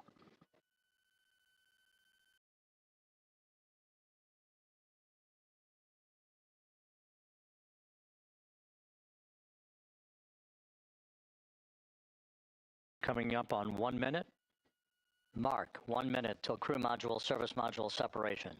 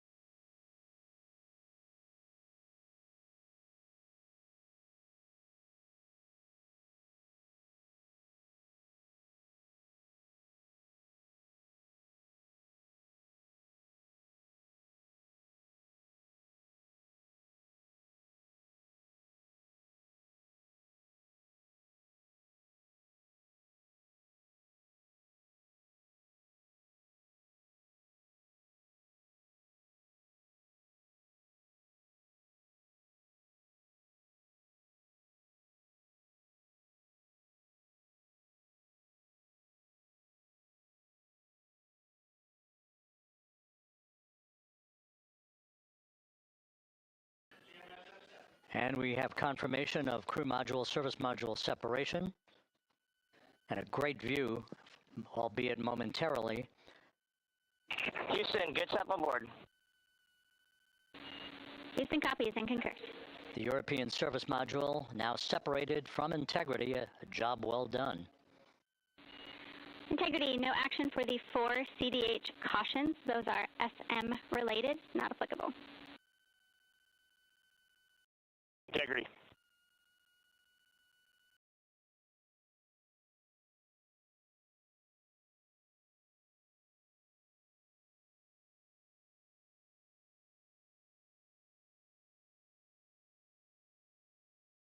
So, with Integrity now flying free on its own for the remaining 32 minutes of this mission, next up, the raise burn, a 19-second firing of Integrity's thrusters. Good GPS 2.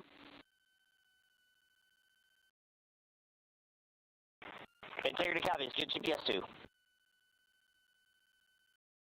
Coming up on the 2-minute mark until the raise burn. Again, this is the final tweaking of the orientation of Integrity to put it in the right angle, if you will, the angle of attack that it will fly in during its entrance into the Earth's atmosphere. Entry interface now just 18 minutes, 25 seconds away. This is a visualization, but driven by real-time telemetry. This is the maneuvering of Integrity to the raise burn orientation. Just 2,800 miles from Earth.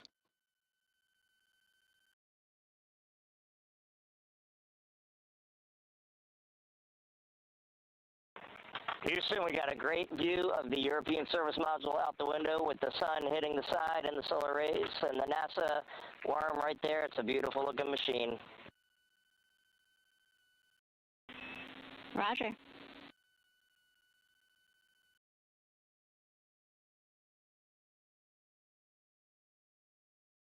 And we have completed the maneuver to the raise burn orientation, 1 minute away from the raise burn.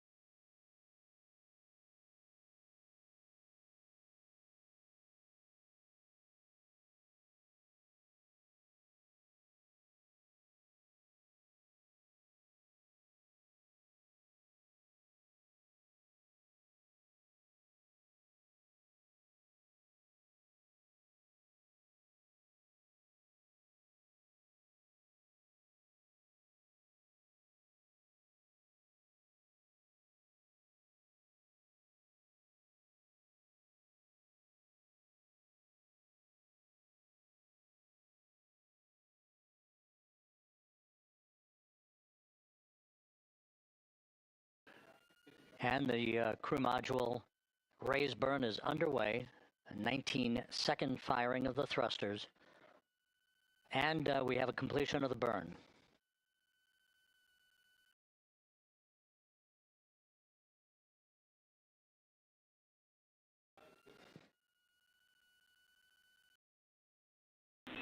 Integrity, good. CM raise burn. Your flight path angle is within limits.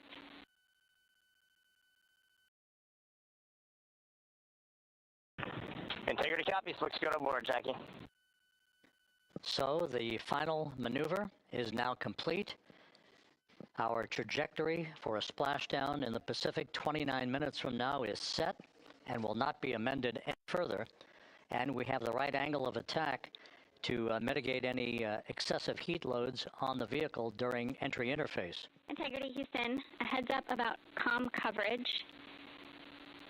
When you perform the 180 roll, for the first minute or so in that attitude, we expect about a minute LOS. We copy.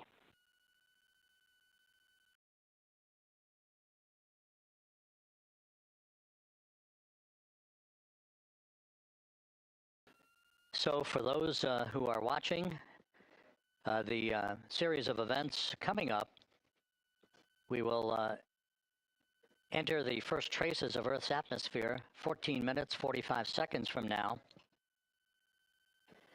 6:53 and 30 seconds is what is pegged for entry interface at an altitude of 400,000 feet, traveling at approximately 34,800 feet per second, range to touchdown or splashdown 1,701 nautical miles. 24 seconds after entry interface, we will enter a 6-minute blackout period in which we will lose communications with the crew. This is expected due to the buildup of plasma around the vehicle. That's an ionization effect due to the collision, if you will, of the velocity of the spacecraft with the friction of the Earth's atmosphere. That 6-minute blackout is expected to begin at 6:53 and 54 seconds p.m. Central Time. During that period of time, we will reach our peak speed of 24,661 miles per hour. That comes just short, based on unofficial data from the flight dynamics officer right now, will come just short of the velocity record set by Apollo 10 of 24,791 miles per hour in 1969. We expect peak heating on the vehicle at 6:54 and 52 seconds p.m. Central Time, a minute and 22 seconds into entry interface. At that point, we will be just 204,000 feet above the Earth, traveling at 33,000 feet per second. The blackout period is expected to last 6 minutes. We expect that blackout period to end at 6:59 and 55 seconds p.m. Central Time. From the end of the blackout period until splashdown, it is just 7 minutes, at which point we'll start deploying the series of parachutes to slow integrity down to an ultimate splashdown velocity of just 19 miles an hour. We see the same, waiting for the 180 rolls.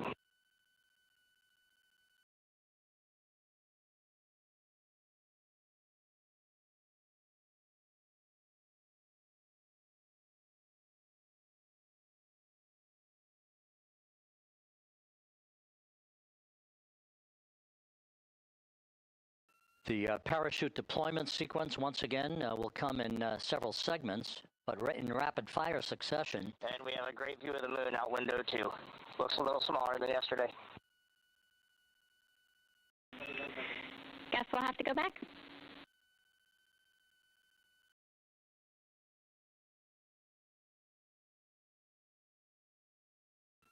Reid Wiseman and Jackie Mahaffey exchanging discussion on a view of the moon that Integrity's astronauts are seeing in the final minutes of this mission that will be completed with splashdown just 25 minutes from now. 3 forward bay cover parachutes will be used to pull the forward bay cover off the top of the vehicle. Then 2 drogue parachutes will be deployed to slow and stabilize the crew module during its descent, followed by 3 pilot parachutes that will lift and deploy the main parachutes from the forward bay. The final sequence will have 3 main parachutes deployed. These will be 116 feet in diameter, each main parachute approximately 265 feet long when reefed. The parachutes will ultimately slow Integrity down from its peak speed of almost 33 times the speed of sound to a gentle 19 miles an hour at splashdown.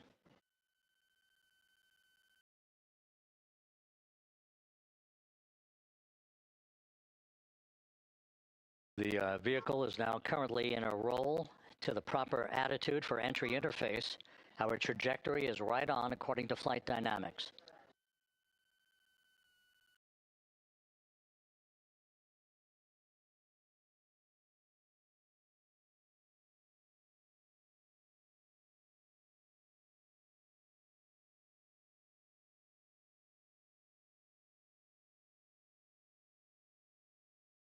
Integrity is on a trajectory from southwest and northeast across the Pacific Ocean, descending at a rate of 15,000 feet per second.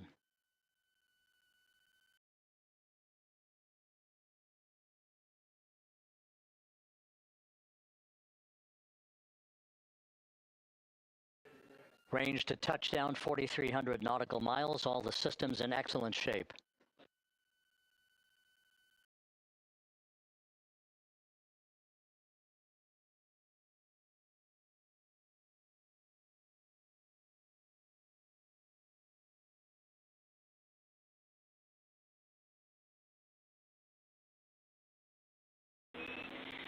Integrity, Orion in the EI roll 180 attitude. Looks good on board, Jackie.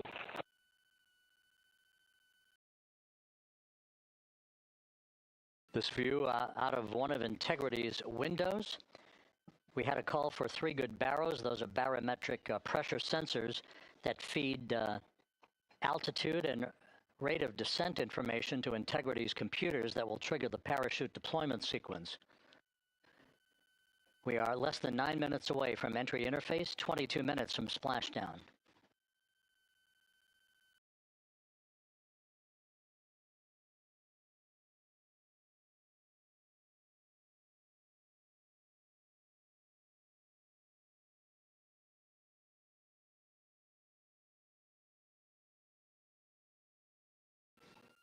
You can see the reflection of one of the crew members in the window.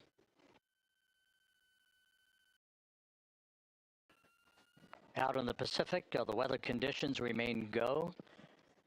Just a few clouds, some scattered clouds. Winds at 10 knots. Wave heights just about 4 feet. A gentle day in the Pacific for the homecoming of Integrity's astronauts.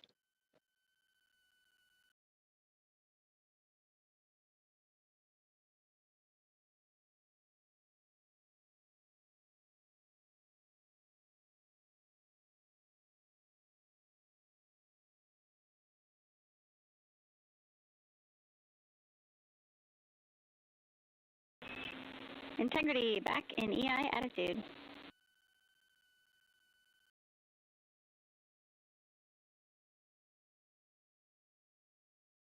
We see the same on board, Jackie.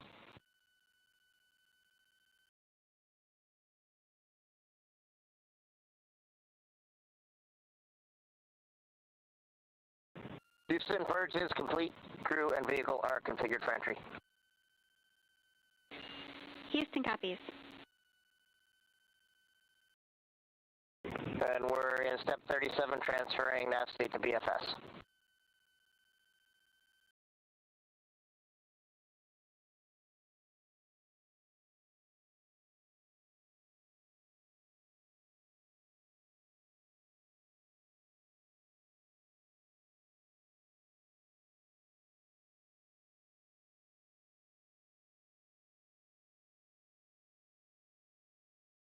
And Houston, in instruction 509, we are not below 0.2.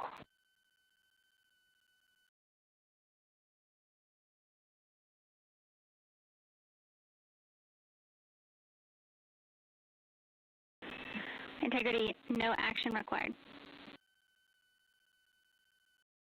Integrity.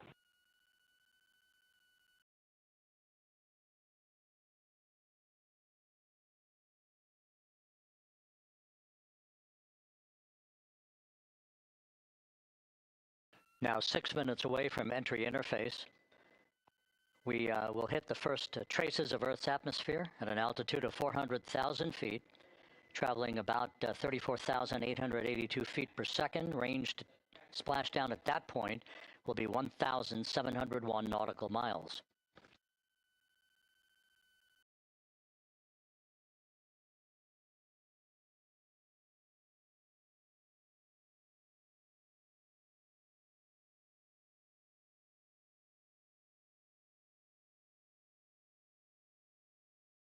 And once again, just a reminder, some 24 seconds after entry interface, we do expect to lose communications with the vehicle and the crew during a 6-minute blackout period when a plasma shield will build up around the spacecraft due to the ionization, due to heating effects.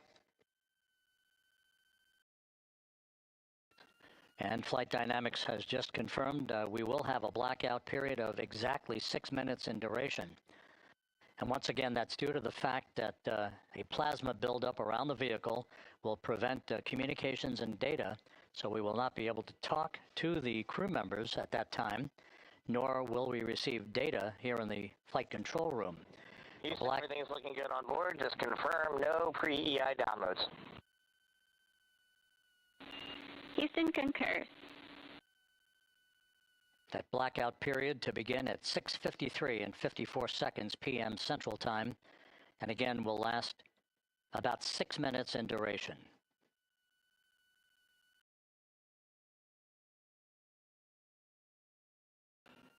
We're 4 minutes away from entry interface.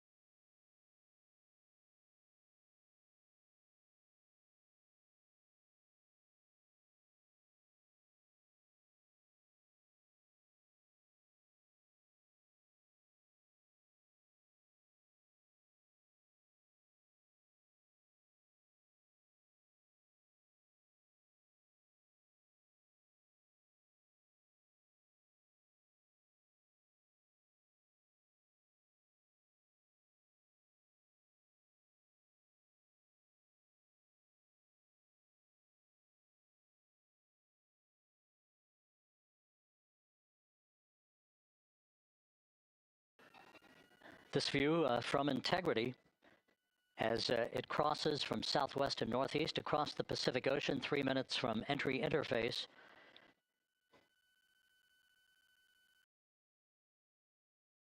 "16.5 minutes till splashdown."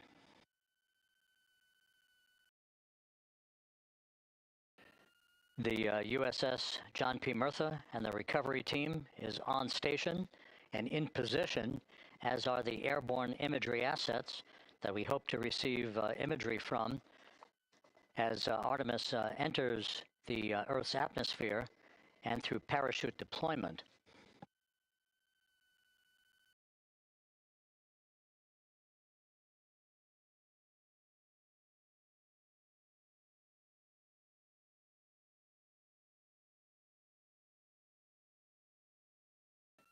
All of Integrity's systems are in great shape. The crew is ready to complete its mission just 15.5 minutes from now. All of the activities today have gone off in perfect fashion. No issues with the vehicle, no issues with the crew. And the weather at the splashdown site is go.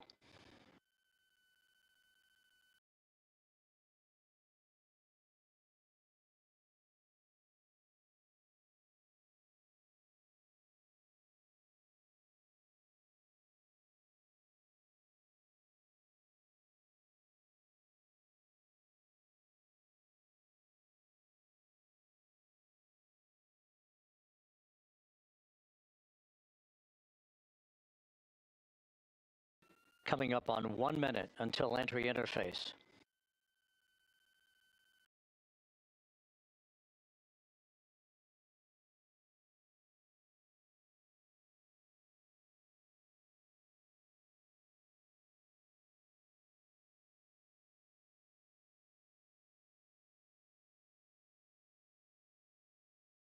Mark 1 minute until entry interface.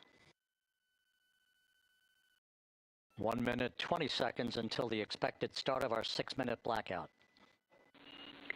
Integrity, 1 minute to a 6-minute blackout. Integrity.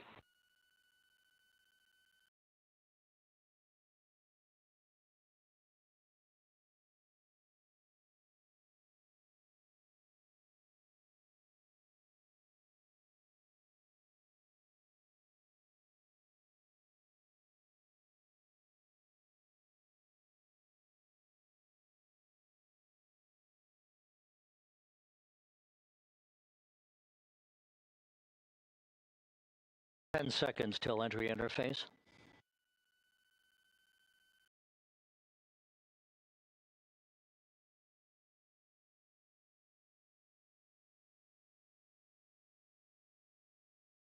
And we have crossed the threshold, now entering the Earth's atmosphere. We're at 400,000 feet, traveling 34,800 feet per second.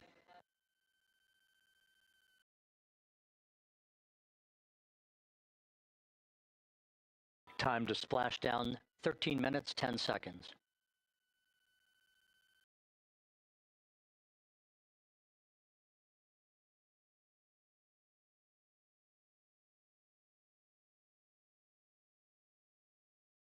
And as predicted, we've entered our communications blackout. This will be a 6-minute blackout period. No voice, no data from the crew.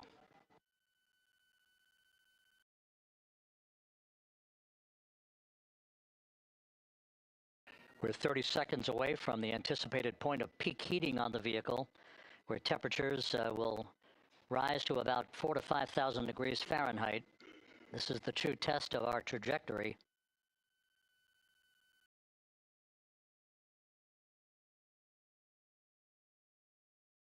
And from the G5 aircraft in the vicinity of the splashdown zone, this view of integrity.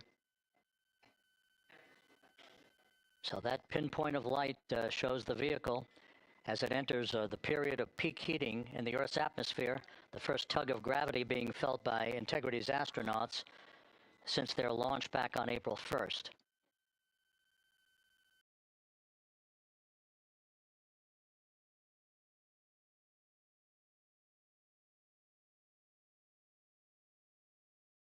Four and a half minutes until the end of the blackout period. Time to splash down, 11 minutes, 33 seconds.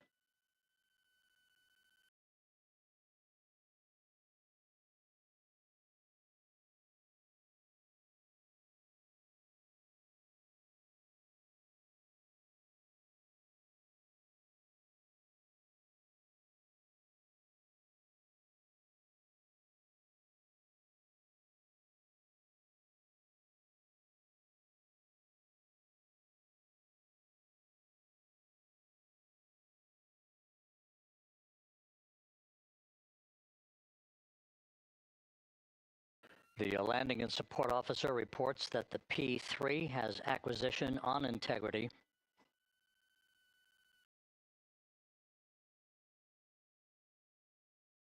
Three and a half minutes left in this blackout period. This is a visualization of the plasma buildup around the spacecraft and the repelling of that heat on Integrity's heat shield.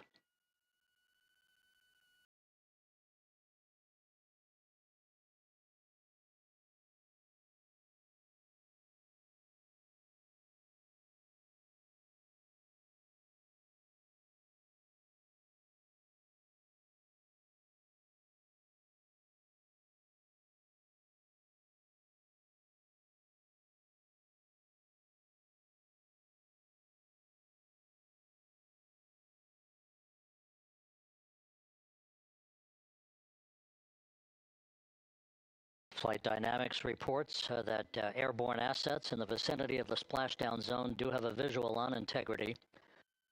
Still 2 minutes and 40 seconds left in our blackout period. Time to splashdown, 9 minutes, 35 seconds.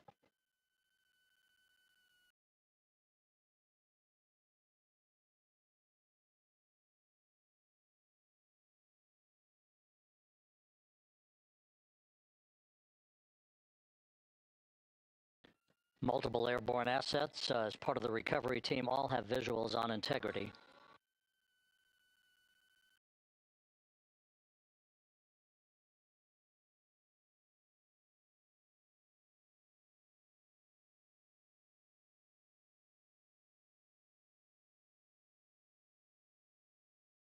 And the WB-57 flying in the splashdown zone also has a visual.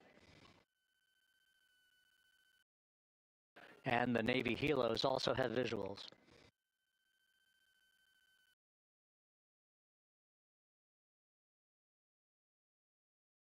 We're still in the blackout period. Still do not have communications from the crew.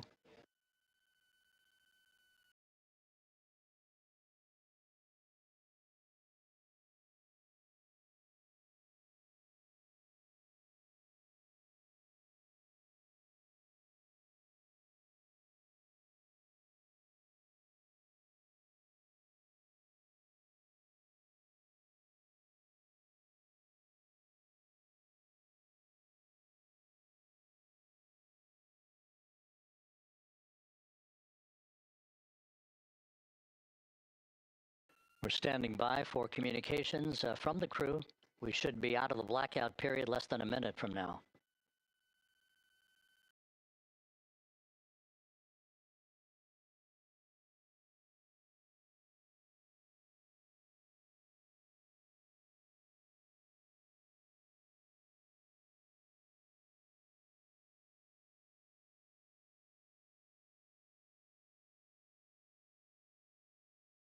We are now processing data from Integrity.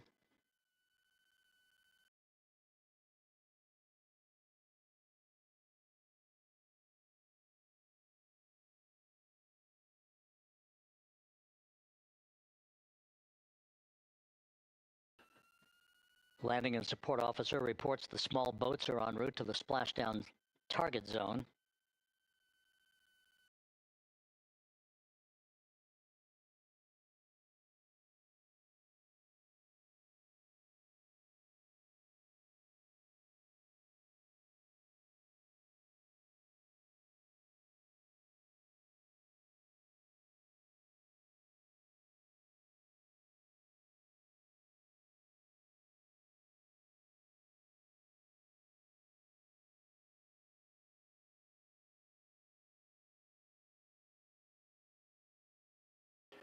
Passing through 150,000 feet, our trajectory is perfect. We're getting intermittent views of Integrity. Still waiting to establish voice communication.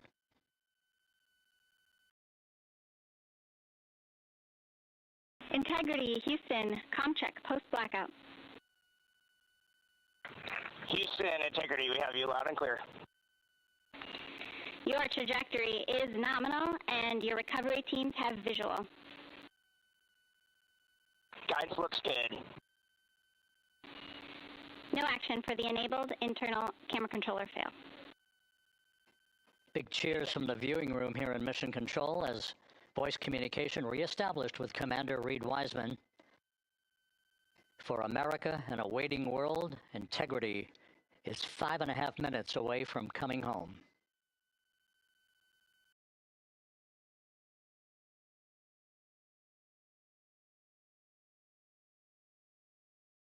Passing 100,000 feet now. Range to splashdown 19 nautical miles.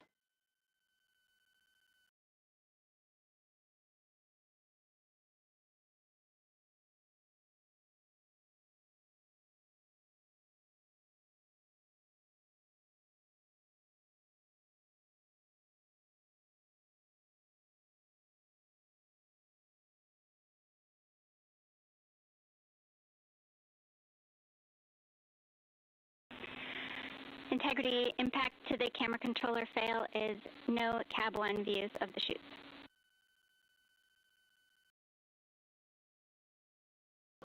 Integrity.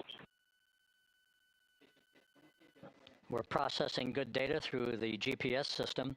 A good view of Integrity, time to splashdown 4.5 minutes.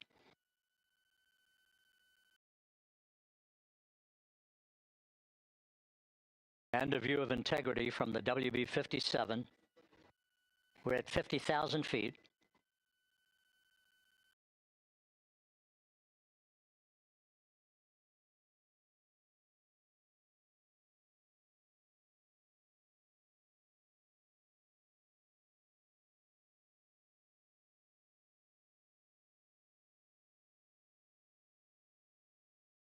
The pyros are armed for forward bay cover jettison.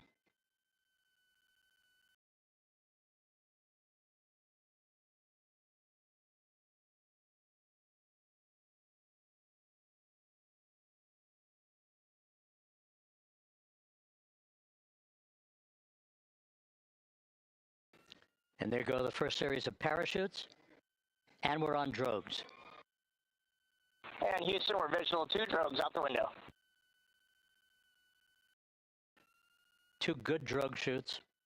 Next up. We copy, we see them. Next up, the deployment of pilot parachutes that will pull the main chutes out. Time to splashdown 3 minutes and 10 seconds.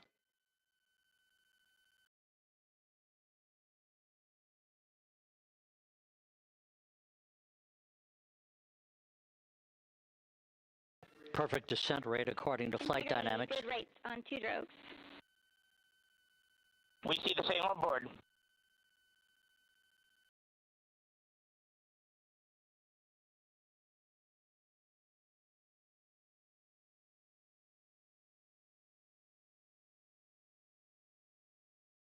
Passing through 10,000 feet, still on drogues.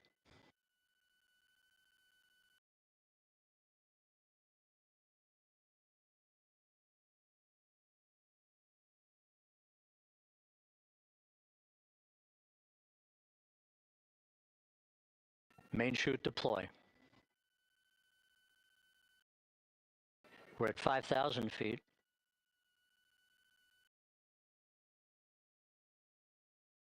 Search and recovery beacon has been activated on integrity. And we have 3 good main chutes. Good 3 main chutes, good reefing, good descent rate. Good rates, and we see 3 good-looking parachutes.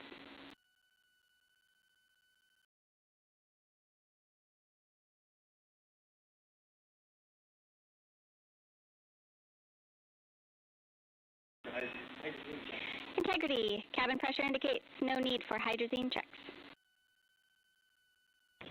Integrity copies. This is a perfect descent for integrity. Its crew sounding hale and hearty on board. Time to splashdown 1 minute, 15 seconds.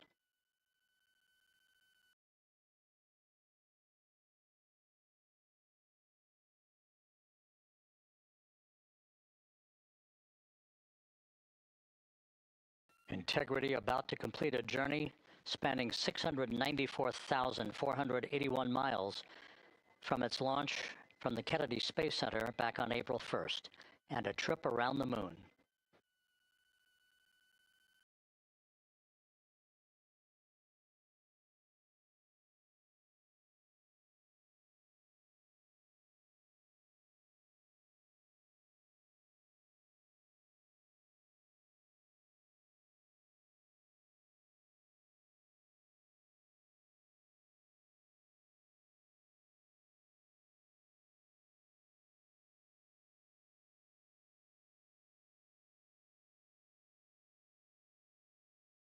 Passing through 1,000 feet.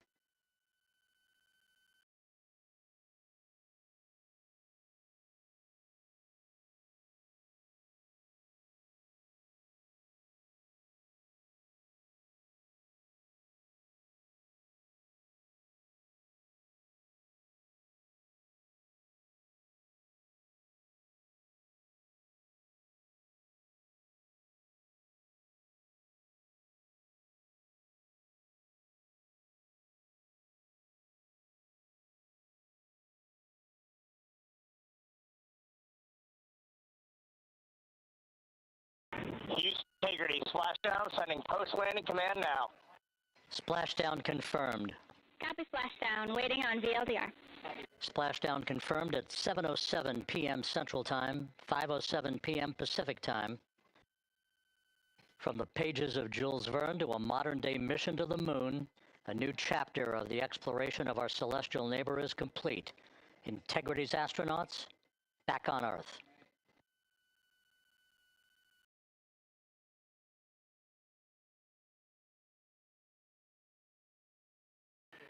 And the landing and support officer reports the vehicle is stable 1. We still will be deploying the crew module uprighting system to maintain that orientation. A perfect bullseye splashdown for Integrity and its 4 astronauts.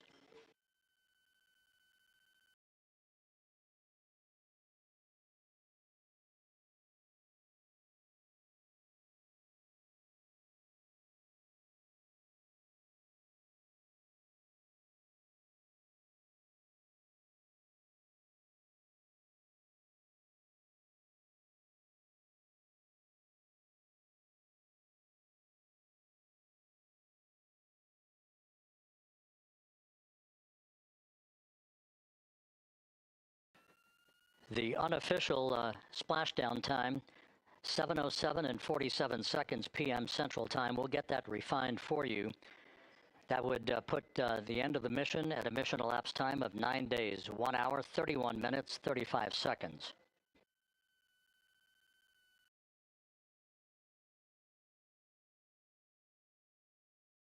And we're configuring for very low data rate.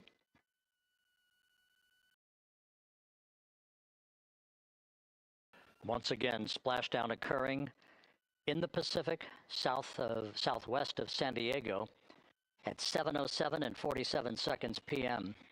Integrity Houston, comm check on VLDR.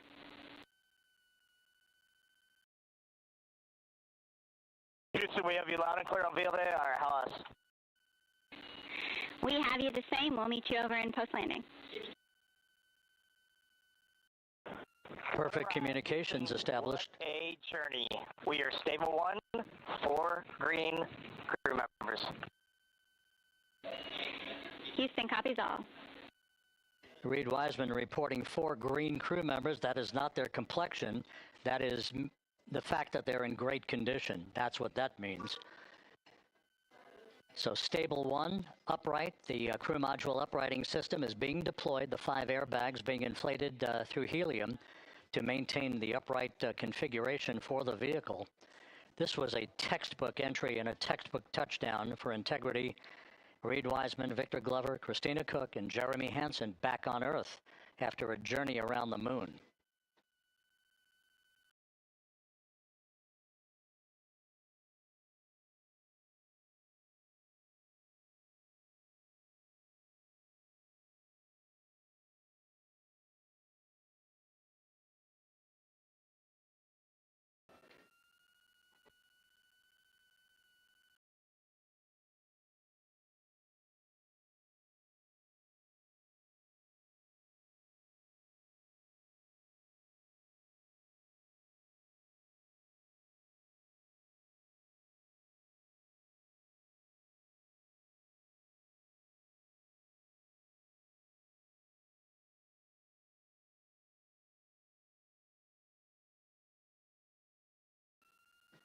We continue to monitor the functioning of the CMOOS system. The airbags are being inflated to maintain a stable 1 or upright configuration. And there's a good view from one of the naval helicopters hovering overhead. Reid Wiseman reporting 4 green crew members, meaning they're all in excellent shape.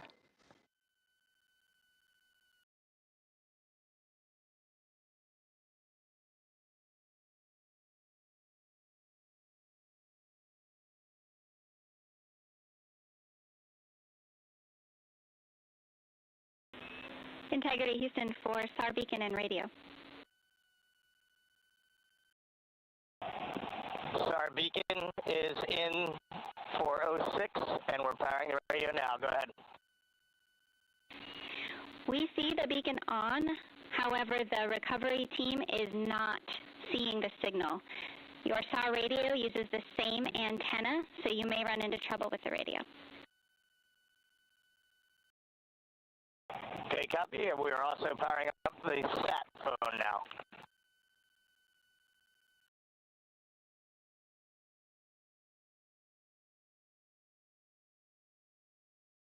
So integrity is in great shape, and as the crew continues its post-splashdown timelined activities on board, Reid Wiseman once again reporting that all 4 crew members are in excellent shape.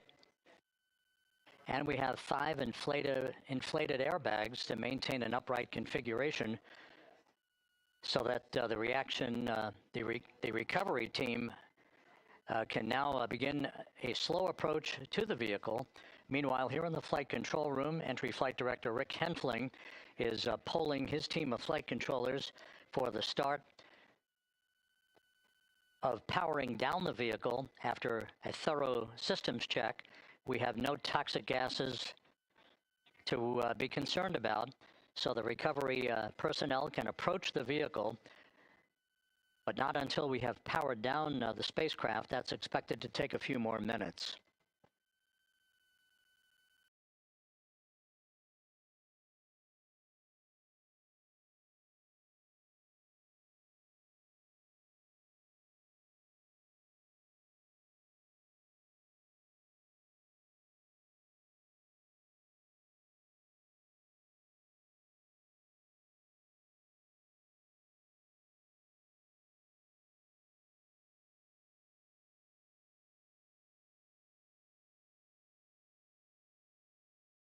Integrity back on Earth, following its historic flyby of the moon.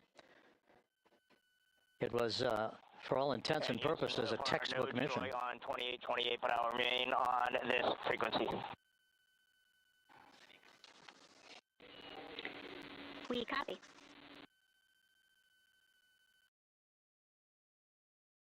Reid Wiseman indicating some trouble with the SARSAT phone on board, but that's not an issue. What is more important is that the vehicle is solid. No issues as we begin the power down of the vehicle to begin the recovery process.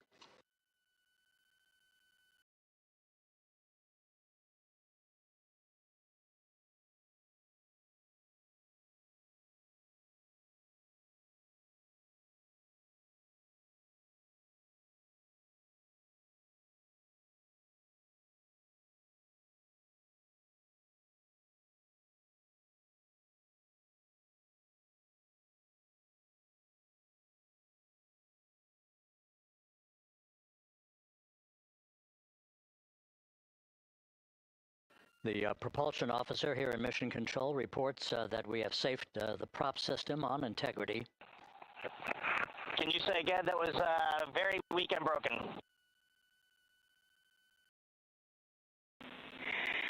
Integrity, Houston did not call.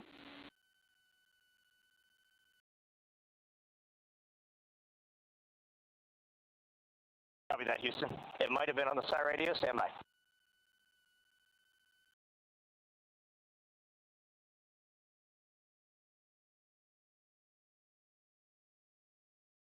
All of the milestones were executed in perfect fashion. Integrity entering the Earth's atmosphere right on time,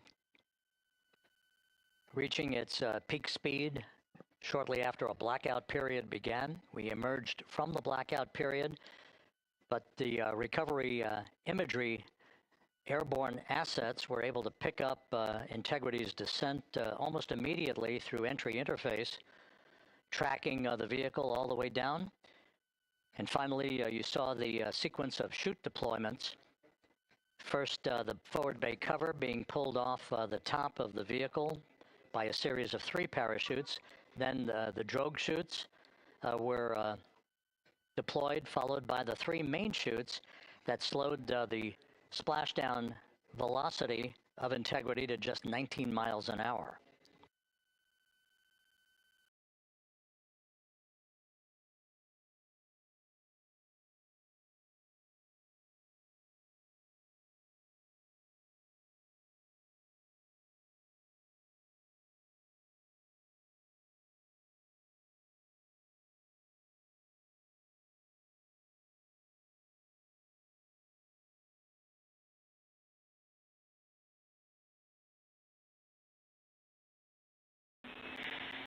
Integrity, Houston, with no joy on SAR and SAT phone, we'd like you to command an additional 15 minutes for a total of 30-minute power down delay.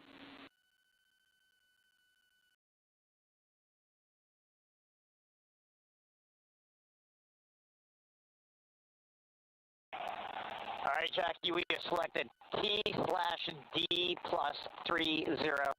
No joy on SAR radio or SAT phone. And stand by, we have the master diver on SAR radio. Please hold comms.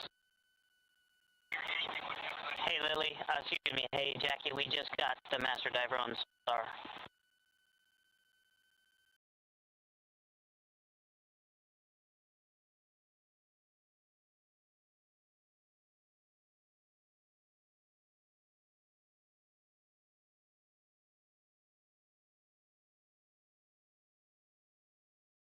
A good view of one of the fast boats. Integrity, Houston, if you are happy with your comm with Master Diver, you can go back to the 15-minute power down. Okay, stand by. Yeah, we'll confirm here in a second.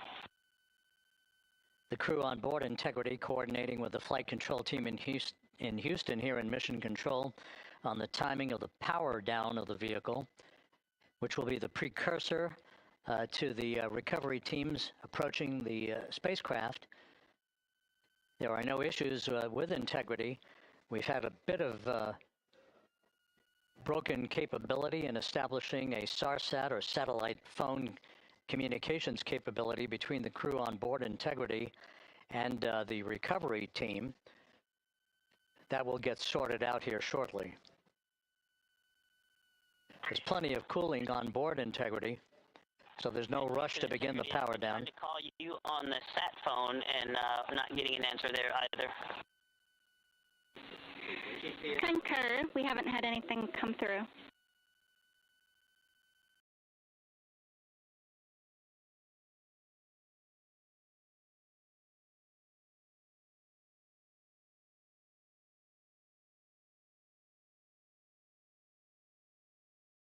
In Houston, if you could relay to recovery that we hear them, but it does not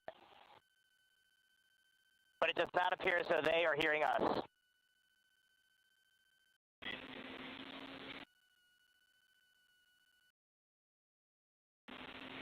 Houston copies, and Reid, just to confirm, you are pushing the PTT on the radio.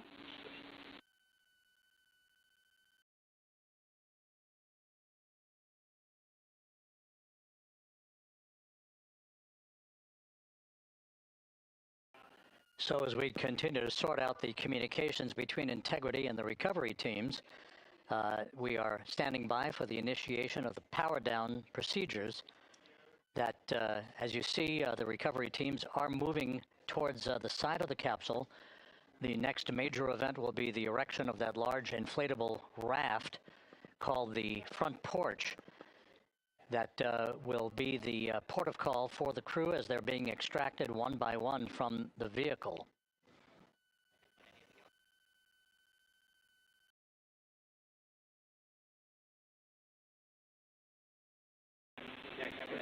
Integrity Houston, for sat phone, we are going to attempt to call you.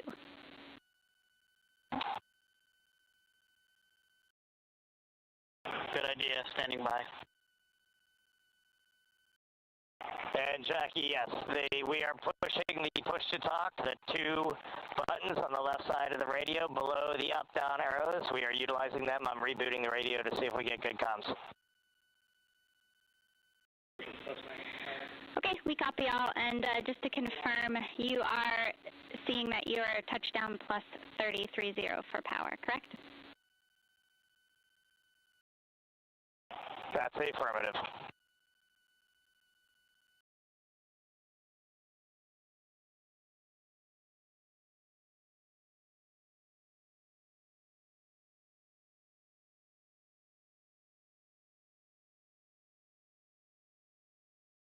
We are trying a backdoor approach to have mission control here call the crew on their satellite phone. This is all part of the coordination for the power down of the vehicle that will initiate the actual recovery operation. The first boats with the Navy divers on board are standing by, waiting to close in on Integrity to begin the process of erecting the large inflatable raft that's called the front porch that will be where the astronauts are extracted from so that they can have a few minutes to get their land legs back before they're hoisted aboard the Navy helicopters for the flight back to the deck of the USS John P. Murtha.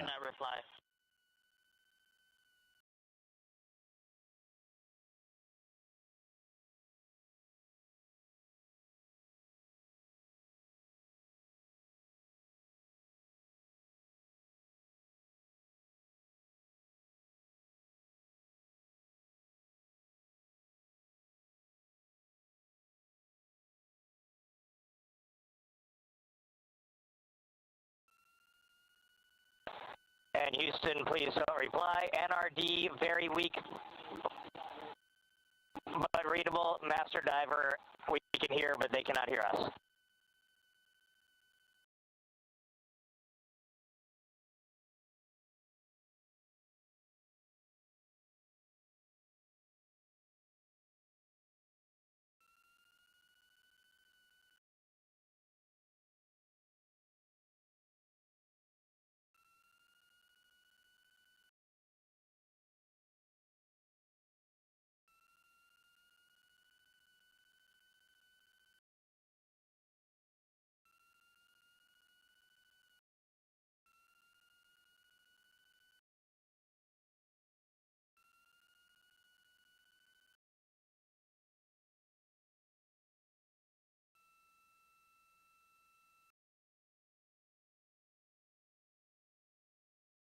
And Houston on OE1, is there any chance to tie us into NRD?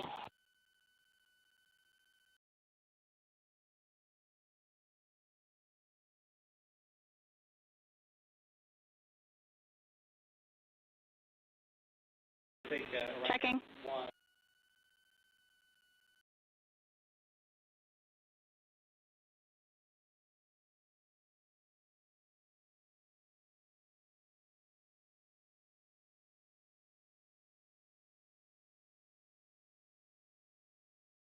This is Mission Control Houston. While we stand by for the establishment of communications between Integrity and the recovery team that is basically standing by very close to the spacecraft, we're going to go to the deck of the USS John P. Murtha, where Megan Cruz is standing by with Administrator Jeremy Hansen.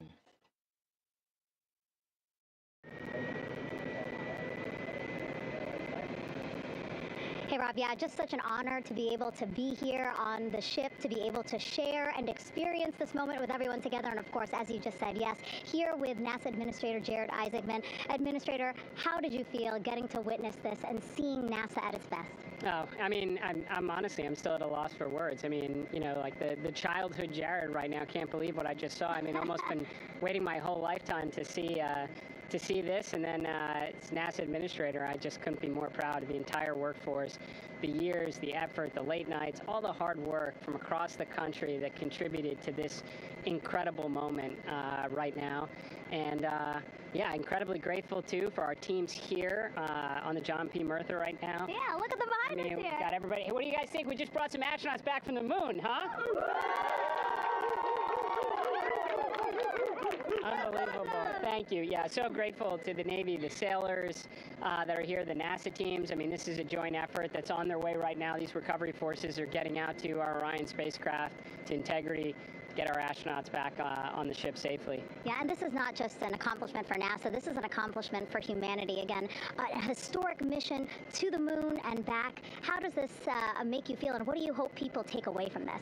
Well, I'll tell you, you know, I think about the crew members that we've all had an opportunity to observe over the last 10 days, right? I mean, they're absolutely professional astronauts. I mean, wonderful communicators, almost poets. But then I think these were the ambassadors from humanity to the stars that we sent out there right now. And I can't imagine a better crew than the Artemis II crew that just completed a perfect mission right now. So yes, it's a huge moment for everybody, right? I mean, we are back in the business of sending astronauts to the moon, bringing them back safely, and to set up for a series more. I mean, this is not a once-in-a-lifetime, which you hear sometimes around here. It's like, this was a once-in-a-lifetime. No, it's not. This is just the beginning. We are going to get back into doing this with frequency, sending missions to the moon until we land on it in 2028 and start building our base. Yeah, are we going to build on the momentum for Artemis III? I mean, it's just around the corner. Absolutely. So, I mean, that's, you know, part of me, too. I can't wait to get the crew off of Integrity right now, but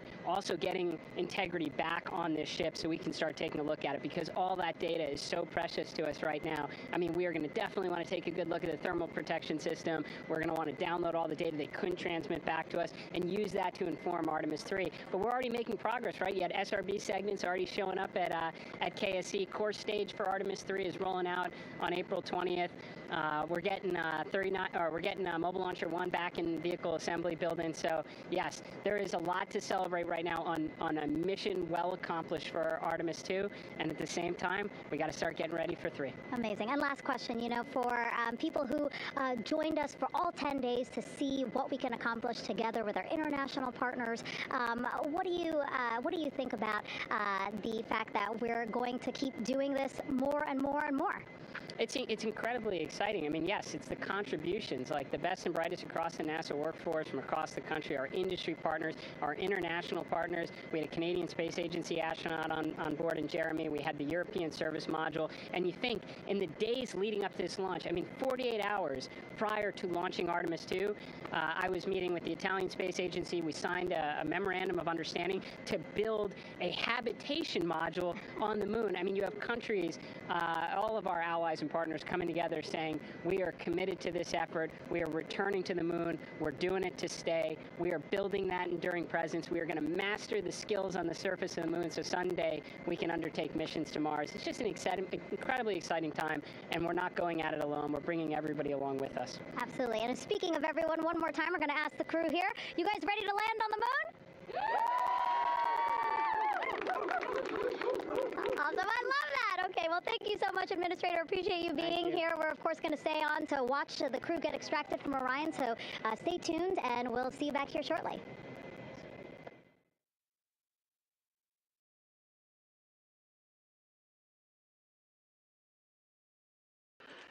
Thank you, Megan, and thank you, Administrator Isaacman.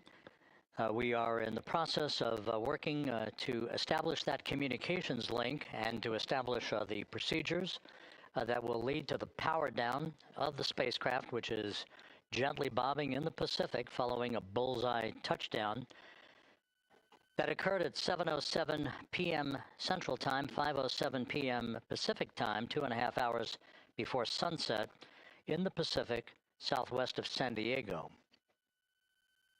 We have once again heard from the crew during that interview opportunity with the administrator, and we have 4 healthy crew members on board.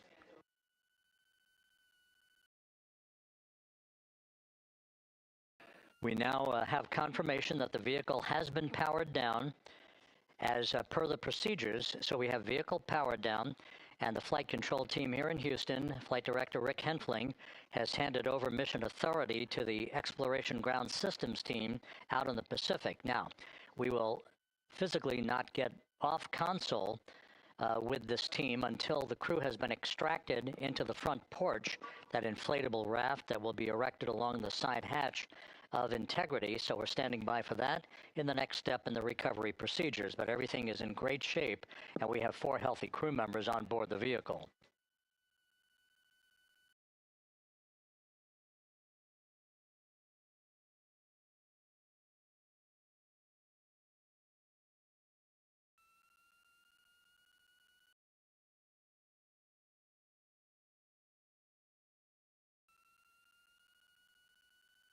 All of the entry events went by the book, no issues, perfect trajectory for Integrity that was culminated with one final raise burn to improve the angle of attack for the vehicle as it entered the Earth's atmosphere. All of that flight dynamics computation worked like a charm.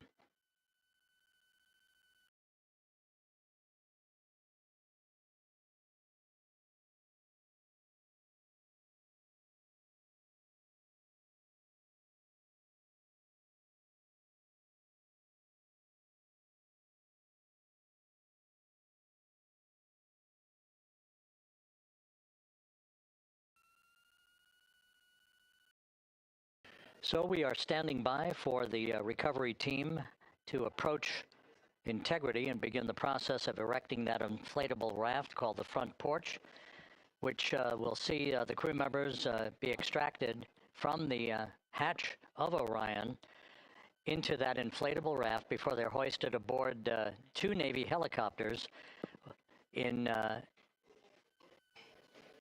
variety of different configurations. Each crew member will be hoisted in sequential fashion, in alternating fashion, 2 crew members for each helicopter before they turn around to head back to the John P. Murtha. Once on the deck of the ship, they'll be brought into medical bay for comprehensive medical exams.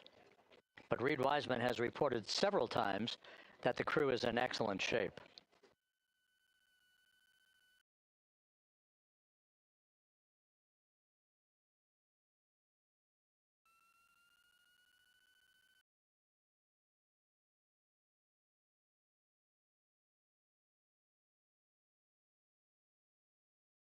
So just to recap, it has been some 26.5 minutes since the splashdown of Integrity in the Pacific. The vehicle is in excellent shape. It performed like a champ all the way down through the Earth's atmosphere. All of the vehicle functions were checked off in excellent trip hammer fashion. The parachutes all deployed as planned. splashdown occurring at 7:07 p.m. Central Time, 5:07 p.m. Pacific Time.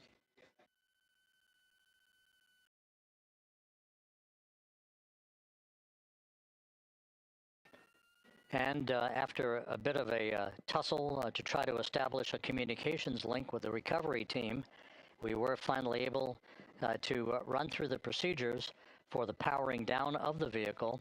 We've handed over mission authority to the Exploration Ground Systems folks out in the Pacific, and the recovery team will be approaching the vehicle shortly to erect the inflatable raft called the front porch before opening the hatch to integrity to bring the crew members onto that raft before they're hoisted onto two Navy helicopters, two crew members for each helicopter, before they're flown back to the deck of the USS John P. Murtha.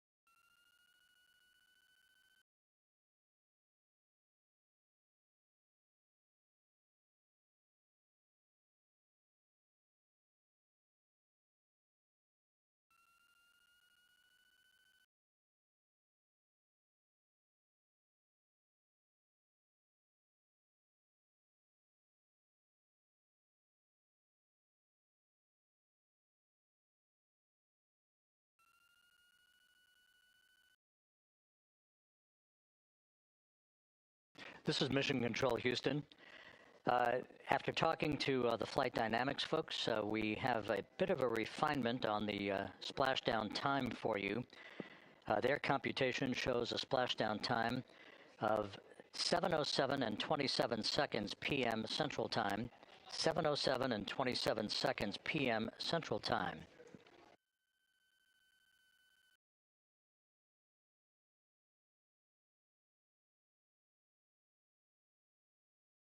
That would equate to a mission elapsed time of 9 days, 1 hour, 32 minutes, and 15 seconds.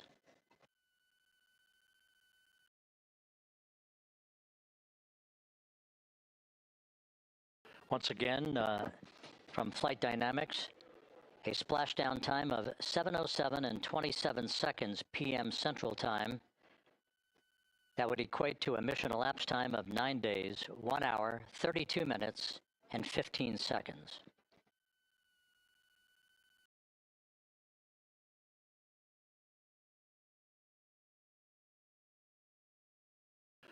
Reports from the Pacific indicate that the recovery team, in communications with the crew aboard Integrity, that the crew remains in excellent shape as they await the approach of the team for a final hazard gas evaluation before they move to the side of the vehicle to erect the inflatable life raft called the front porch.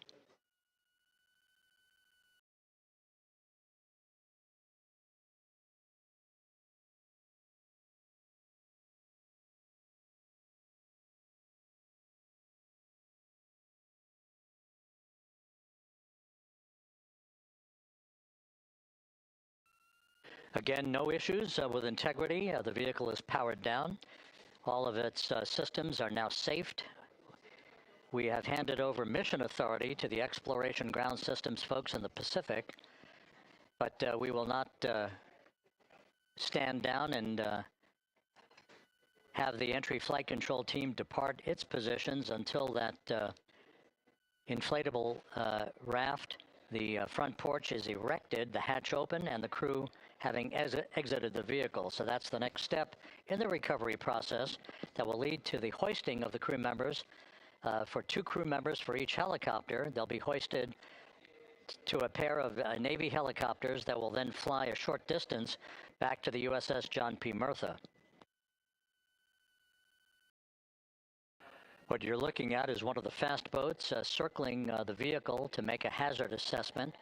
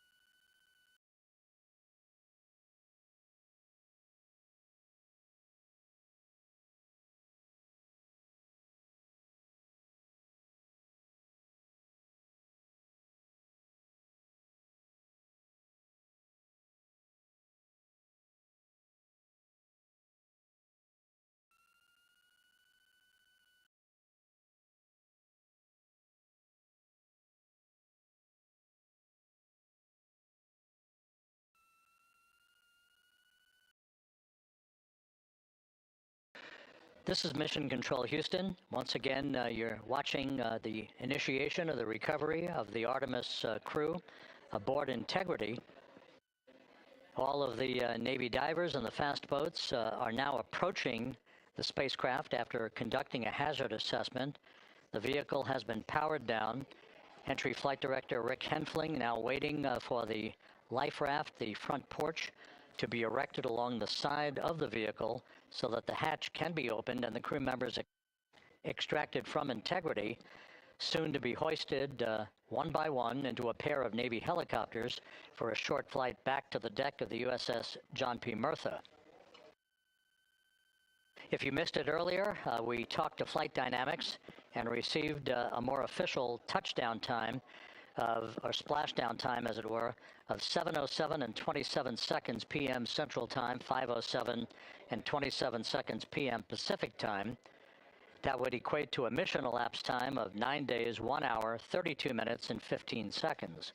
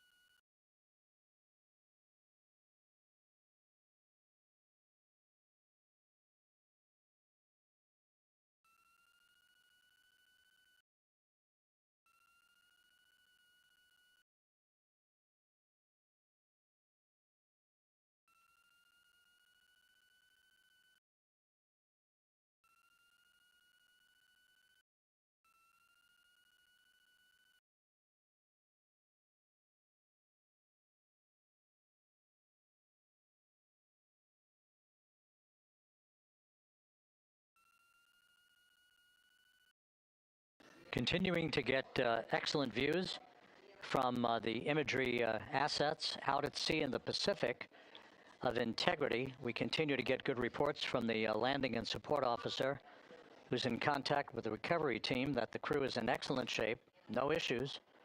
They're just currently biding their time, waiting for the front porch to be erected. We have no hazardous hazard gases and no hazardous situation with the vehicle. It performed perfectly all the way down from entry interface to its splashdown in the Pacific at 7:07 and 27 seconds p.m. Central Time. And as you can see, the first phalanx of recovery personnel now pulling up alongside of Integrity.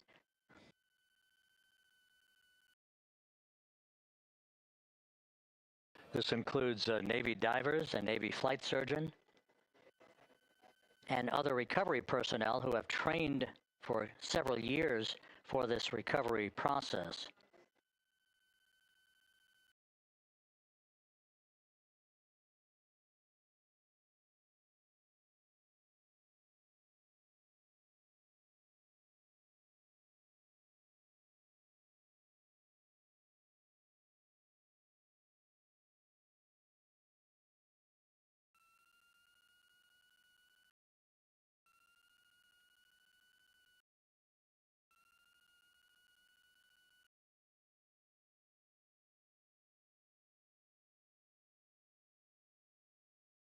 At this hour, some 41 minutes following splashdown, The vehicle has been powered down. There's no hazardous gas emanating from the vehicle. That's why the first team of recovery personnel has been able to pull alongside Integrity.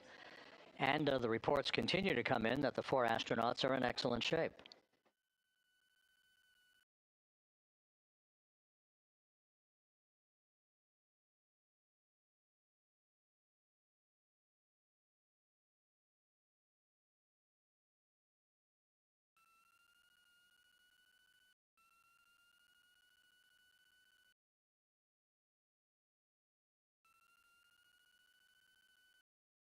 Yes.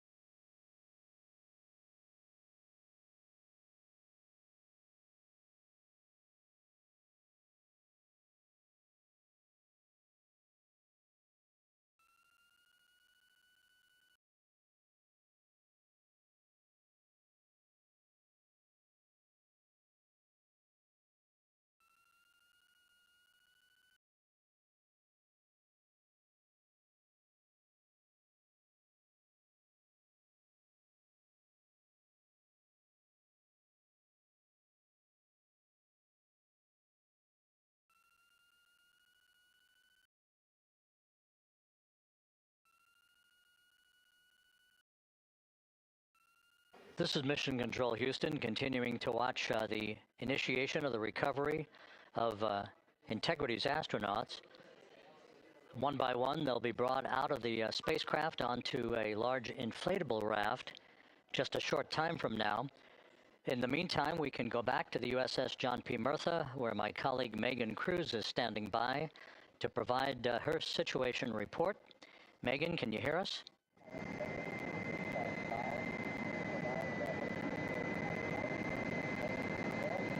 Hey, Rob. Yes, I can hear you. Thank you. Yeah, we're back here on the bow of the recovery ship where there are still plenty of people peering out into the water. We are not very far from the action everyone is seeing on their screen now. The Orion spacecraft, Integrity, in the ocean, surrounded by a number of recovery boats.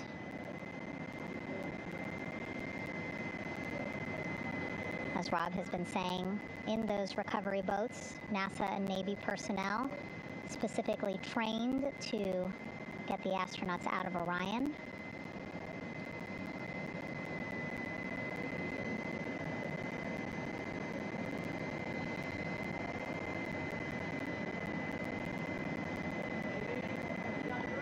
In some of our wide shots, you can probably see that there are 6 boats out in the water.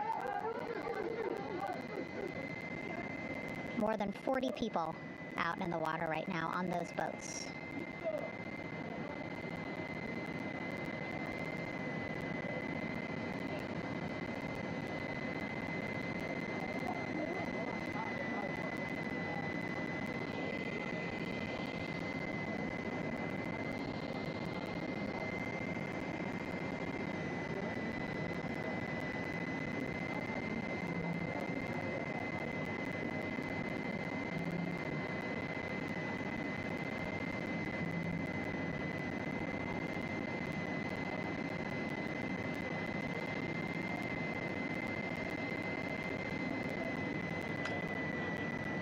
First order of business is to set up the front porch and the stabilization collar. You might also hear it referred to as a stab collar. Basically just to make sure that Orion stays upright, doesn't sway in the water too much, again, to make it easier for recovery forces to get the astronauts out.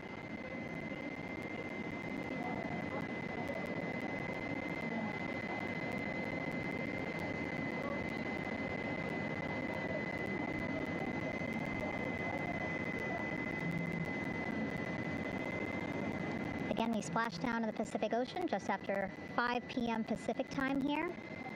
It's a requirement by NASA to be able to get the crew out of Orion within 2 hours of splashdown. So doing great on time so far. Plenty of time. No rush either. You know, I was speaking to NASA flight surgeon Rick Schuring earlier in this broadcast, and he said to me, you know, no rush to get the crew out. Just want to make sure that they're feeling good, and whenever they're ready to take their step out of Orion and onto that large raft, the front porch, folks will be ready.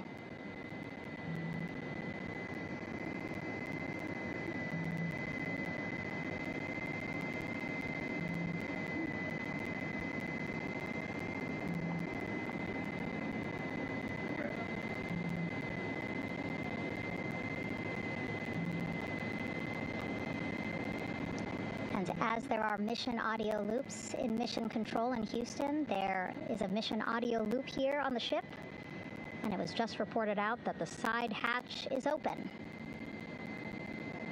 Side hatch of integrity is open. You're getting these beautiful shots from our aerial assets. The ship itself, where I'm on, just 3,000 yards away. Again, plenty of people on the boat here, glued to the side closest to where they can see all this action. And again, with just 3,000 yards separating us, great views from the bow here. You can see now that side hatch is open.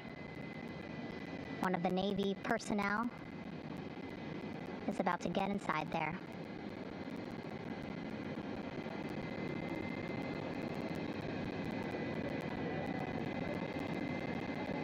In they go. In total, 4 will go into Orion. So it'll be a little bit of a tight squeeze, but the goal is to have a recovery personnel with each astronaut assessing them.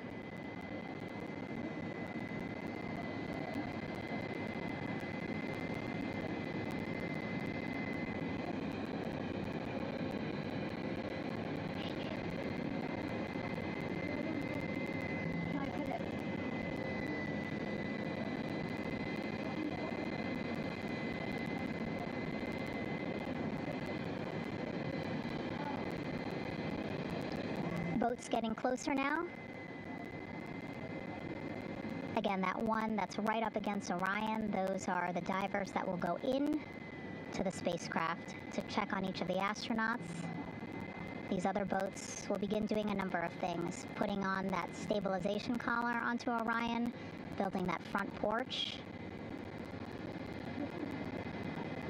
Eventually, they will retrieve the parachutes, as well as tow Orion back to the well deck of the recovery ship here.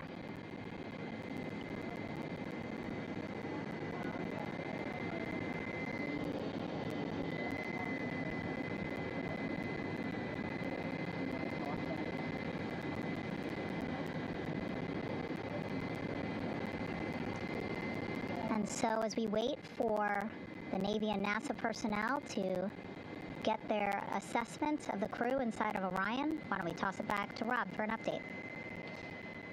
Yeah, thank you, Megan. Here in Mission Control, Flight Director Rick Henfling and the entry team of flight controllers still on duty. The vehicle has been powered down for some time now. There are no hazardous gases emanating from integrity. That, of course, allowed the recovery personnel to approach the vehicle and then open the hatch to begin the initial medical assessment of the crew, as you just indicated.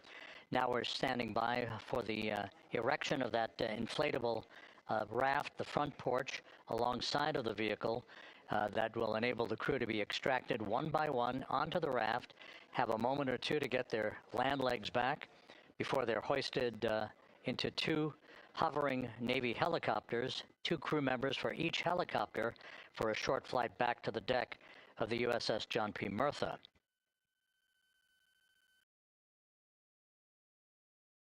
All of Integrity's systems operated flawlessly throughout the course of the approach to the Earth, the entry into the Earth's atmosphere, and all of the key milestones that followed in this high-speed return to Earth for integrity.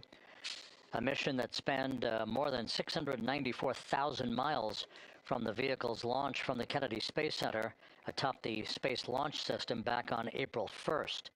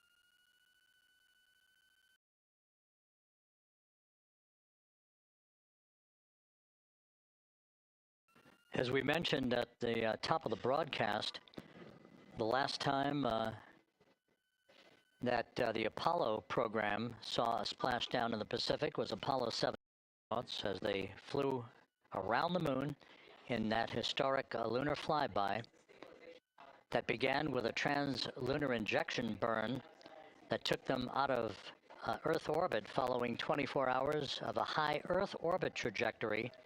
The high Earth orbit trajectory enabled flight controllers here to have a full 24 hours to evaluate the systems on integrity and the condition of the crew before they would commit to flying to the moon.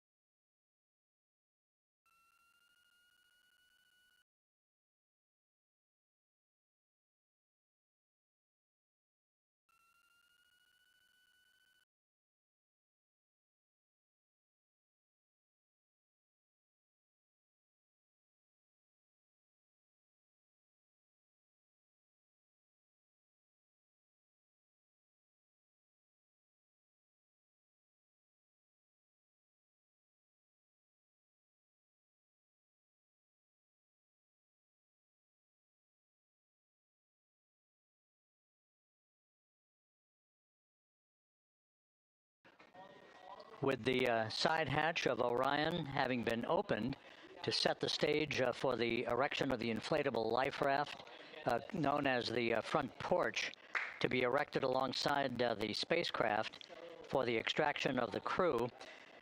Let's play for you an interview that my colleague Megan Cruz conducted on the USS John P. Murtha with Navy diver First Class David McMahon that explains how this process is unfolding. Okay, Davey, so you and some of your team, one last look over of the stabilization collar, correct? That's right. Okay, so what is this stabilization collar? This is what's going to stabilize the capsule out there in the ocean. We don't know how good the weather or the waves will be that day, so this will help prevent any unnecessary occurrences from happening, stabilizing the capsule and the astronauts inside. So basically this is a float that will go around Orion. I'm assuming that what they're doing right now, these are the lines that will attach the collar onto Orion? That is correct. And so what are they doing here? So we've got the lower line that will secure the inflation device before we inflate it. That gives us the go-ahead that it's secure in space, and then we'll inflate it, and then once that is done, we'll undo all the carabiners and get this orange line on top tied in the same fashion, and then this will be secured to the capsule, and the astronauts can safely take their first steps out of the capsule onto the front porch. Okay, and how long will it take them to set up the stabilization collar? We should definitely be able to handle this in under 10 minutes. Okay, wow. And then you just mentioned the front porch. So basically, after they set up this stabilization collar, then they set up what's called the front porch here. That's correct. Okay, and what's the front porch? Front porch is basically a bigger waiting room for the astronauts to sit in while we wait for the helicopters to show up and grab them. Okay, so the medical team that was inside with the crew, they're going to help them out and onto the front porch? That is correct. And then what happens here? We have hired trained medical personnel also on board the front porch that will give them lookovers and just make sure they're okay while we wait for the helicopters to show up. Okay. How does it feel, I mean, your team, you, to be part of a mission that's returning astronauts from the moon in more than 50 years? We all feel extremely honored to be a part of this, as well as a bigger mission for the Navy and joining up with NASA to do great things. And do you feel like you and your team are ready? Yes, very ready. Cool. All right, thank you so much. Thank you.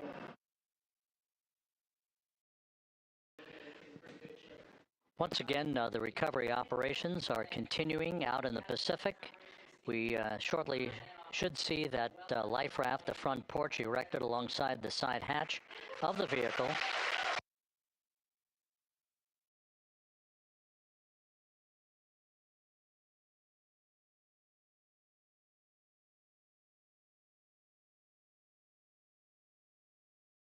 A number of flight controllers have come into the flight control room to receive congratulations from Entry Flight Director Rick Henfling, but we're going to stick with our operations out in the Pacific as we await the extraction of the 4 crew members who are reported to be in excellent condition.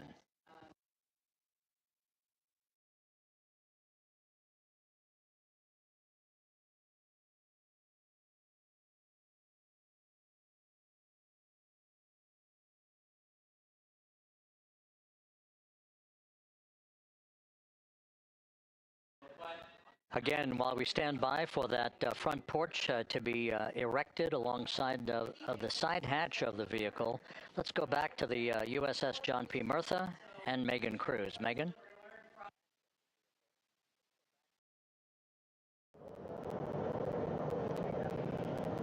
Hey, Rob. Pausing now to listen to some internal audio loops. Again, the operations team here on the ship communicating with everyone out on the water. It seems like currents are hindering them a little bit from unfurling and inflating the stabilization collar as well as the front porch. But again, the requirement to get the crew out within 2 hours of splashdown, plenty of time. So no concerns just yet. But as calm as the water looks, yeah, it looks like it's hindering the teams just a tad.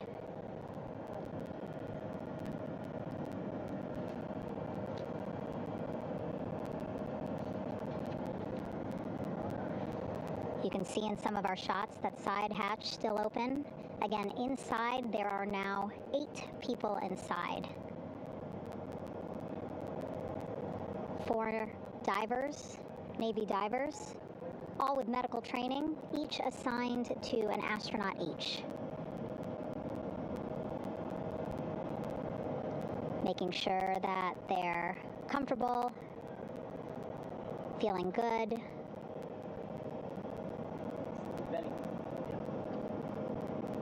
As you've heard us say in the broadcast, you know, they expect a little bit of discomfort. Again, these astronauts just traveled back to Earth at 25,000 miles an hour, a nearly 695,000 mile journey around the moon. If you think you get carsick.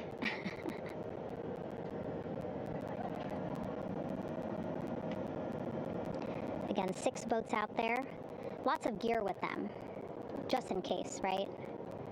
As we said, the crew reported feeling great, but again, all those folks out there in case they weren't, right? NASA is all about making sure we think about every situation that can happen, and so of course wanted to be ready in case any of our astronauts needed more medical attention while out there in the water.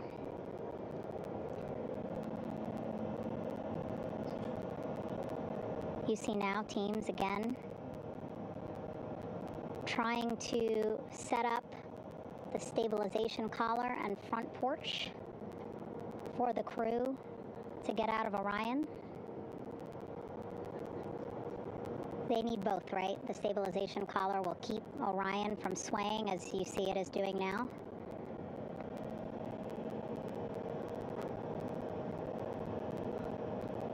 And then they will connect the front porch to the stabilization collar so that the crew can take 2 steps and they will be in the front porch.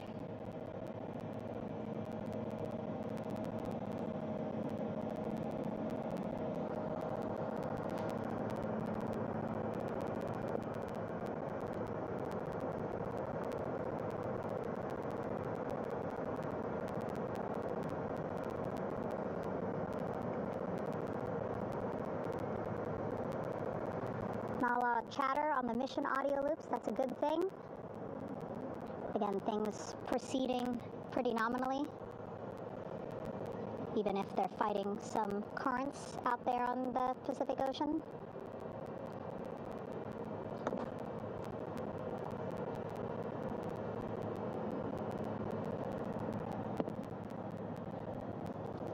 Again, the goal, setting up the stabilization collar and the front porch so that the crew can rest comfortably in the front porch, get placed into harnesses so that 2 helicopters can lift them off the front porch and onto the USS John Murtha here.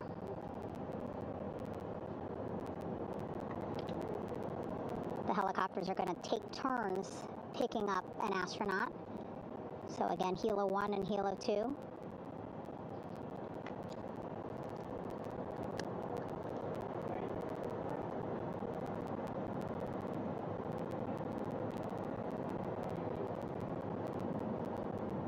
Okay, and the recovery team here on the ship just got a report from the undersea medical officer who is inside the capsule with the crew.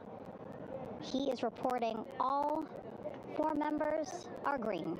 All of our 4 astronauts, Reid, Victor, Christina, Jeremy, green, meaning they're feeling great, not the complexion of their skin. They are feeling great, happy to be home, and ready to be extracted as soon as possible.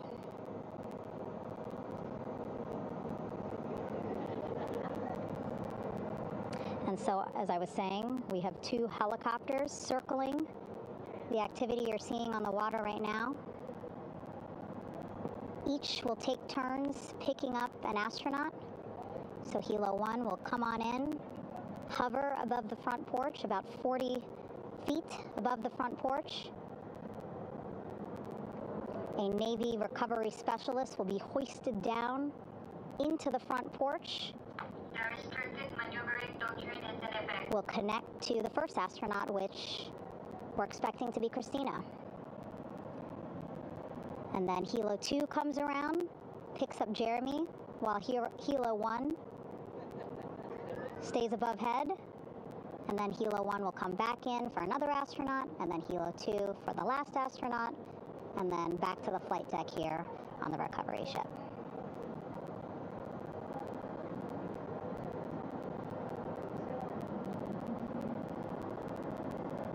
I was talking to Assistant Artemis Recovery Director Paul Sierpinski. He said helos are a much quicker, safer way to get on board. They did actually consider boats, but then if you think about it, longer time, the crew would have to move through more of the ship. This way the helos will give a more direct, quicker route to the medical bay for our 4 astronauts.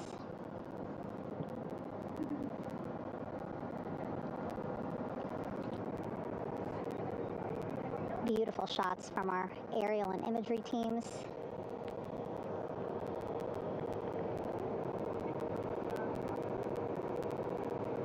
Clouds have dissipated for a clear view from the bow of the recovery ship here.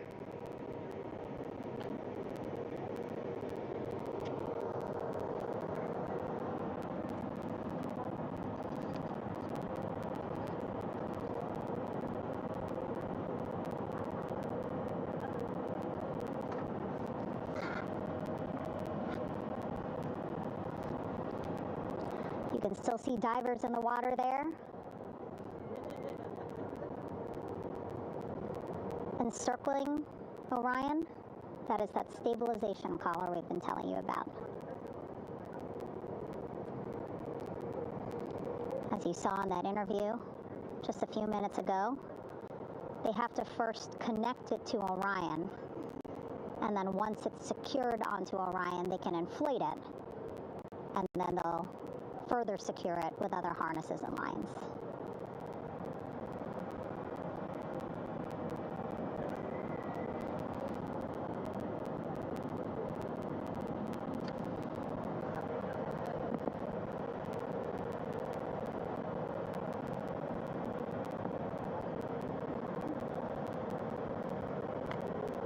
About an hour and 10 minutes since splashdown in the Pacific Ocean here.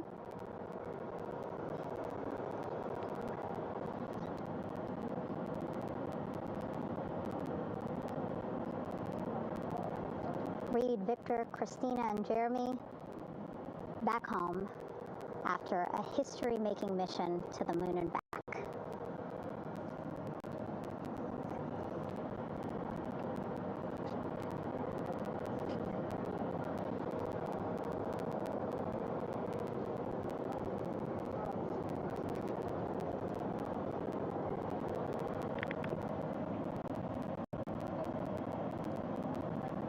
If you missed what we said just a couple of minutes ago, the undersea medical officer inside with the crew in Orion, reporting all 4 crew members feeling great.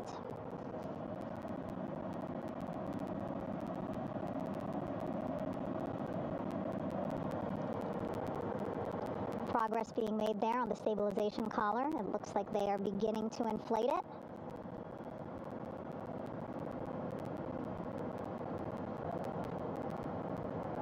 And it looks like they're starting to unfold the front porch in order to get that into the water here shortly and inflate that as well.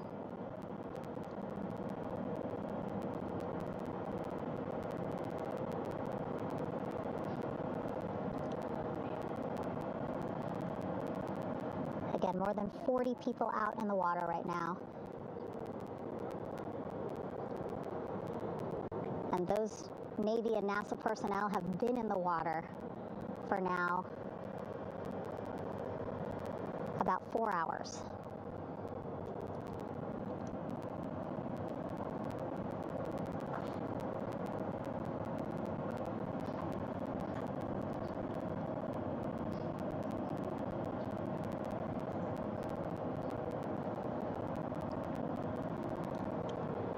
The reason why they had to get out so early is just to stage everything. And actually here on the ship, when there are flight operations happening, you can't have anything else, right? Just because the flight deck can be a dangerous place, so they just want to focus on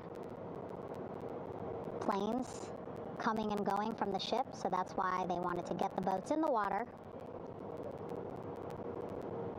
to make sure that they have all the time they needed for the flight ops.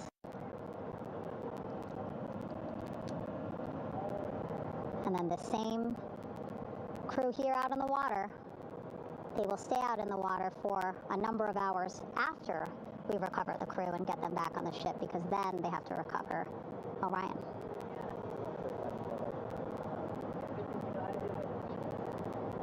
All right, that stabilization collar looking good around Orion. We're now seeing some recovery personnel getting on to that collar. Again, they need to further attach it to Orion to make sure that it can really prop up the spacecraft. It's basically lifting it up off of the water just a tad. Again, so it's not so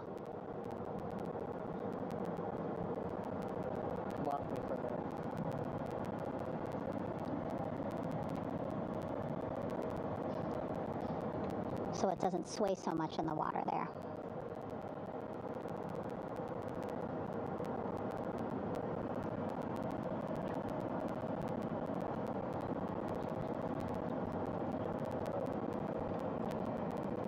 And now that front porch looks like it's nearly fully inflated as well. You can see a much larger surface area.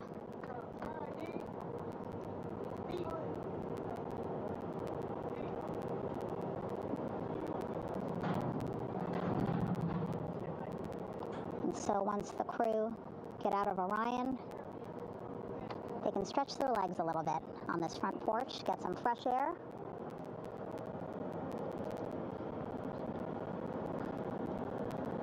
And enjoy this beautiful day here on their home planet.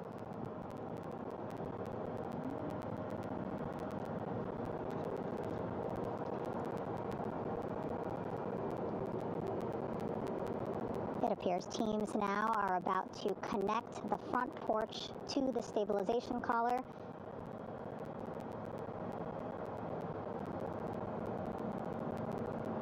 And at that point, when both are secure, we should soon see astronauts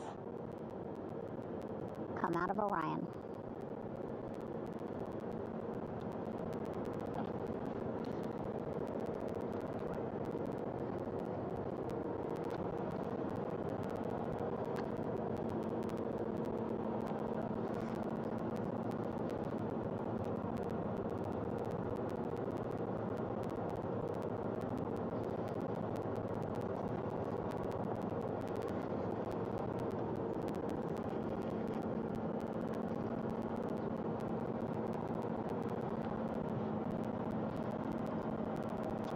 All these views you see also being fed to the Landing Force Operations Center here on the ship. Of course, it is very important for our recovery teams leading the mission to have all the views that you're seeing as well. Again, listening to their communication loop here on the ship. Very quiet, which is a good thing. It means things are going pretty nominally, meaning as expected.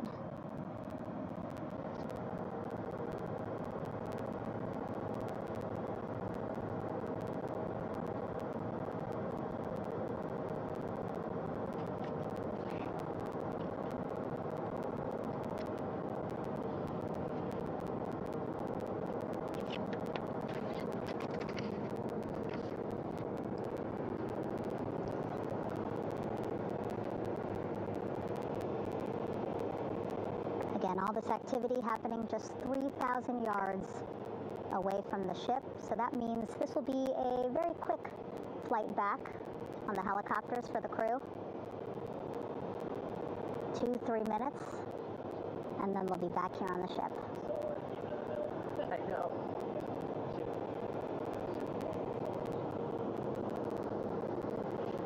Okay, saw a thumbs up from one of the personnel on the front porch. It looks like they are now getting ready to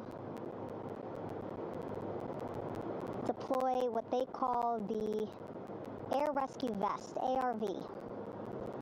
And so this is the harness that each crew member will get into in order to be hoisted into the helicopters. Again, those helicopters hovering just about 40 feet above the front porch when they're ready to pick up each crew member.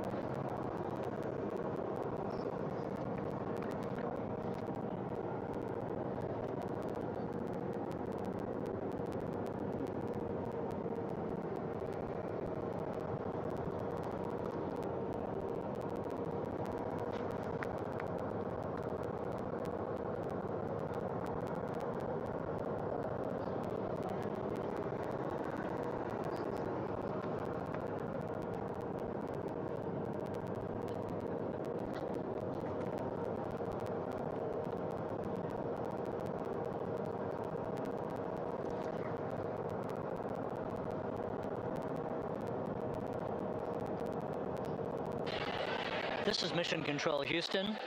Behind me, a fairly raucous scene as hundreds of flight controllers have poured into the flight control room here.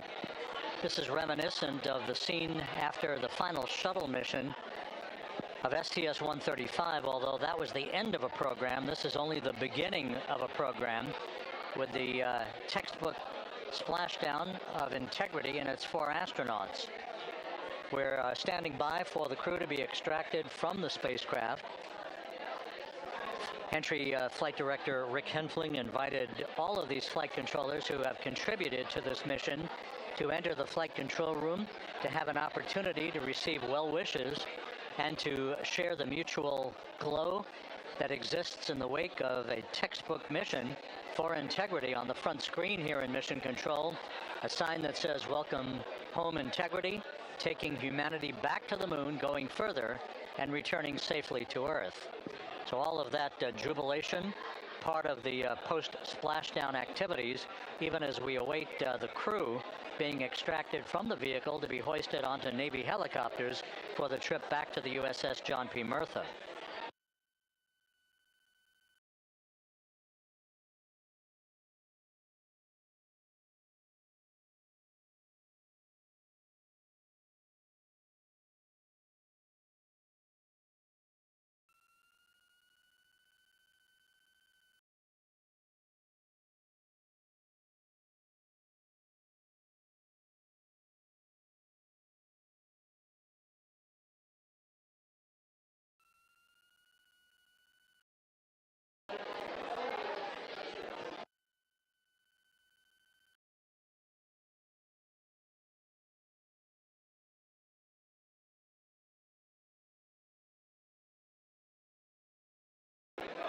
Once again here in Mission Control, this view of the Artemis flight control room, known as the White Flight Control Room. This is the old shuttle flight control room, and now is the home of Artemis missions to the moon and beyond.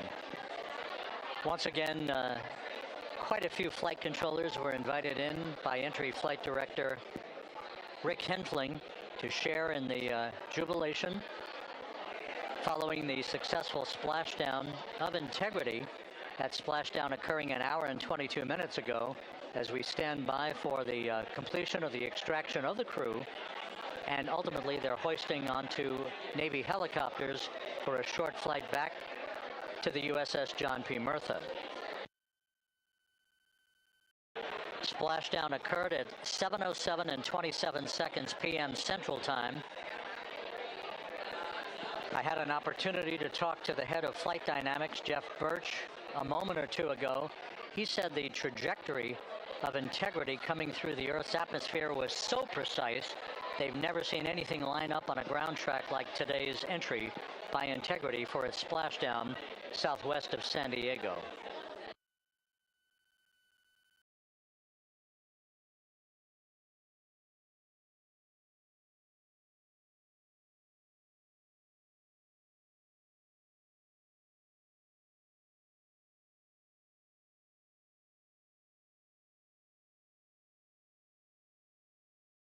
And the initial, you can hear it.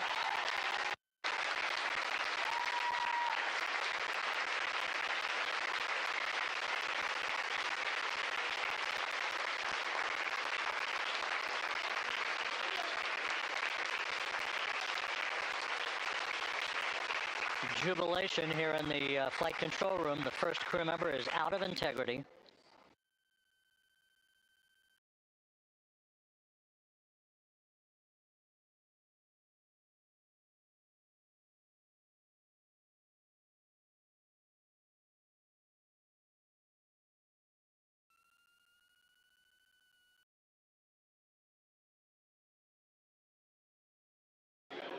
We are expecting the other crew members momentarily to be extracted.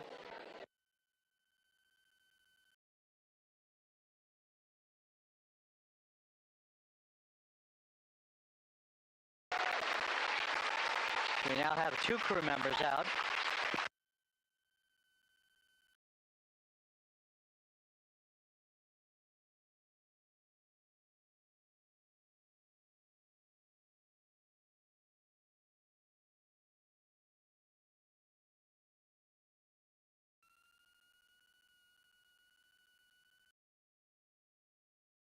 Two crew members out, 2 to go.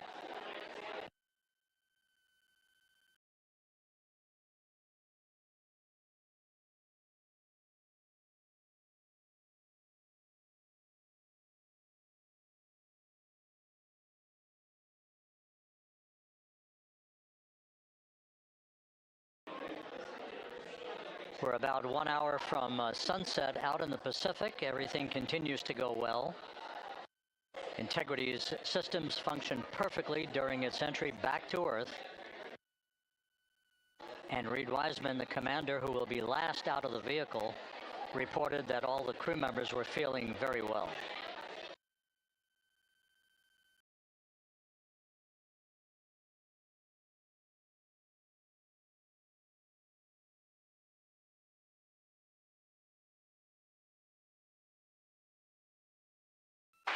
Crew member number 3 now out.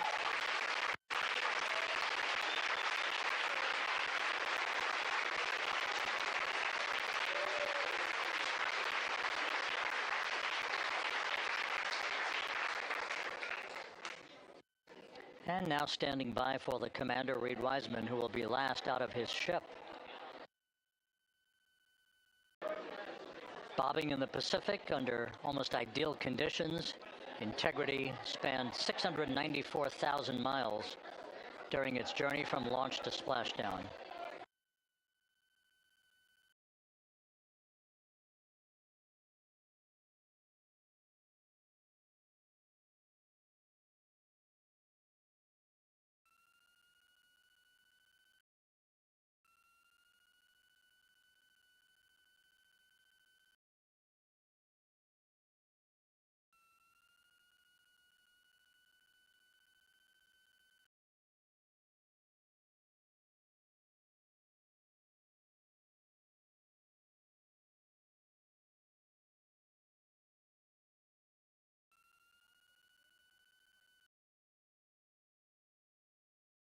And we now have Reid Wiseman out of the vehicle, all 4 crew members now out of Integrity.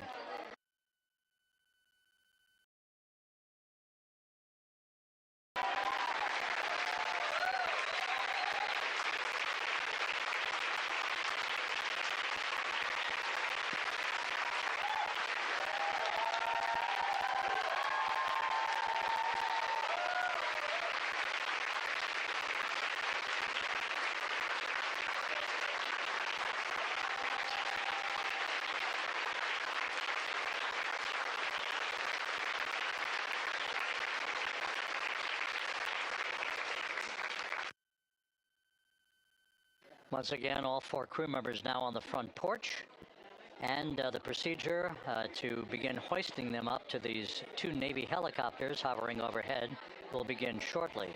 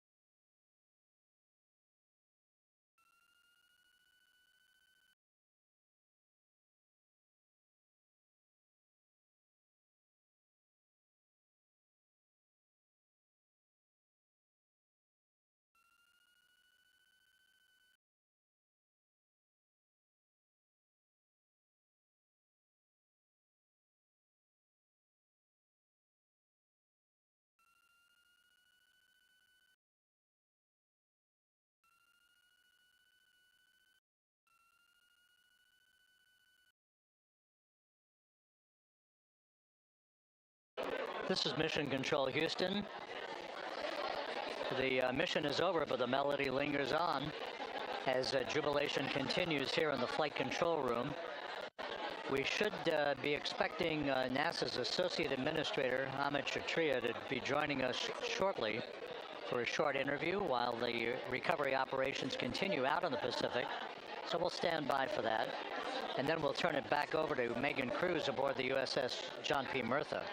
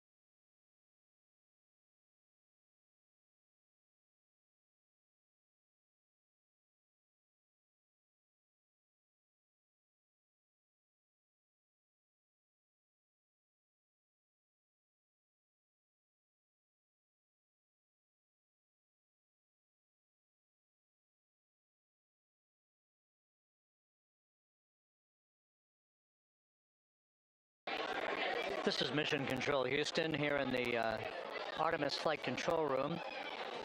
A number of flight controllers basking in the glory of the successful end of this mission that carried 4 astronauts around the moon on a lunar flyby, and the first test flight of Orion with crew members on board.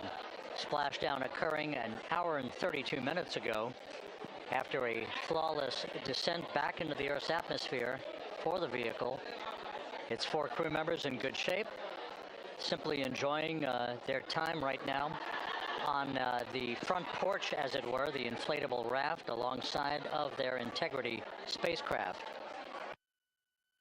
We're expecting Amit Kshatriya, the NASA Associate Administrator, to join us here momentarily for a brief interview before we turn it back over to Megan Cruz aboard the USS John P. Murtha, the recovery ship.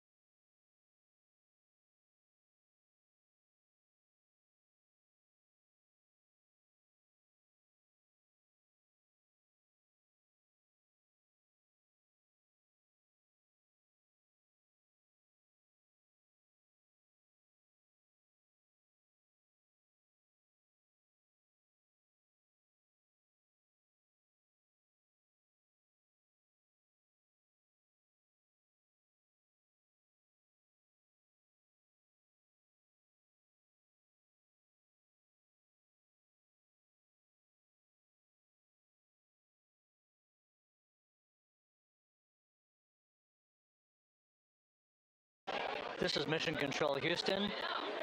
We're about an hour and 34 minutes since the textbook splashdown of integrity in the Pacific to bring home our astronauts.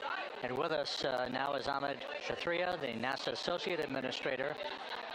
Amit, a little bit of history made tonight, a little bit of history made over the past few weeks.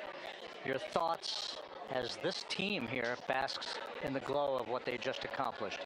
Yeah, Rob, we're here in the control center, and it's kind of overrun with jubilant folks in the Mission Control Houston, as well as engineering, and folks that just want to be here, part of it, as we watched our crew get extracted from the vehicle. And, you know, my thought is always, always, always about these teams, the team that's in the water right now, pulling the crew out, the team here in Houston that worked so hard over the last 10 days, no sleep to get this done.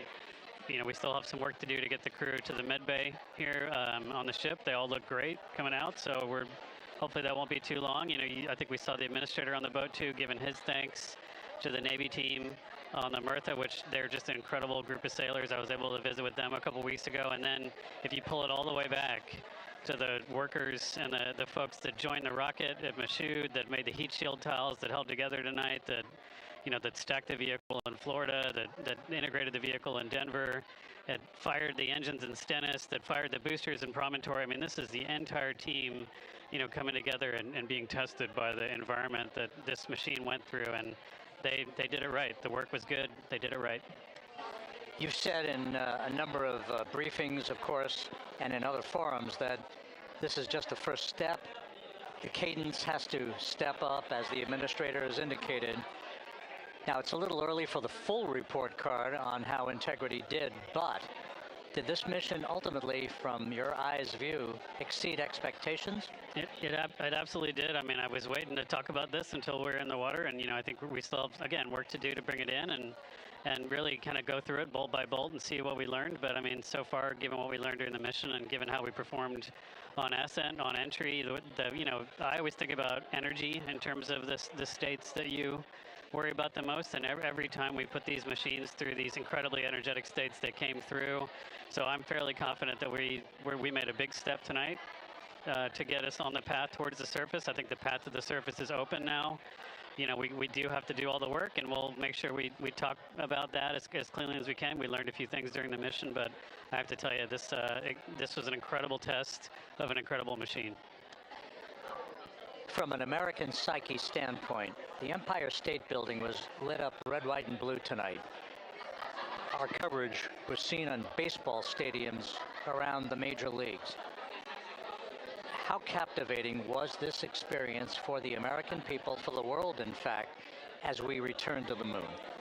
You know, I've not been able to watch a lot of the coverage as we've progressed through the mission. I will tell you, just, you know, from my witness in Florida before launch, and then seeing the people's faces here, and then, you know, reading where I can about how things are going. I think this has been a gift to the world from NASA. NASA has given the world a gift, proving to folks all over the place, especially young people, and that to me is what this is really about. Young people, when they see what we can do when we work together, when we have teams that collaborate, that, you know, it doesn't matter how hard the problems are, we can solve them. I'm hopeful that Artemis II, as folks witness what we were able to do with this incredible crew, this incredible team that we've birthed into the world, scientists and engineers and artists that have been inspired by this.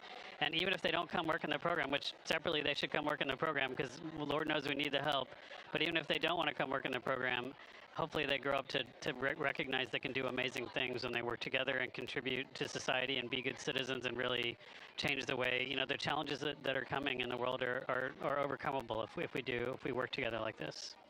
And one final question. You know, flying to the moon, we did it. We've done it again this past week and a half or so.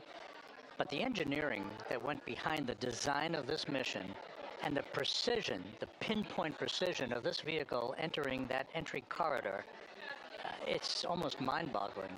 Yeah, it is incredible when you think about the energies involved and the uncertainties involved. That you know, when we inserted the vehicle into orbit, it was 99.2% down the middle. When we dropped the vehicle right on top of the fleet here, you know, our guys knew exactly where to go, but the guidance was perfect. You know, and it's interesting. I've got this question a lot over the last few weeks about, you know, we did this before 53 years ago, and you know that. I mean, it is a reasonable thing to contemplate, like what's gone on since then. And what I'd tell you is, you know, when we did Apollo, which again, the more we learn about what they did, the more magical it seems what they were able to accomplish given the technology and the learnings that they had. But when we did Apollo, the architects of Apollo, you know, Gilbert, Seaman, von Braun, Mueller, what they really wanted to do, you know, as they were contemplating what it meant to expand our range of action to the lunar surface, what they wanted to do was learn how to live and work in space for a long time. They wanted to do that first before they were confident they could expand their range of action to the moon. Now, of course, the politics of the time and the mission at the time was different, and so they had to go straight to the moon and bring people home. And then after that, the program kind of lost its momentum. But you know, after that, NASA kept moving along those paths, right? So we recognized during Apollo that reusability was going to be important. We spent a lot of money on those machines, and you know, we spent a lot of money on these machines here. Even though, but we recognized that reusability was important, which is why we built a winged space plane called Space Shuttle, and then we used that reusable machine to build a space station. And we learned for 25 years how to live and work in space, and have been able to develop technologies that can enable exploration. So really, what I think is now, 53 years later, we're at the point where the architects of Apollo would have been pleased that we're now ready to actually go back to the moon and go back to stay, because we've learned all the things we needed to learn. There's a lot of people pleased here tonight, and we really thank you for joining us. Amit Kshatriya, NASA's Associate Administrator, as we begin to hoist the crew onto the helicopters to head back to the recovery ship. Thank you very much. Thank you, congratulations, Amit.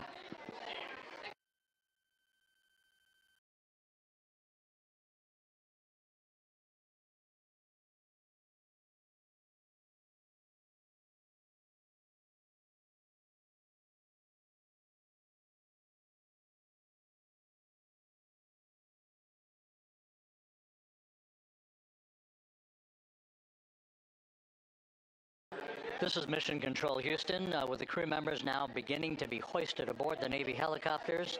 Let's go to Megan Cruz aboard the USS John P. Murtha, who will take it from here.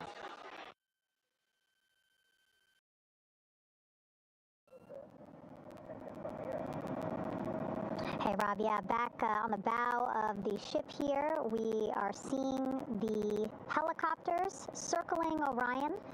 The first one there, having just completed picking up the first astronaut. Helo 2 now, hovering just 40 feet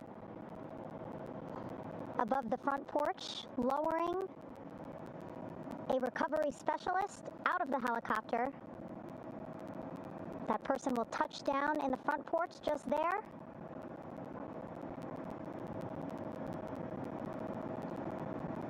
The crew members already outfitted with a harness that will allow them to quickly attach to the hoisting device.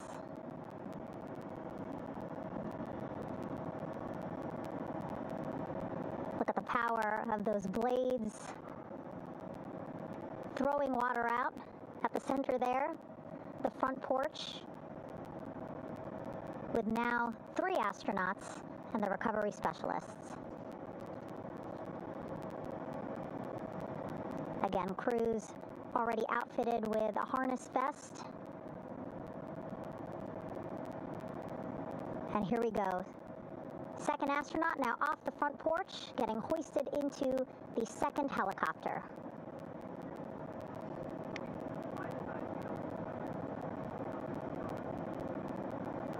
That helicopter will now hover just a distance away to give room for the first helicopter to come back and pick up the third astronaut.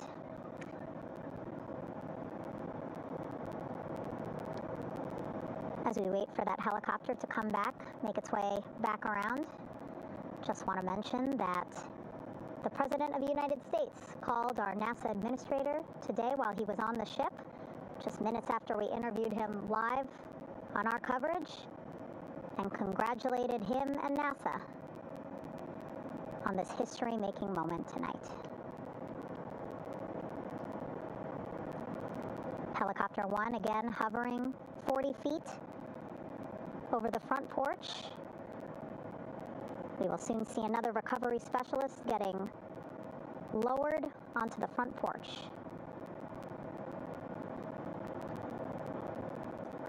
Wow, imagine sitting on that front porch, the wind, the water. But again, the recovery team determined that a helicopter flight back to the ship here would be safer, faster, and more comfortable for our crew who just completed a 10-day mission around the moon. Third astronaut in the air, getting hoisted quickly back into the first helicopter now.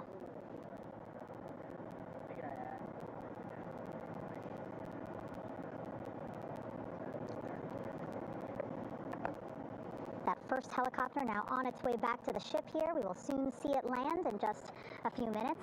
Again, all this action happening just 3,000 yards away from us, so a very quick flight back to the flight deck. And now the only person left on the front porch, Commander Reid Wiseman.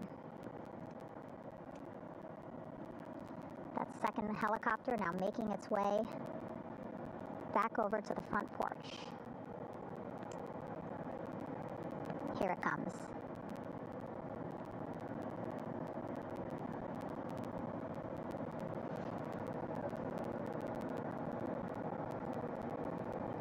Making its final approach here.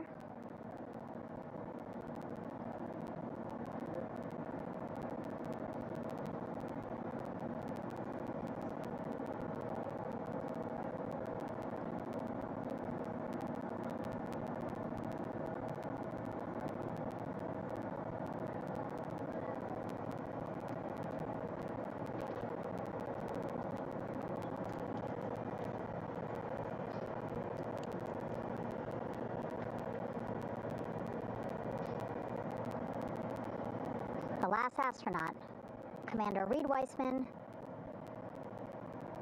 now off the front porch and almost into the second helicopter. Both now on their way back to the ship where we are, the USS John P. Murtha, just west of San Diego in the Pacific Ocean.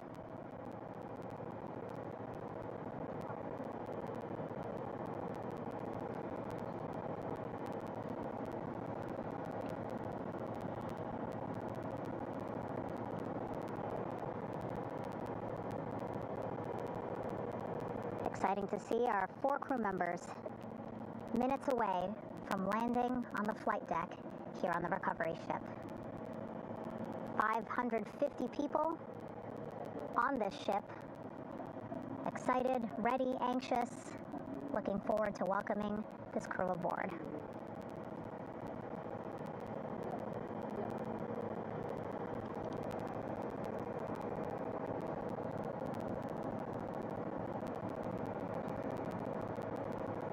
Watching them now with our own eyes. Close to the ship here. Hearing them begin to hover on the flight deck, which is just across from us, here on the bow.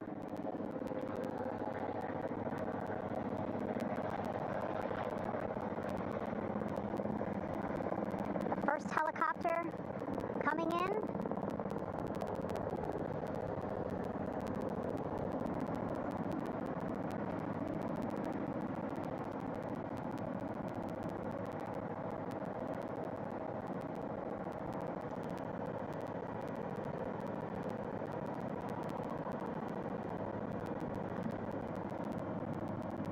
And wheels down. Wheels down of the first helicopter carrying 2 of our Artemis II crew. Pilot Victor Glover and mission specialist Christina Koch.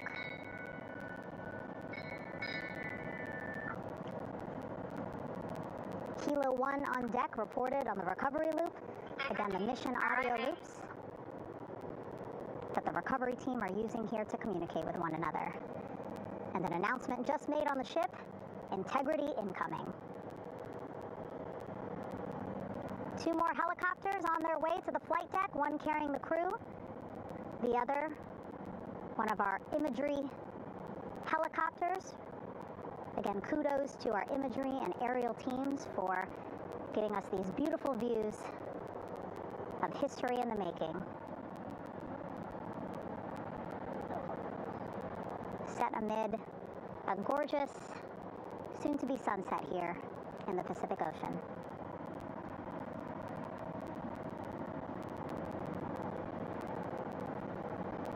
Second helicopter.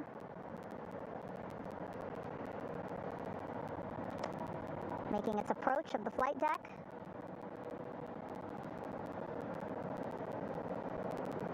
Plenty of people here on the bow with their cell phones out, filming this moment.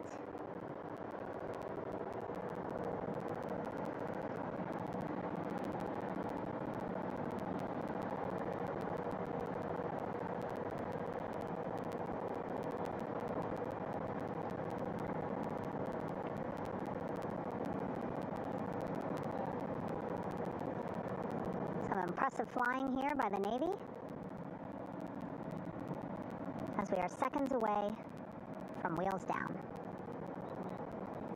And there you go. We now have all 4 Artemis II crew members on the USS John P. Murtha.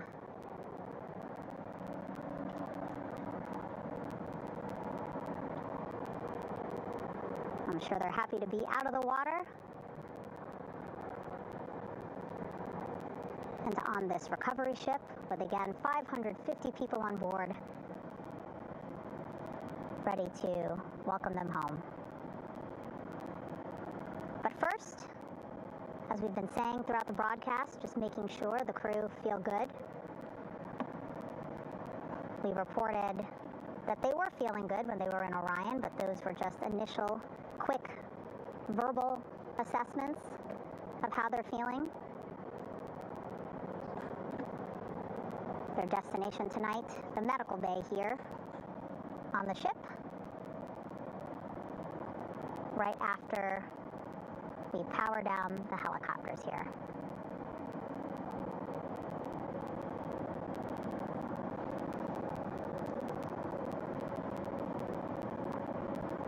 The team on the flight deck working quickly but methodically.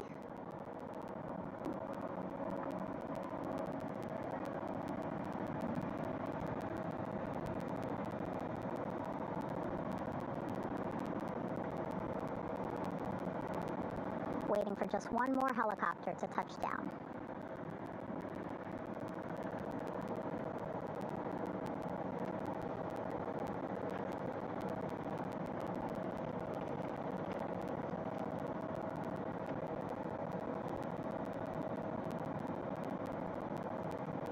Very limited personnel here on the flight deck as that third helicopter touches down.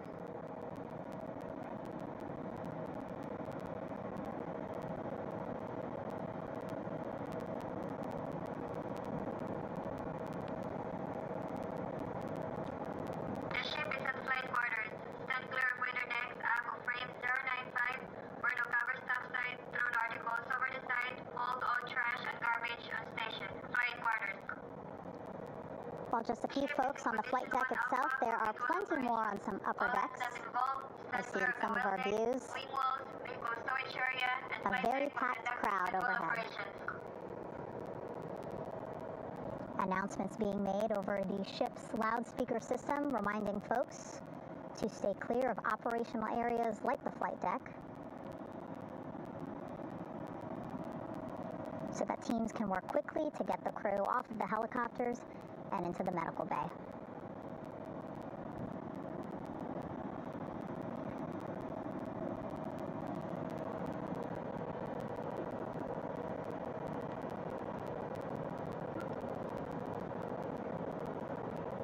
Splashdown today, 5:06 p.m. Pacific time. We are within 2 hours of that splashdown time, and already we have all 4 crew members on the flight deck of the USS John P. Murtha.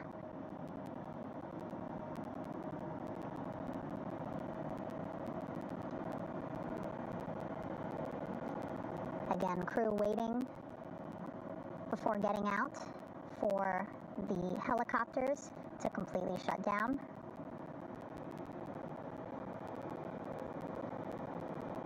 Safety, of course, very important to NASA and the U.S. military.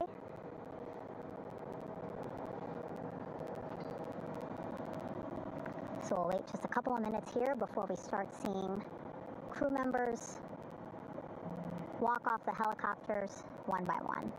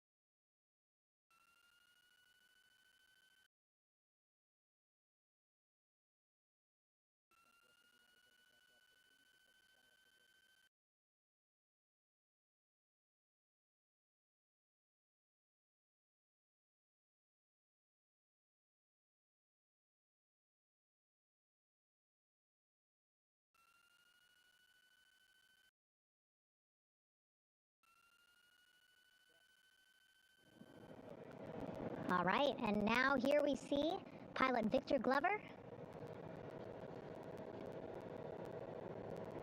and mission specialist Christina Koch sitting on the edge of one of the helicopters, looking in great spirits. That familiar smile and laugh from Victor, I can see it from here. Christina, I'm sure, feeling the same way, just blocked a little bit by our camera here, but we'll see her here shortly. A photographer taking their pictures. Victor saluting folks on the flight deck. They look like they're in great spirits. Happy to be home, I'm sure.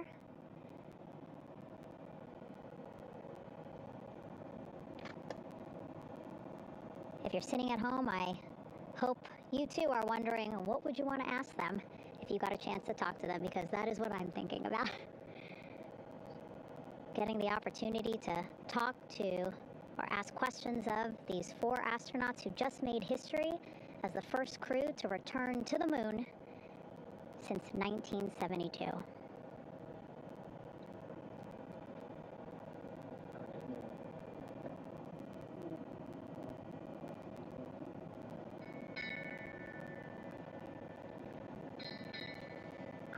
Oh, there we see Christina there, also smiling.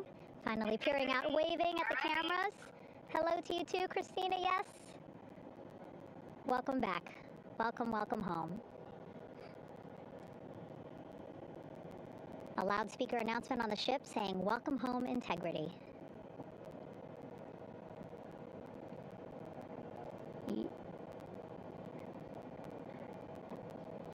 Victor in great spirits.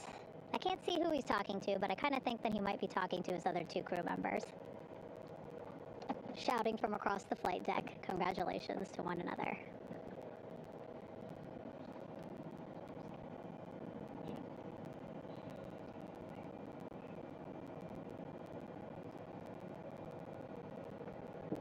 And so now we see some Navy personnel walking up to the helicopter. This is again the first helicopter carrying pilot Victor Glover and mission specialist Christina Koch. Both have taken off their helmets now.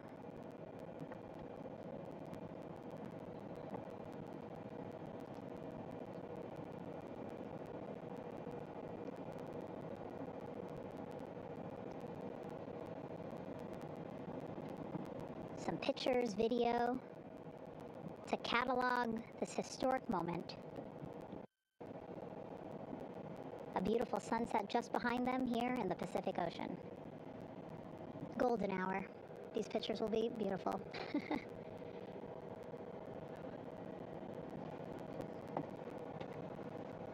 Now we see NASA Administrator Jared Isaacman. He is on the flight deck, as well as Flight Surgeon Rick Schuring walking over to Victor and Christina first. We saw the administrator walk over to the other helicopter, which is carrying Commander Reid Wiseman and Mission Specialist Jeremy Hansen.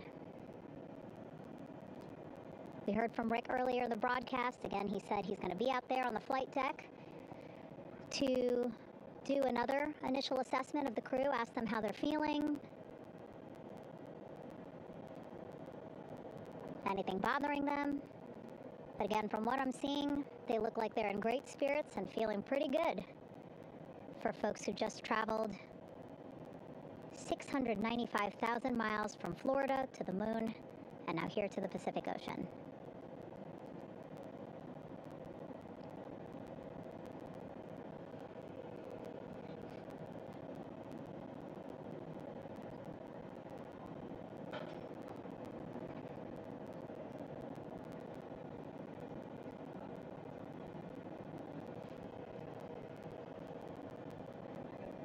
We're now seeing NASA Administrator Jared Isaacman walking across the flight deck. He had been talking to Reid and Jeremy, now approaching Victor and Christina.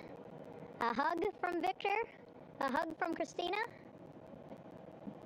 What a moment that we're getting to experience together.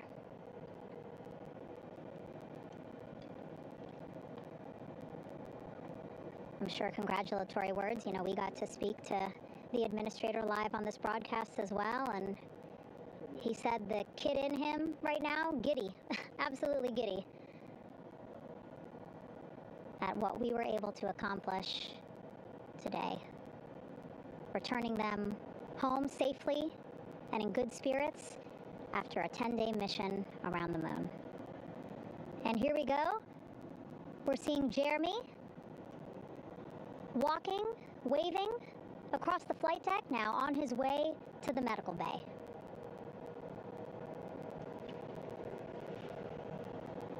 It's a short walk,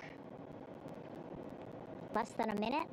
Again, that's why the recovery team decided to use helicopters to get them on the flight deck for that short walk to medical bay. And now on the flight deck, we see the chief of the astronaut office, Scott Tingle. Rick Schuring switching places. He's going over to the other helicopter. Big hugs from Victor, Christina to Scott. Again, a gorgeous sunset setting the stage for this recovery tonight.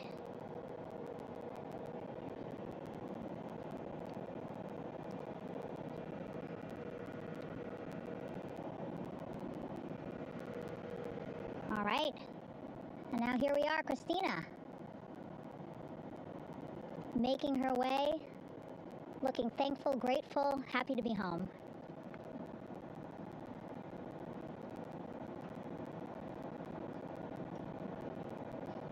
You can see she's looking up. Again, lots of people, just a few levels up off the flight deck, welcoming her home.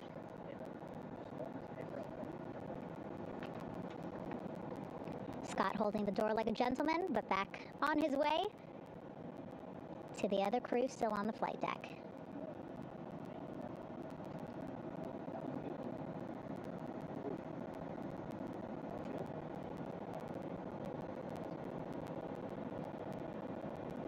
So still on the flight deck, Victor Glover and Reid Wiseman.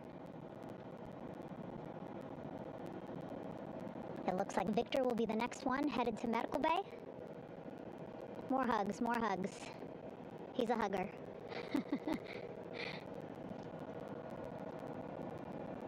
Victor looking good as he walks across the flight deck.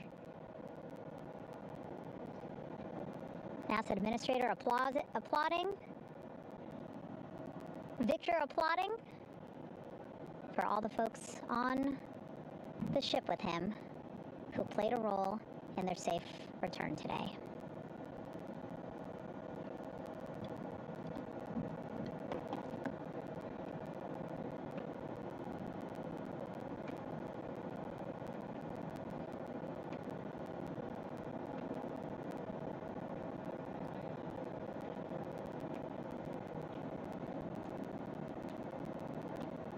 And finally, just one Artemis II crew member left on the flight deck, Commander Reid Wiseman.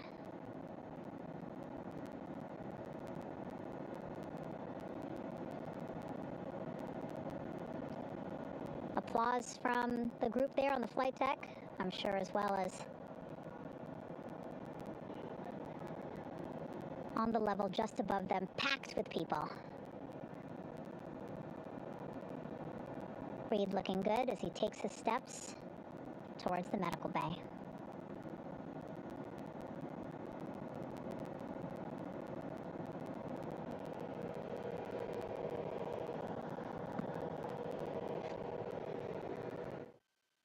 See our 4 Artemis II crew members back on the ship. Again, now they will head into medical bay, where they will be assessed by flight surgeons from both NASA as well as the Canadian Space Agency. A more in-depth assessment. When they get to medical bay, they will each have their own nurse. They will be helped out of their suits. And then again, we'll check to see that they're feeling good. Make sure it's not just adrenaline, but that they are feeling good from their long journey back from the moon. Beautiful shot of that sunset, illuminating our flight deck.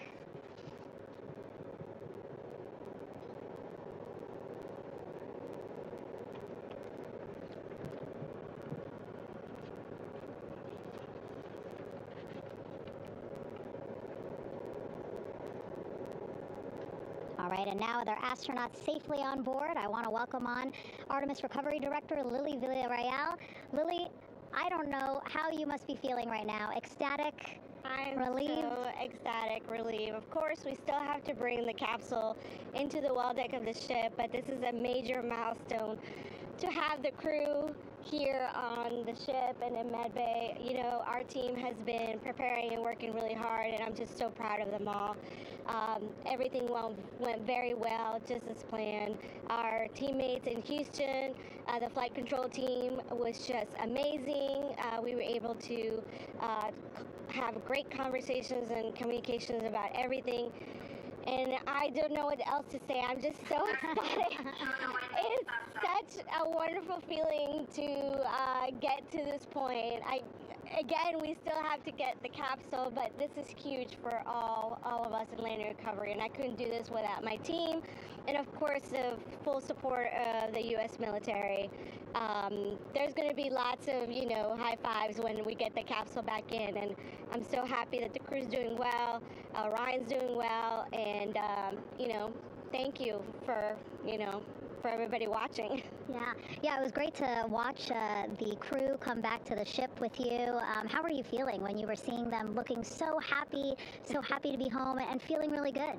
You know, the funny thing is that we had video of them from inside the Orion vehicle. They were like that from the beginning. When we opened the hatch, they were already out of their seats, having a good time, waiting for us to open the hatch.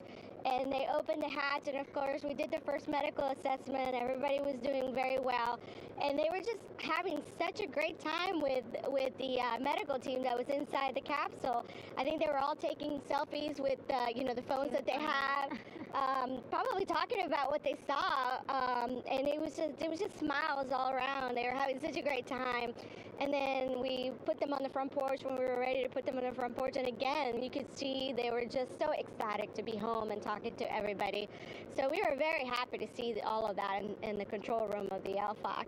How remarkable is that? Again, if we think about their journey, the 695,000-mile journey around the moon and back, coming back at 30 times faster than the speed of sound. I mean, how remarkable is that they are in such good spirits? I mean, this is an amazing crew. I think you guys have seen it for the past 10 days. They're wonderful people, and we're so happy that they brought us along on that ride. And I can't wait to see all the additional videos and pictures that they have that, you know, we'll get a hold of now that they're back on the ground. And I can't wait to hear how, you know, a little more than what we saw on the press briefings from the crew about what they saw. It's just fantastic. You know, some of my favorite people during this 10 days was the science team and how excited they were. And so this is exactly how we feel in the landing recovery team when the science team went, oh my goodness, when they heard all the discussions about the moon. This is exactly how we feel now in the landing recovery team. We're so ecstatic. Yeah. Again, we have to recover the capsule. I want to make sure we don't forget about our Orion. Lily's all about business. She's thinking about what's next. But yeah, speaking of these 10 days, I mean, we have been along for the journey with them, live with them 24/7 for 10 days, and just really seeing the engagement that we've gotten from around the world. What do you hope people take away from this mission? I think that's fantastic. So, you know, my story was that I went to the Kennedy Space Center. I was born in Colombia. I was 10 years old when we moved to the United States, but when I was 7, my family took me to the visitor center, and that's when I learned about Apollo. And we went to the moon, and I learned about astronauts, and that story was what really fueled me to want to do STEM and want to be an astronaut. And I think that this Artemis program is going to do exactly what, you know, what girls, you know, my age back then is 7, young people right now, girls and even like young men, obviously. But we want to empower people to know that you can do this, right? If you want to come and work for NASA, if I did it, they can do it. And Artemis program is just going to inspire everybody, and I'm so happy about that.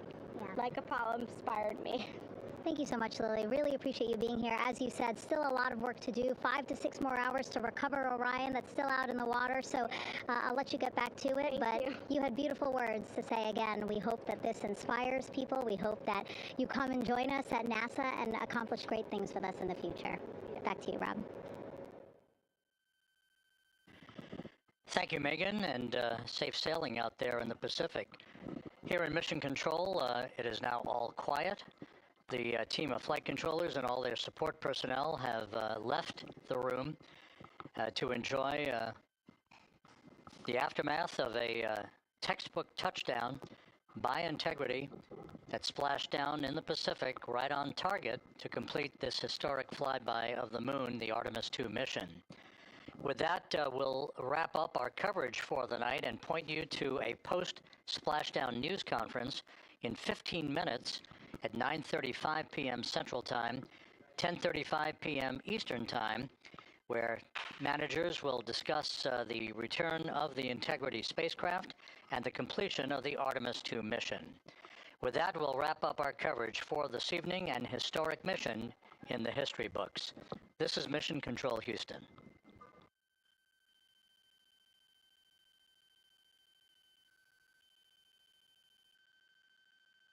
Main chute deploy. And we have 3 good main chutes. Integrity, splashdown, sending post-landing command now. Splashdown confirmed. Copy splashdown, waiting on VLDR. Splashdown confirmed at 7:07 p.m. Central Time, 5:07 p.m. Pacific Time.